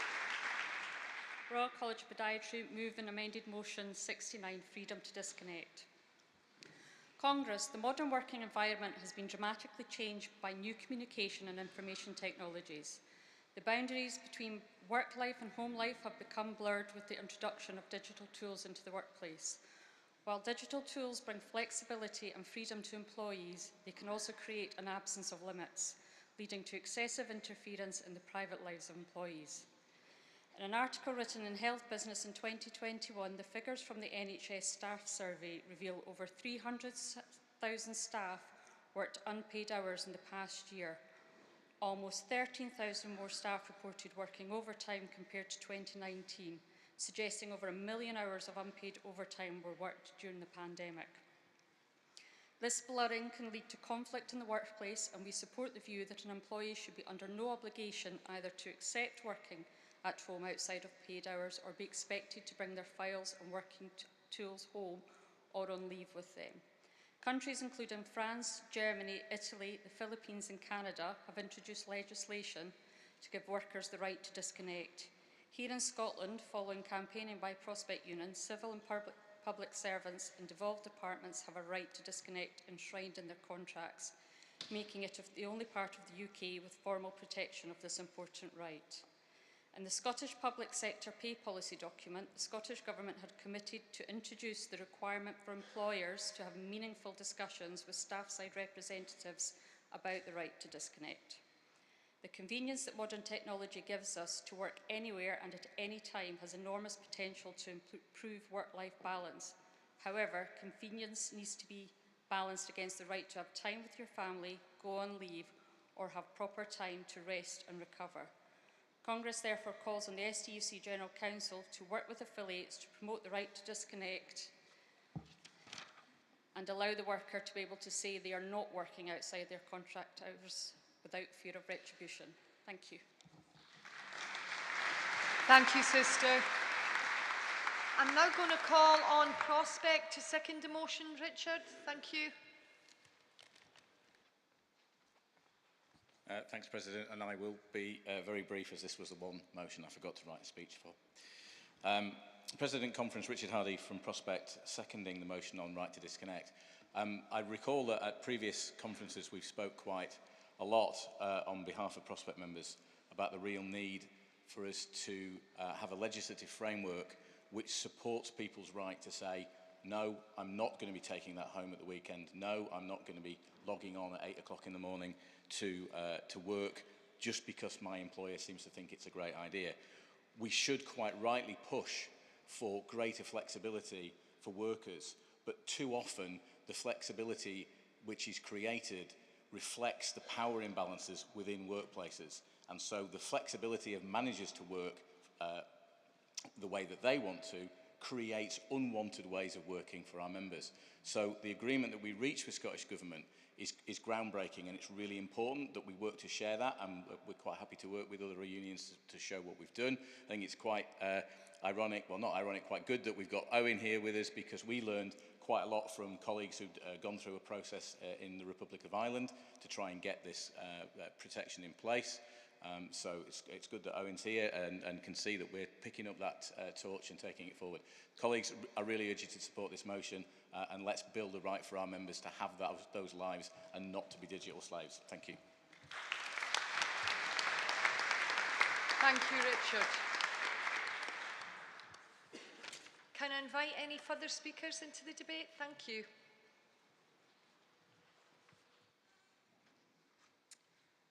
President Congress, Eddie Burns, EIS. Colleagues, back in the pre-digital analogue world of pens and paper, working at home for most teachers was a case of lugging piles of papers, jotters and folders home in the bus, or the car if you were promoted, and laboriously slogging through them. Wouldn't it be great, we thought, if we all had one of them, their newfangled computer thingies? Apparently, you could have a whole class of assessments on one wee floppy disk. No more back trouble. Well, here we are in the cyber world of laptops and smartphones and clouds and Glow and Google and Seesaw and WhatsApp.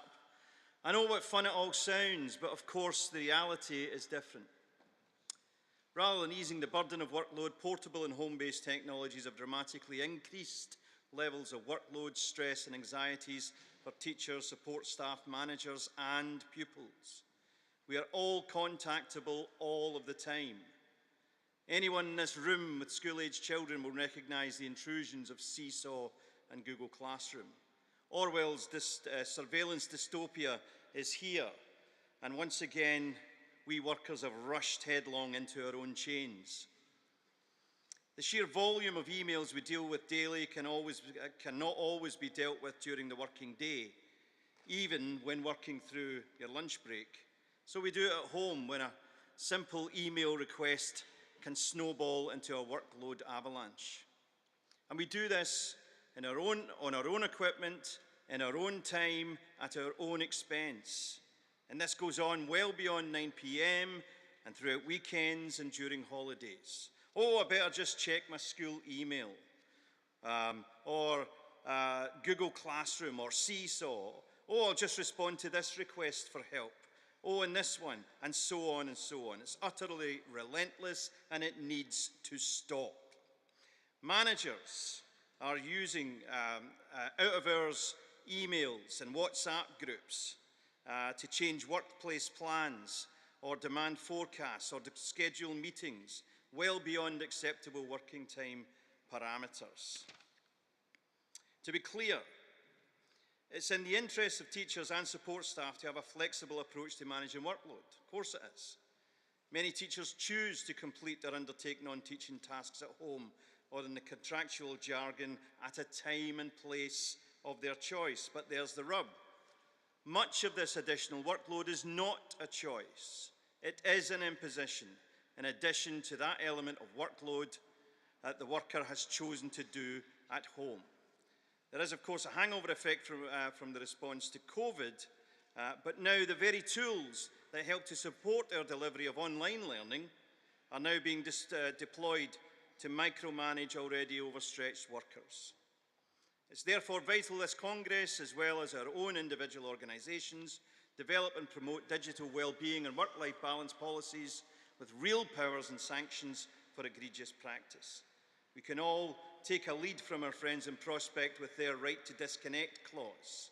So I urge you to support the motion. Thank you. Thank you, Eddie. Call on the other speakers. Thank you.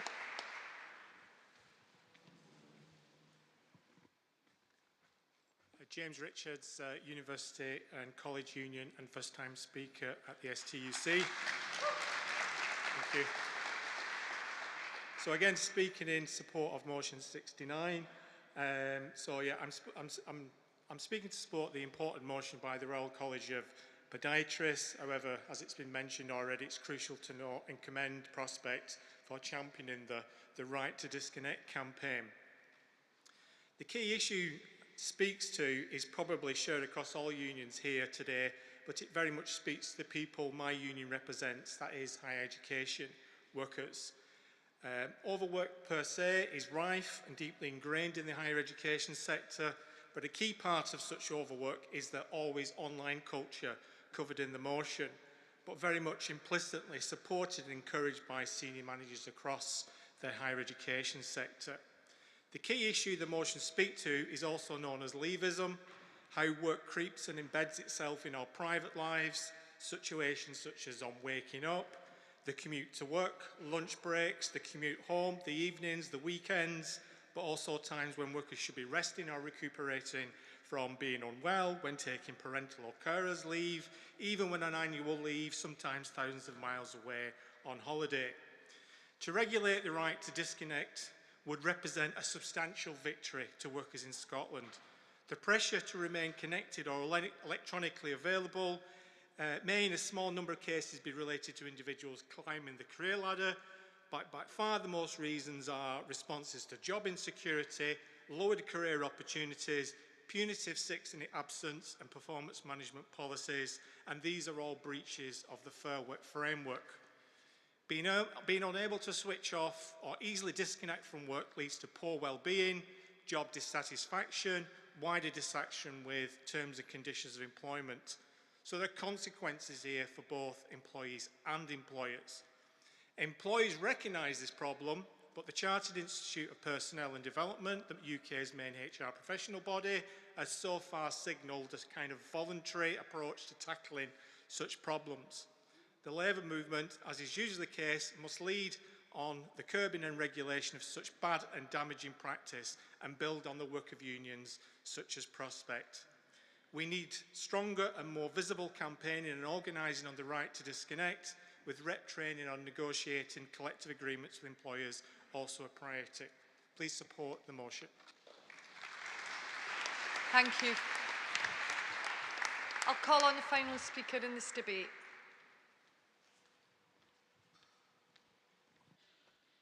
Hi, Conference. Drew Gilchrist, North Lanarkshire Trades Council. Speaking in support of the motion. I think it's very easy for us in organised workplaces to kind of look at this and see how we could formulate a plan with public or private organisations to implement it. But as the fastest growing industry for young workers, hospitality must be a main point of discussion in this debate. In fact, the struggle against zero-hour contracts must be linked to discussion around the right to disconnect. Hospitality and precarious workers have no ability to switch off at any point, as they might get a text or a call to come into work in the next 30 minutes or lose their job entirely. I urge Conference to support this motion, but bring in hospitality workers and their views into any campaign around disconnecting outside of work. Thank you. Thank you very much.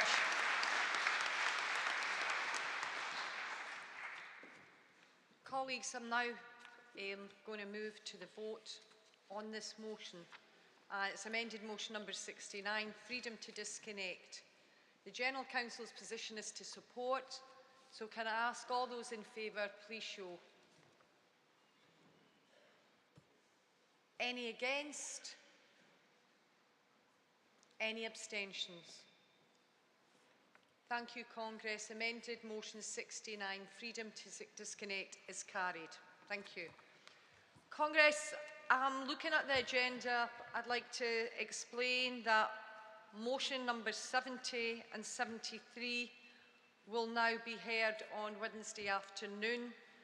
We're going away to bring in our guest speaker to address Congress and I'm delighted, really warm welcome to you, Owen. Owen Reedy, the General Secretary of the ICTU, and Owen is General Secretary. You were elected in 2022, having previously been Deputy General Secretary since 2016.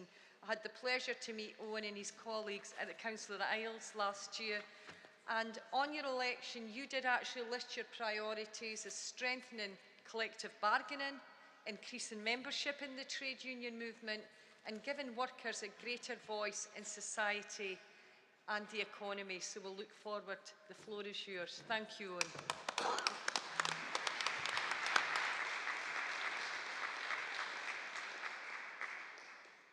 Thank you very much, Pauline. Thanks very much for the introduction and the welcome from yourself and Roz. It's great to be here. It's not my first STUC Congress. I've been at quite a few of them. And I have to say, when I'm here for a number of days, I usually go home with a better spring in my step and more enthused, because we go to many conferences and many congresses, but there's something about the STUC. There's a unity of purpose and a unity of spirit. And I think you've never been stronger. So well done on that score. I think it's fair to say our Congress, the ICTU and the STUC, have very close relationships. In fact, the trade union movements on these islands probably haven't been as close as they are now, in spite of Brexit. We get the opportunity to meet, as Pauline has said, every year, the 4 or 5 federations on the islands, to sit down in the Council of the Isles to discuss, to debate, to share our analysis, our experiences, and to learn from one another and to build better and stronger relationships. And I think that's really, really important, because we can all take something from each other's experience. I'd like to just at the outset pay tribute to your General Secretary, Roz, because I think since Roz has taken up her role as GS in the last number of years, she has captured the mood of workers in Scotland and has galvanised that kind of fighting spirit to stand and challenge Tory misrule over the last period. And I think the STUC is in very, very good health under her leadership.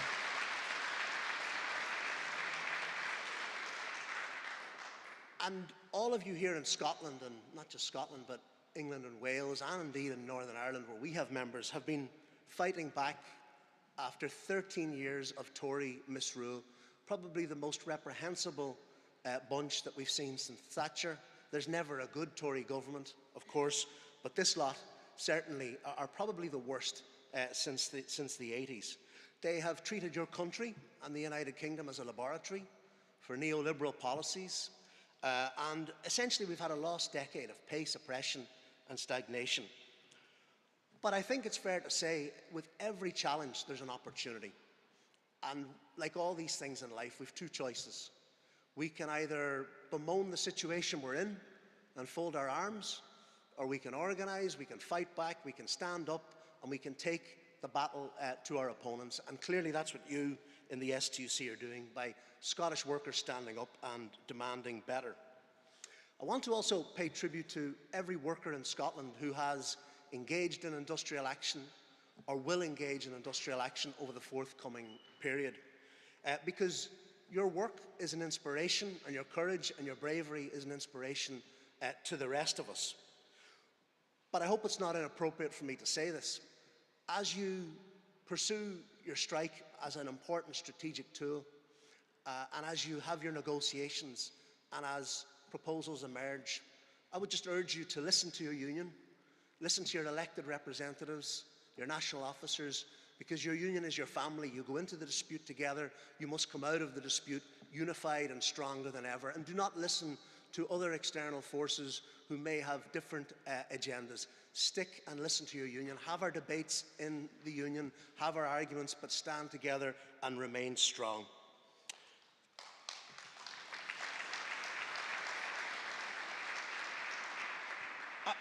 Our Congress, as you know, is an all-island Congress. We're so proud to represent workers in Northern Ireland, part of the UK, outside the European Union, tragically for us in that instance, but also workers in the Republic of Ireland, very much a part of the European Union. So our members in Northern Ireland are facing the same struggles and the same challenges that you are. We don't have one public servant in Northern Ireland who hasn't either considered a ballot for industrial action or will ballot for industrial action. We've had wide-ranging strikes and industrial action across the board. But added to that, as we celebrate and commemorate and recognise 25 years of the Belfast Good Friday Agreement this week, devolution is in trouble. For the last 6 years, 4 of those years, we've had no stormont. In the last 20 years, for 40% of the time, we've had no stormont. And it's both sides, to be frank, who are pulling the plug from time to time. Quite clearly, the scars of Brexit since 2016 are still there. They are deepening the wounds that exist within communities, and I think they're exacerbating existing divisions. So it's a real challenge for us to try and manage that. In the Republic of Ireland, where we have 2/3 of our membership, we have some major challenges. Housing is a huge, huge issue for us. We have probably the most, we have the worst housing crisis we've probably had in recent times. It is an existential issue for us. We have 10,000 people, men, women and children, homeless in what is a very wealthy country. Our rental market is broken. Workers on average and even relatively high incomes cannot afford to buy their own homes. And tragically, as a country that knows immigration only too well, and there are many of you in the hall, no doubt, with Irish lineage, we are again exporting our young. Young people in many instances who get good employment, but because our public services are fragile and our social infrastructure is weak, they cannot find a home or a shelter for themselves. And I think as we've emerged from COVID-19, there are many lessons from the pandemic that we need to learn, but I think here's 2. The first one is, and I don't think I need to remind you of this because I think you get it, but people are with us. Sentiment is with the trade union movement post-COVID-19. The list of essential workers when we went into COVID-19 is a much longer list as we come out of it. And I think it's crucial that we build on that sentiment and that we galvanise that spirit. A couple of our unions did a little bit of independent polling through a polling company recently in Ireland. And we found that the 2 major conservative parties that have dominated Irish politics, in one case 68% of their voters, in another case 72% of their voters, supported collective bargaining. And 85% of them, for good measure, knew what collective bargaining was. We had to just make sure that that was the case. But that would have been unheard of a decade ago. So I think that's really important. The second issue is we need to adequately fund the state. We need to have a debate about how we resource and fund our states. Tragically, both the UK and Ireland are under-resourced and underfunded. If we want the state to be the defender of last resort for citizens, for workers, and for the community at large, for future crises, seen and unforeseen, the state has to be adequately funded. In Ireland, workers pay 97% of income tax that is paid in wealthy European countries. But the employers, the very same people who had their hand out during COVID-19 for supports, pay as little as 48% when it comes to national insurance. In the UK, it's worse, it's 41%. So that gap has to be bridged. To bridge that gap, our state would have another 10% in funding to build our social services. And I think that's really important, not just in Ireland, but here as well. I would suggest there are 2 ways we can deal with and address the cost of living crisis. The first one is a stronger social wage, but obviously the state has to be resourced. We need our public services to be adequately funded so that they are accessible and cheap for the people who need to use them, the citizens. But the second thing we need is stronger collective bargaining, both in the workplace, at firm level, and also at sector level. And I have to say, I listened to the debate earlier on, we fully support you in whatever you need to do, and obviously our members in Northern Ireland, to fight back against this reprehensible Tory attempt to restrict the right to strike. Let's remember, in the UK, the right to strike is probably the most challenging situation compared to anywhere else in Europe. It's very restrictive as is, and it's completely unacceptable. It was good to hear the First Minister say, not in Scotland, not in their watch. And I think we have to say, it cannot come into the UK, and we have to have a strong fight back on that, and I know that you will. But I am happy to say that in the Republic of Ireland and in the rest of Europe, trade union rights and workers' rights are actually going to increase. We have a new European directive, and I was minded by something someone said earlier on this morning in the debate, and they made the point that we don't get things handed to us. We fight for them, we struggle for them. Well, I can tell you, the trade union movement in Europe and in Ireland fought and struggled for this. It's called the Adequate Minimum Wages Directive. And if we can transpose it correctly, it will radically transform our industrial relations. In the Republic of Ireland, trade union density is about 24–25%. Collective bargaining coverage is 35%. Across the EU, the average is about 60% for collective bargaining coverage. This directive will demand that each member state in the European Union gets collective bargaining coverage up to 80%. It will require every member state to strengthen and promote collective bargaining like never before. So we've said it quite clearly to the Irish government, whoever is in government, that they can no longer sit on the sidelines as a disinterested bystander. They have to support collective bargaining, support the trade union movement when it comes to collective bargaining through public procurement and other matters like this. The real challenge for us as we sit down with government and the employers to negotiate the transposition is the issue of access. It is crucial that we crack that nut, that unions have the right to access the workplace, whether it is physically or digitally, because we want to make sure that as collective bargaining coverage increases, so does union membership and union power. And that's a hugely important issue for us. And I look forward to working with Roz and other colleagues in the Council of the Isles, explaining how we're progressing on that. But I have to say, I believe the future is incredibly bright for all of us. UCD, a college in Dublin University, did a piece of work last year, a very important piece of work, Union Voice in Ireland. And what they found, one stat that won't surprise any of you, the age cohort with the greatest density, 45%, are the 55 to 65-year-olds. No surprise there. The age cohort with the lowest density, 16 to 24-year-olds. Only about 15% of 16 to 24-year-old workers in Ireland are in a union. But the most crucial stat that came out of that survey was that 67% of 16 to 24-year-olds not in a union want to unionize. They want to join a union. They want the benefits of collective bargaining and power in the workplace. And they see the trade union movement as a viable vehicle. So we have to seize that opportunity and maximize that. I'm sometimes asked as well, why in the current cost of living crisis, when you have significant industrial action in the UK, Britain and Northern Ireland, why do we have relative industrial peace in the Republic of Ireland? It is not because things are perfect there. Clearly they are not. It is not because workers in the Republic of Ireland are any less demanding of their rights and their interests. First thing to say, we didn't have 13 years of a Tory government. We have a centre-right government, but they haven't slashed and burned to the same extent as the Tories. They're not the government of our choice, but they're not as bad as the Tories. But the second thing is, our state in the Republic, whoever is in government, negotiates with its public servants every 2 or 3 years to do a pay deal. Now, it's not social partnership. That ended in 2008, and we have no desire to go back to it. But what it is it's the state as an employer sitting down with the trade union movement every 2 or 3 years and doing an agreement.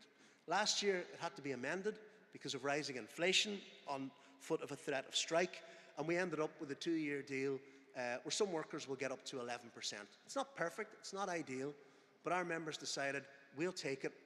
We will take that now and build and fight for another day. And new negotiations are going to start this summer, and we will have pay demands to move forward.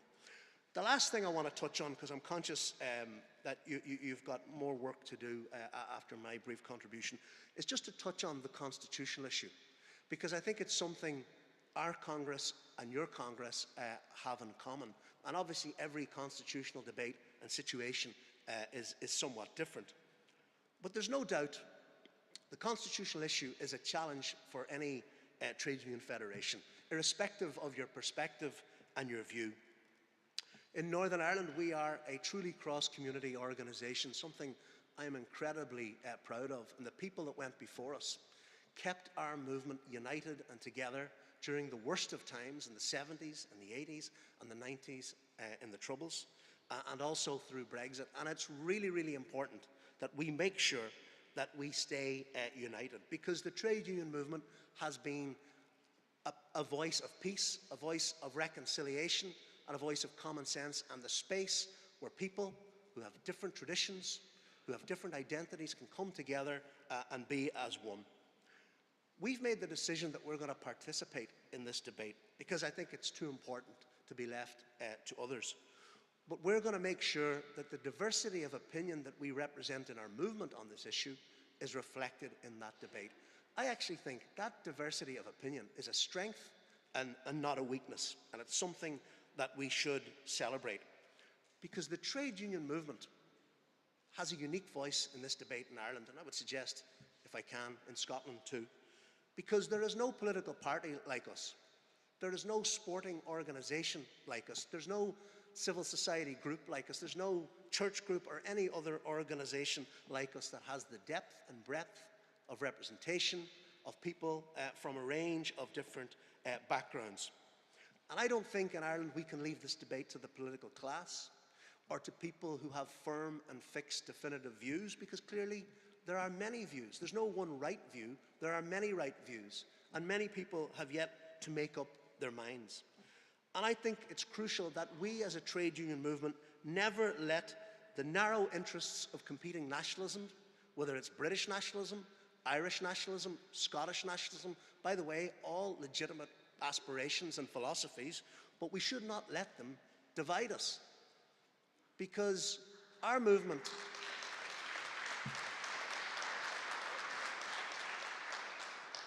and our mission is much greater than where a line on a border or a map is. It's much greater than what flag is waved. It's a much more fundamental thing. We are internationalist at our core, and I think that's what makes us unique.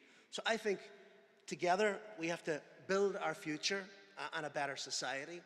We take great inspiration from your Scottish Workers Demand Better campaign. And in the terminology of my own union, STUC, the largest union in Ireland that I come from, we have to make sure that we get fairness at work and justice in society for all our members and for all workers, so that the next generation can have a better life than our generation. Thank you very much.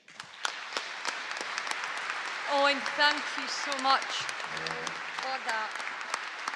It was full of hope and inspiration. Thank you for joining us today, and I'd just like to present a small gift for you. Thank you. Thanks very much.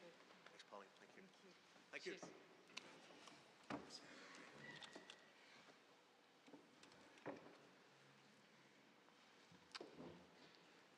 Congress, we're now going to move on to the next section of the agenda, and that's section 4, education, skills and lifelong learning. So I'm going to call on motion number 27, poverty in education, and that's going to be moved by the EIS. Nicola? Thank you. Thank you, President. Congress. Nicola Fisher, Educational Institute of Scotland. Congress, it's quite frankly depressing that we are still today, yet again, bringing a motion to put in front of you on poverty, on child poverty in particular. Yet we live in a country where successive governments, especially, but not exclusively, at Westminster, have chosen policies which push people into poverty and ensure they remain there. Scotland is a rich country with an economy bigger than other wealthy countries such as New Zealand, Italy or South Korea. Yet according to the Poverty Alliance, a fifth of Scotland's people, more than 1 million, live in poverty. This figure hasn't changed in 20 years. In 2020, 10% of the Scottish population lived in persistent poverty, the same as in 2010. And 24% of children in Scotland live in poverty, 7 in 10 of whom are in working households. 38% of children in lone parent families live in poverty, and everywhere in our country, intersectionality exacerbates people's experience of living in poverty. Despite legal targets to eradicate child poverty, research has identified that actually it will and has increased.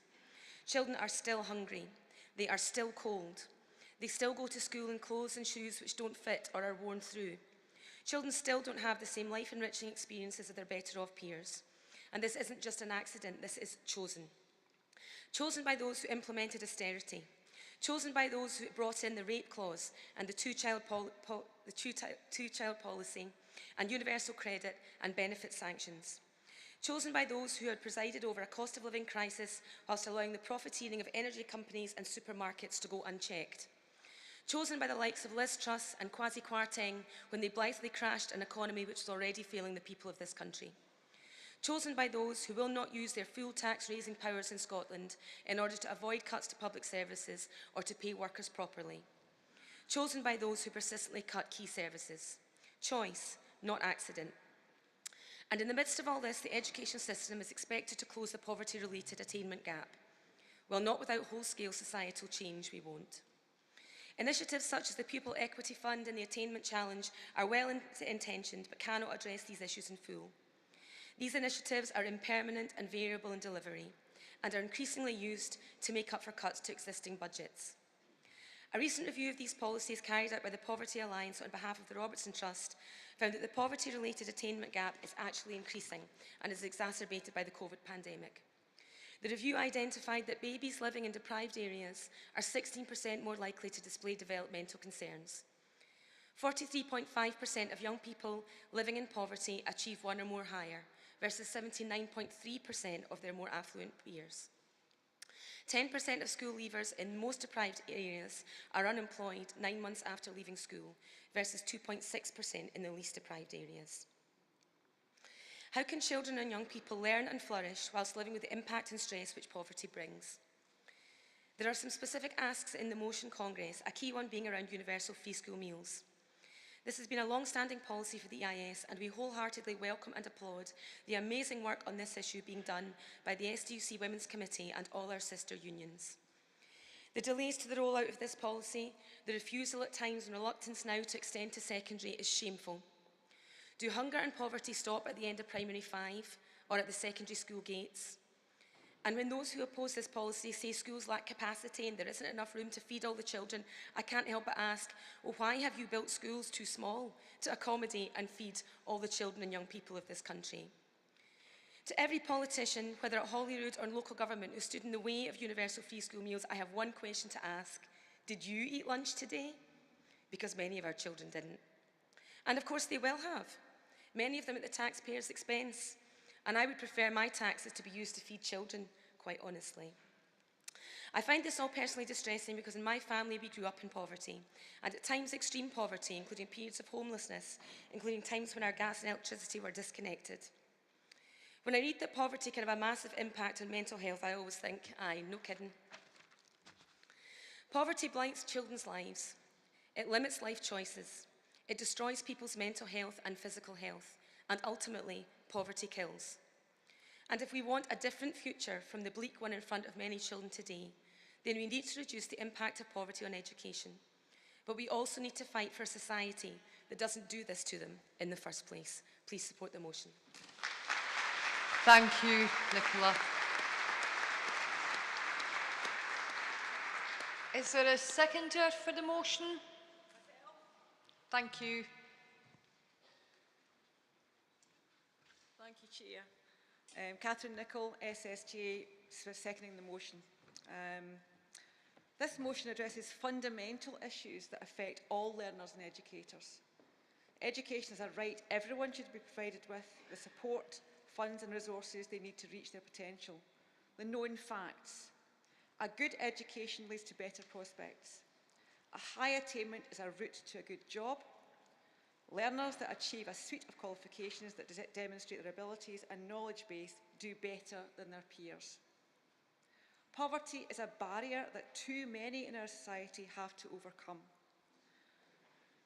The learner that comes into school, college or university when they're hungry cannot fully immerse themselves in lessons. They cannot focus on teaching. This impacts on their understanding and creates gaps in learning. This is the beginning of the road to lower attainment and subsequent reduction in opportunity to achieve a range of qualifications that give entry to higher education and apprenticeships. Everyone is impacted by poverty. The financial crisis and austerity measures that we have all lived through has shown this starkly.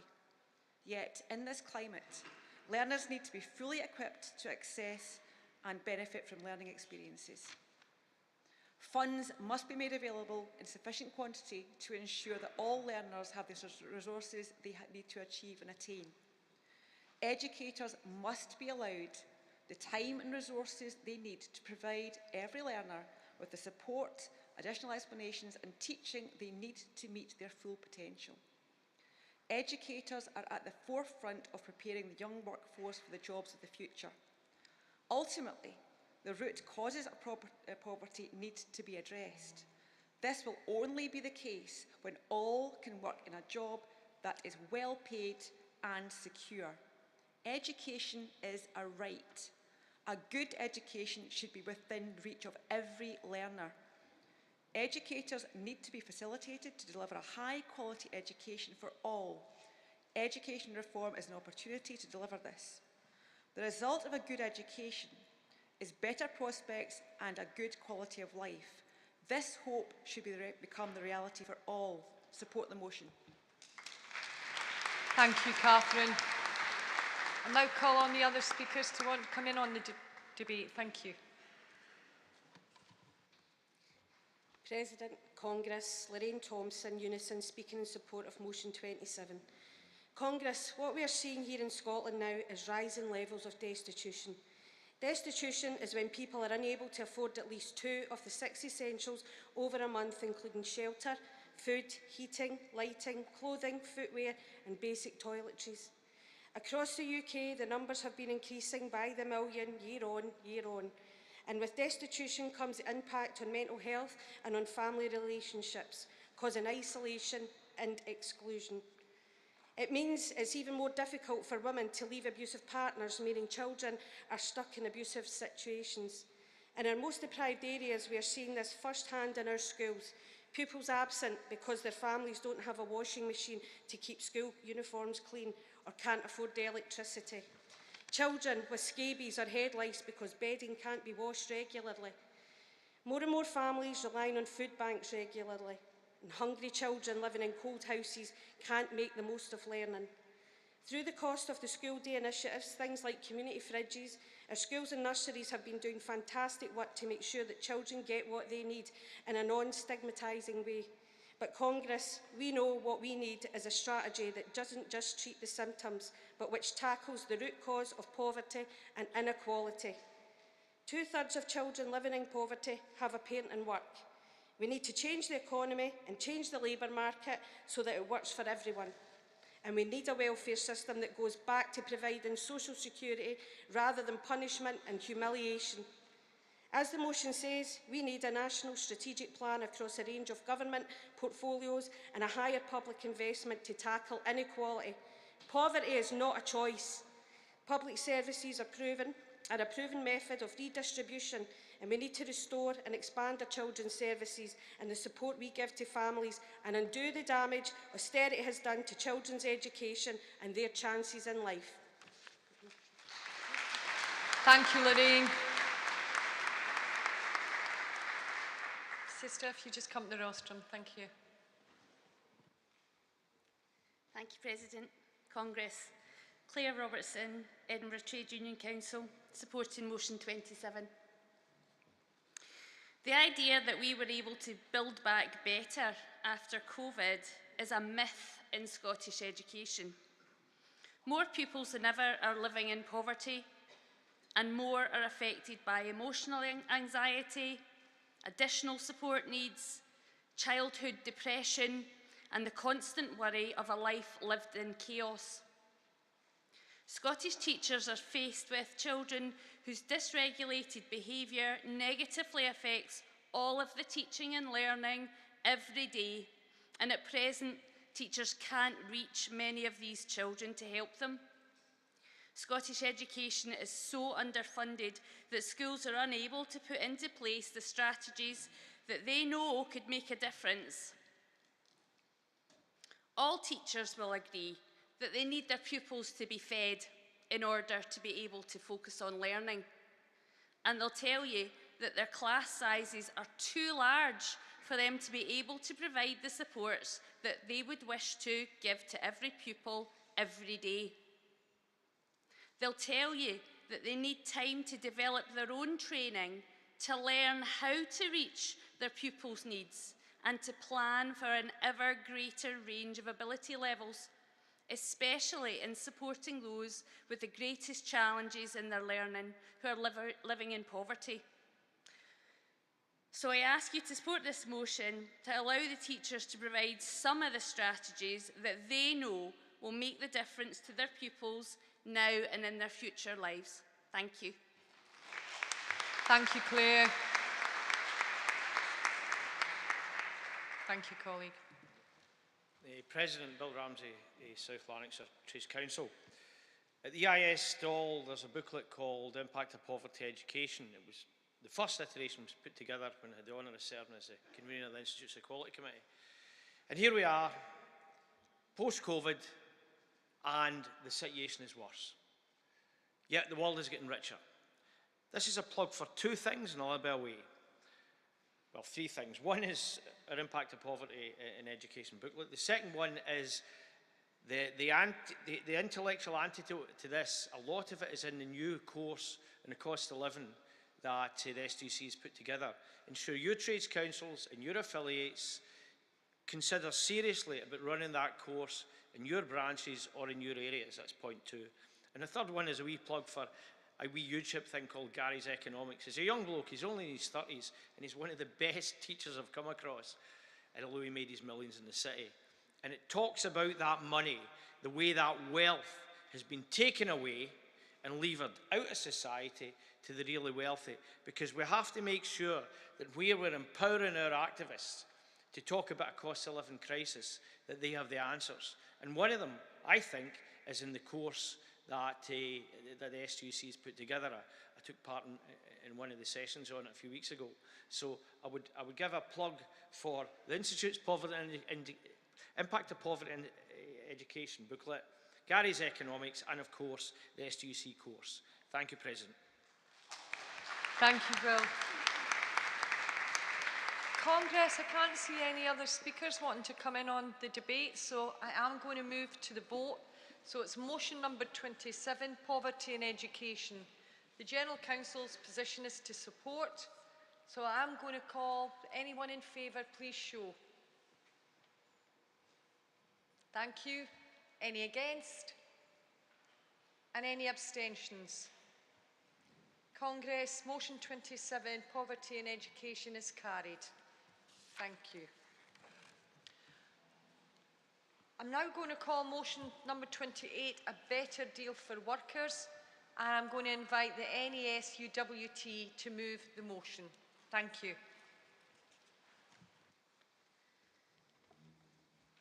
Congress Chair Ron McCready, NSUWT, proposing motion number 28, A Better Deal for Workers.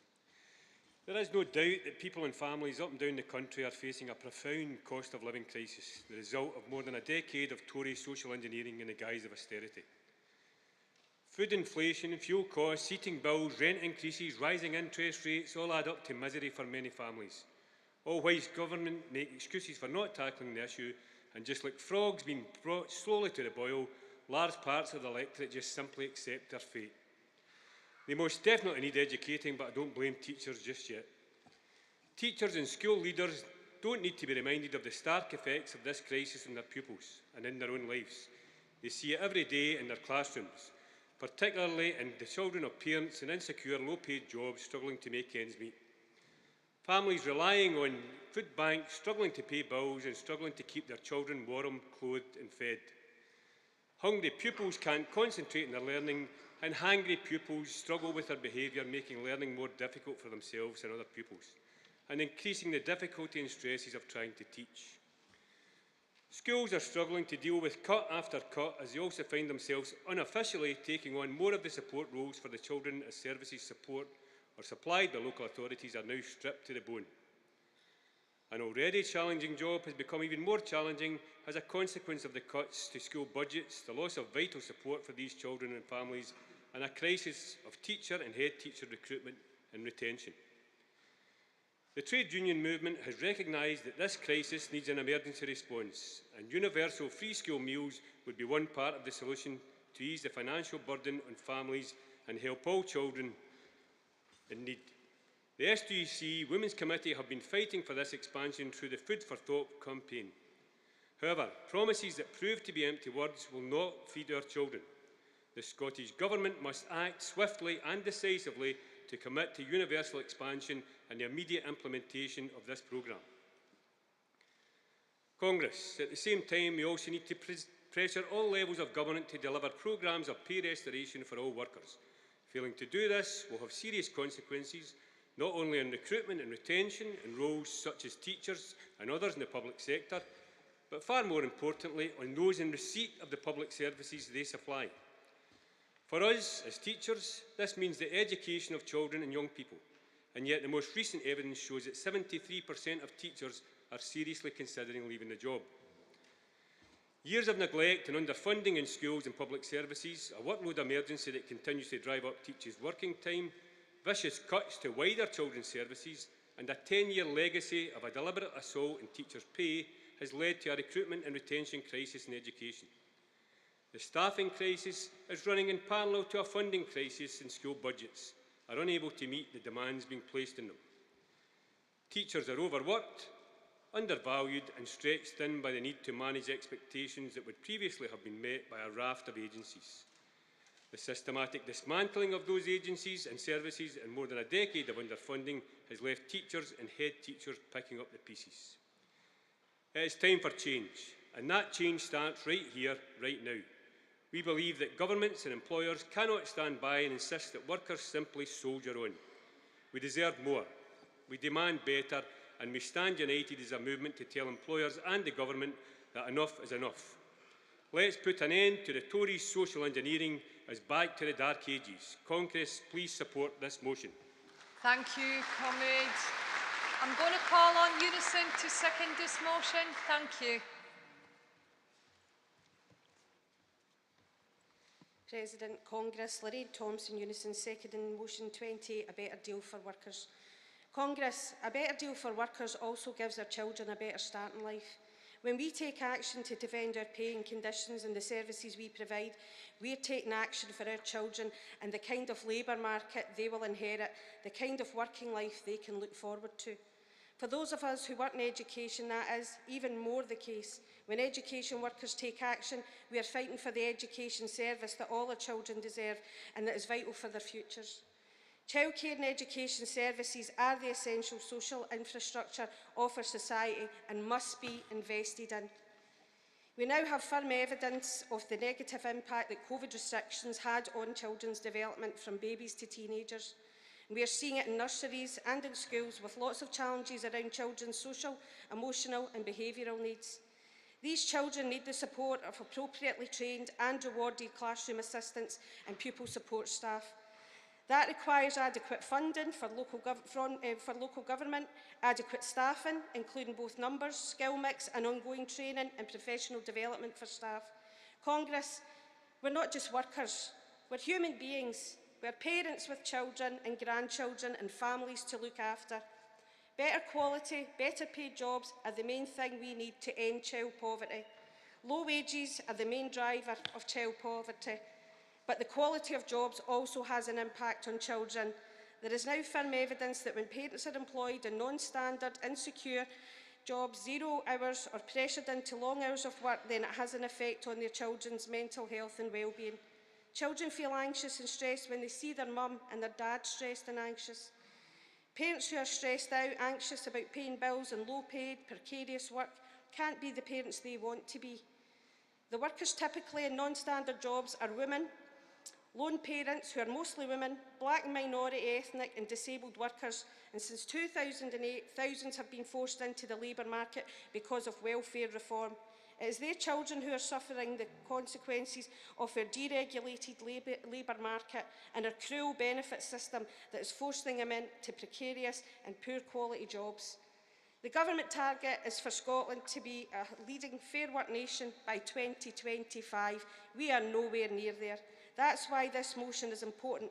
We must redouble our efforts to win an industrial and economic strategy that delivers for us and for our children. Please support this motion.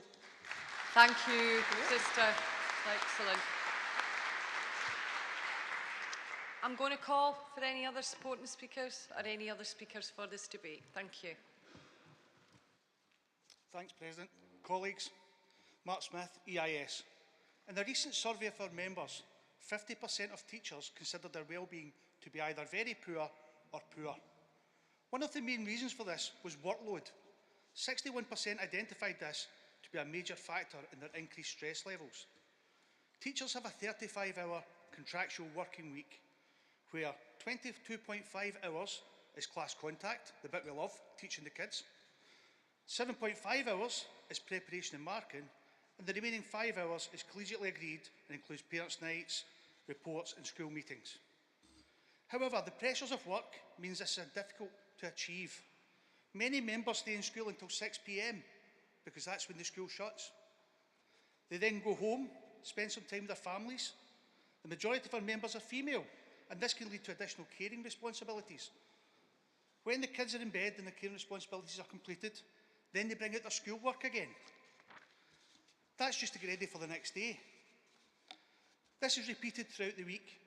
And obviously, to get ready for Monday, many also work at the weekend. Many can work 40 to 50 hours or even more to complete their 35-hour contractual week. It is important that teachers, like other workers, are able to switch off and disconnect from work at weekends and when they leave work. COVID has added to this pressure to do more in your own time and in your own home.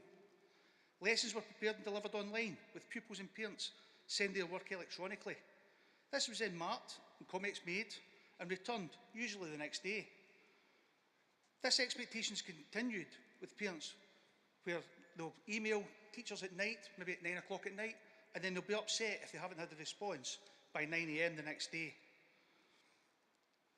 It is vital that there is an enforcement of contractual working time, and we ensure that all teachers stop at 35 hours. Behaviour of pupils and increased violence in schools is also added to this burden. Support staff numbers are decreasing, and increasing pupils requiring support make this unrealistic. Doing more with less isn't possible, and workers should not be asked to do this. Providing additional resources for pupils with ASN is further adding to workload issues. Being teachers, when your well-being is low, it's very difficult to get away from that environment because you're in front of the pupils for maybe 4 or 5 hours a day, and it could be those pupils that are causing that stress. So it's really important that you support this motion. Thank you, Mark. Congress, I can't see the indication for any other speakers in this debate, so I am going to move to the vote. It's motion number 28, a better deal for workers. The General Council's position is to support. All those in favour? Any against? Any abstentions? Congress, motion 28 is carried. Thank you. I'm now going to move to the next item on the agenda, which is motion 29, and that's amended motion, School and Public Library Services, and I'll invite the NESUWT to move this motion. Thank you, sister. First time I've seen you today. Really? Yeah. I've been having dress envy with your helio dress. It's beautiful. Thank you. Congress, Chair, Helen Auld, NESUWT, Scotland President, moving motion 29, School and Public Library Services. As I speak to you today, the situation for library services looks bleaker than bleak actually. Budget cuts mean school libraries are facing a stark future. This year we've seen North Lanarkshire propose deleting all school library posts and removing library spaces in some schools. Inverclyde proposed to replace all school librarian posts with assistants from the Public Library Service. East Renfrewshire proposed to delete all school library posts. Midlothian proposed to remove all school library posts, but thankfully that has been postponed, but only temporarily. One specific example of the impact of such draconian budget cuts suffered is seen in one South Ayrshire secondary school, which has the highest Scottish index of multiple deprivation in the authority, and whose pupils I know and see endure the worst poverty. Its library budget has plummeted from £3,000 in 2013 to £300 in 2023. From this £300 an annual subscription of £150 allowing pupils access to a research facility to complete SQ8 mandatory coursework has to be paid. A librarian would need a budget of £500 to purchase only 30 books. Do the maths, Congress. The provision is shrinking. The attainment gap is growing. Scotland's children's literacy levels are plummeting. With regard to improving literacy levels, a groundbreaking initiative, particularly to engage in reluctant readers, called Accelerated Reader, was successfully introduced into many schools a few years ago. It very successfully established reading routine, improved reading ages, tracked star readers, offered tests, quizzes, variety, choice and interest. It required two things: qualified staff and stock. Sadly, I and other colleagues are increasingly aware that the previously positive impact on literacy levels and reading ages has at the very least drastically reduced in many schools because of reduced presence of qualified librarians, drastic reduction in stock. We've all been that child who forgets and loses things. Children nowadays are the same. And lack of funding to restock means lack of effect of the impact. It's very sad that support of this initiative has been reduced so much. The result, in my eyes, is a visible and obvious decline in reading standards. It seriously affects successful transition, which is a very important part of primary and secondary liaison. With more budgetary challenges to be expected, the entire profession of school librarians, these are professionals who study at university for at least 5 years to qualify, could likely be wiped out. Extensive evidence, as well as my personal experience as an English teacher whose classes have been well supported by well-qualified and committed school librarians, highlights that the positive contribution of school librarians to raising attainment and better exam results, and the role in creating a safe, supportive and inclusive learning environment where all pupils have equitable access to curriculum-related learning resources. If we allow them to go, I guarantee they will never return. Conference, the travesty of brutal education cuts must be halted. Many school librarians have had their 52-week permanent contracts in one school reduced to term time only contracts. One I know of now covers so many schools that she has 1 day per fortnight in the school I referred to earlier, whose need is definitely greater. Library assistants who replace librarians at most have 17 hours per week, term time only contracts. Vibrant Libraries, a national strategy for school libraries in Scotland, sets out the quality indicators on which libraries are judged. It communicates clearly that school librarians are trained and skilled members of school staff, and what they provide cannot be adequately replaced by using teachers, pupils or public library staff. It guides any additional funding applications, such as the Scottish Government Investing in School Libraries initiative, asking for grants of such like 50,000, even down to 5,000. Head teachers often do not buy into this document. Why should some schools whose head teachers do benefit more than children in schools where the poverty is greater? I urge you, Conference, to support the motion. Thank you, Helen. I'll call on the UCU to second the motion.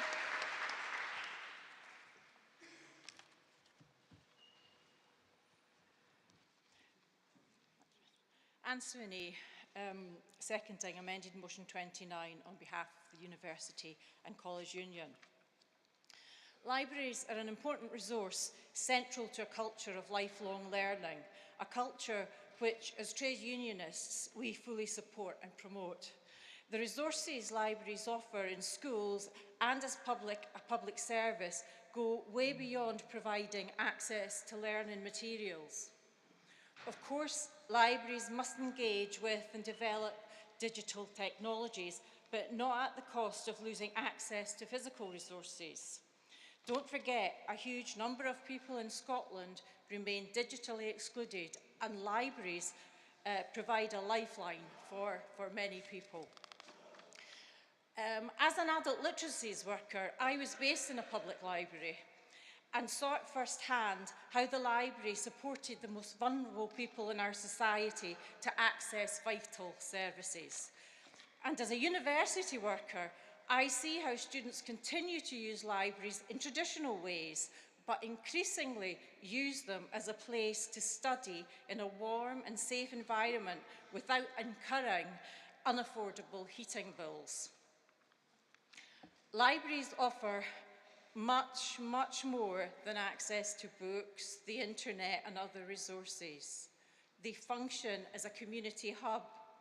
They offer support, they offer social contact, and in the current cost of living crisis, even more than ever, they provide a place of warmth and comfort.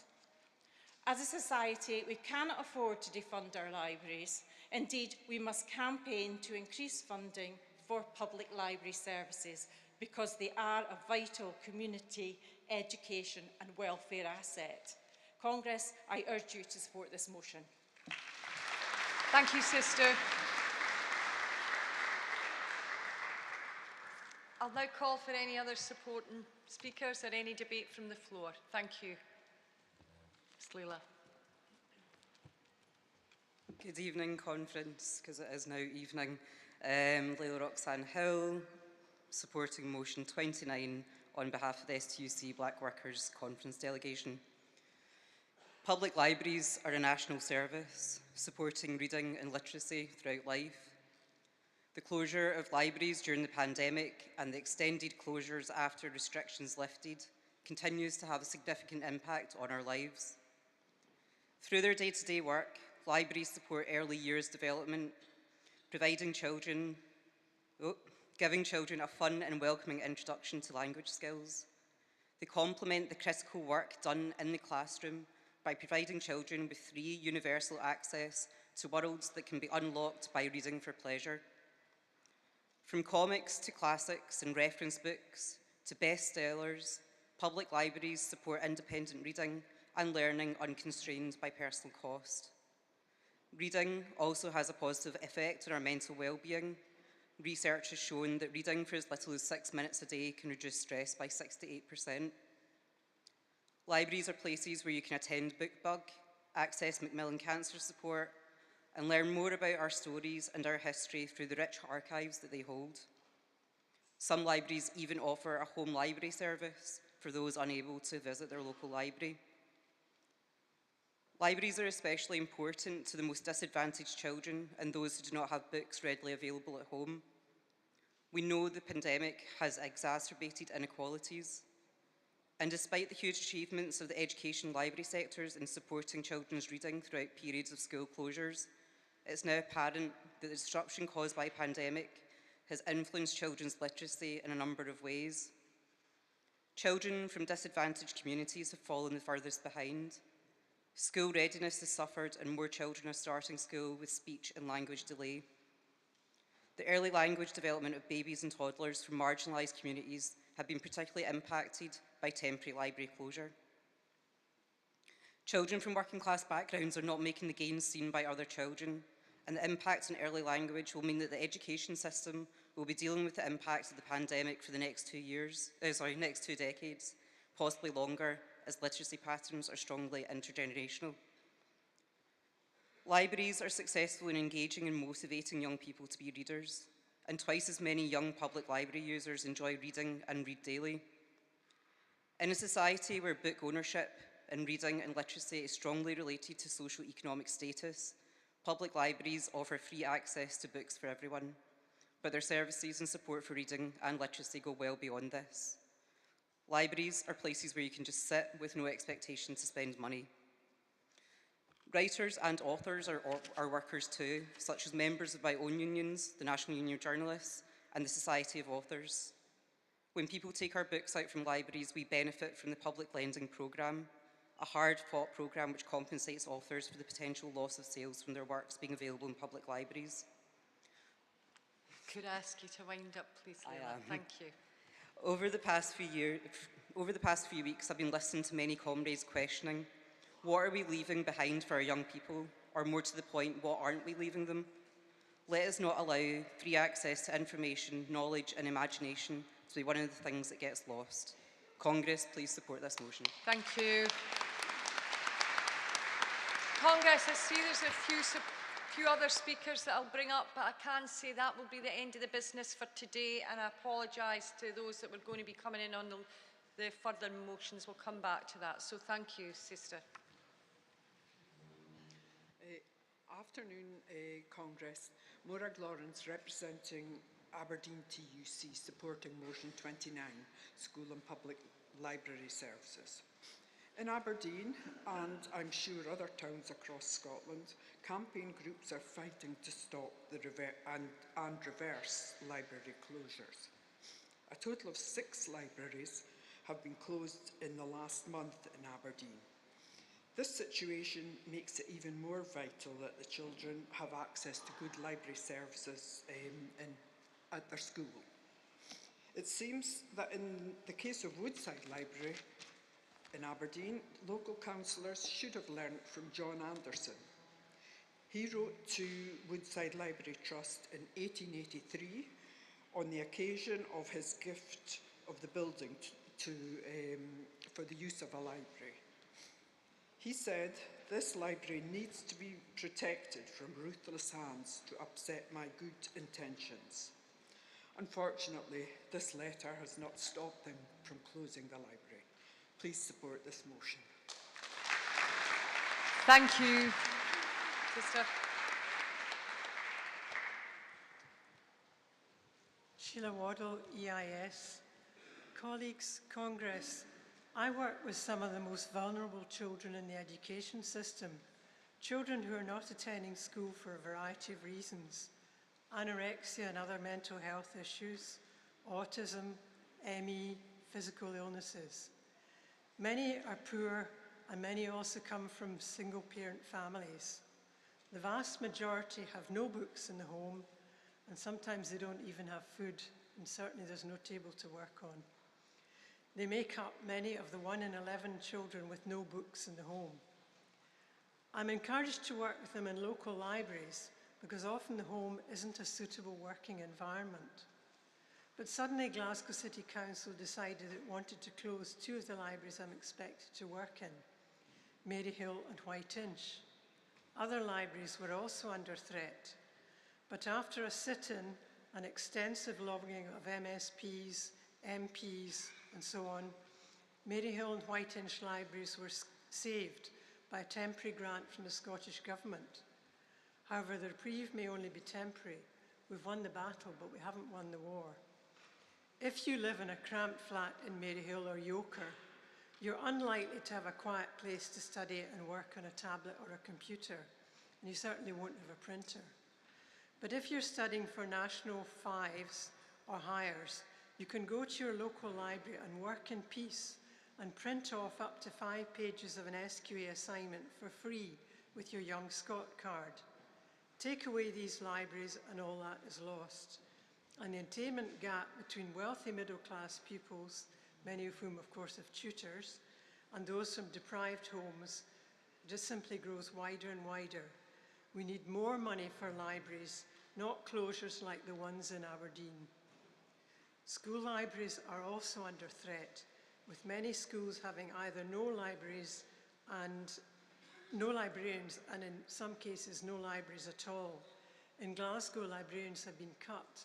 Schools that used to have a full-time library have a couple of days or a day if they're lucky, and many primary schools have no librarian at all. All schools need libraries, and all secondary schools need librarians to help to encourage children to read and develop vital literary skills and enhance their lives socially and culturally. Colleagues, please support the motion. Thank you, Sister. Congress, I can't see any others indicating to come in on this debate, so I am going to move to the vote. It's amended motion number 29, School and Public Library Service. The General Council position is to support. All those in favour? Any against? Any abstentions? Amended motion 29 is carried. Thank you, Congress. I'd like to thank everybody for their participation today.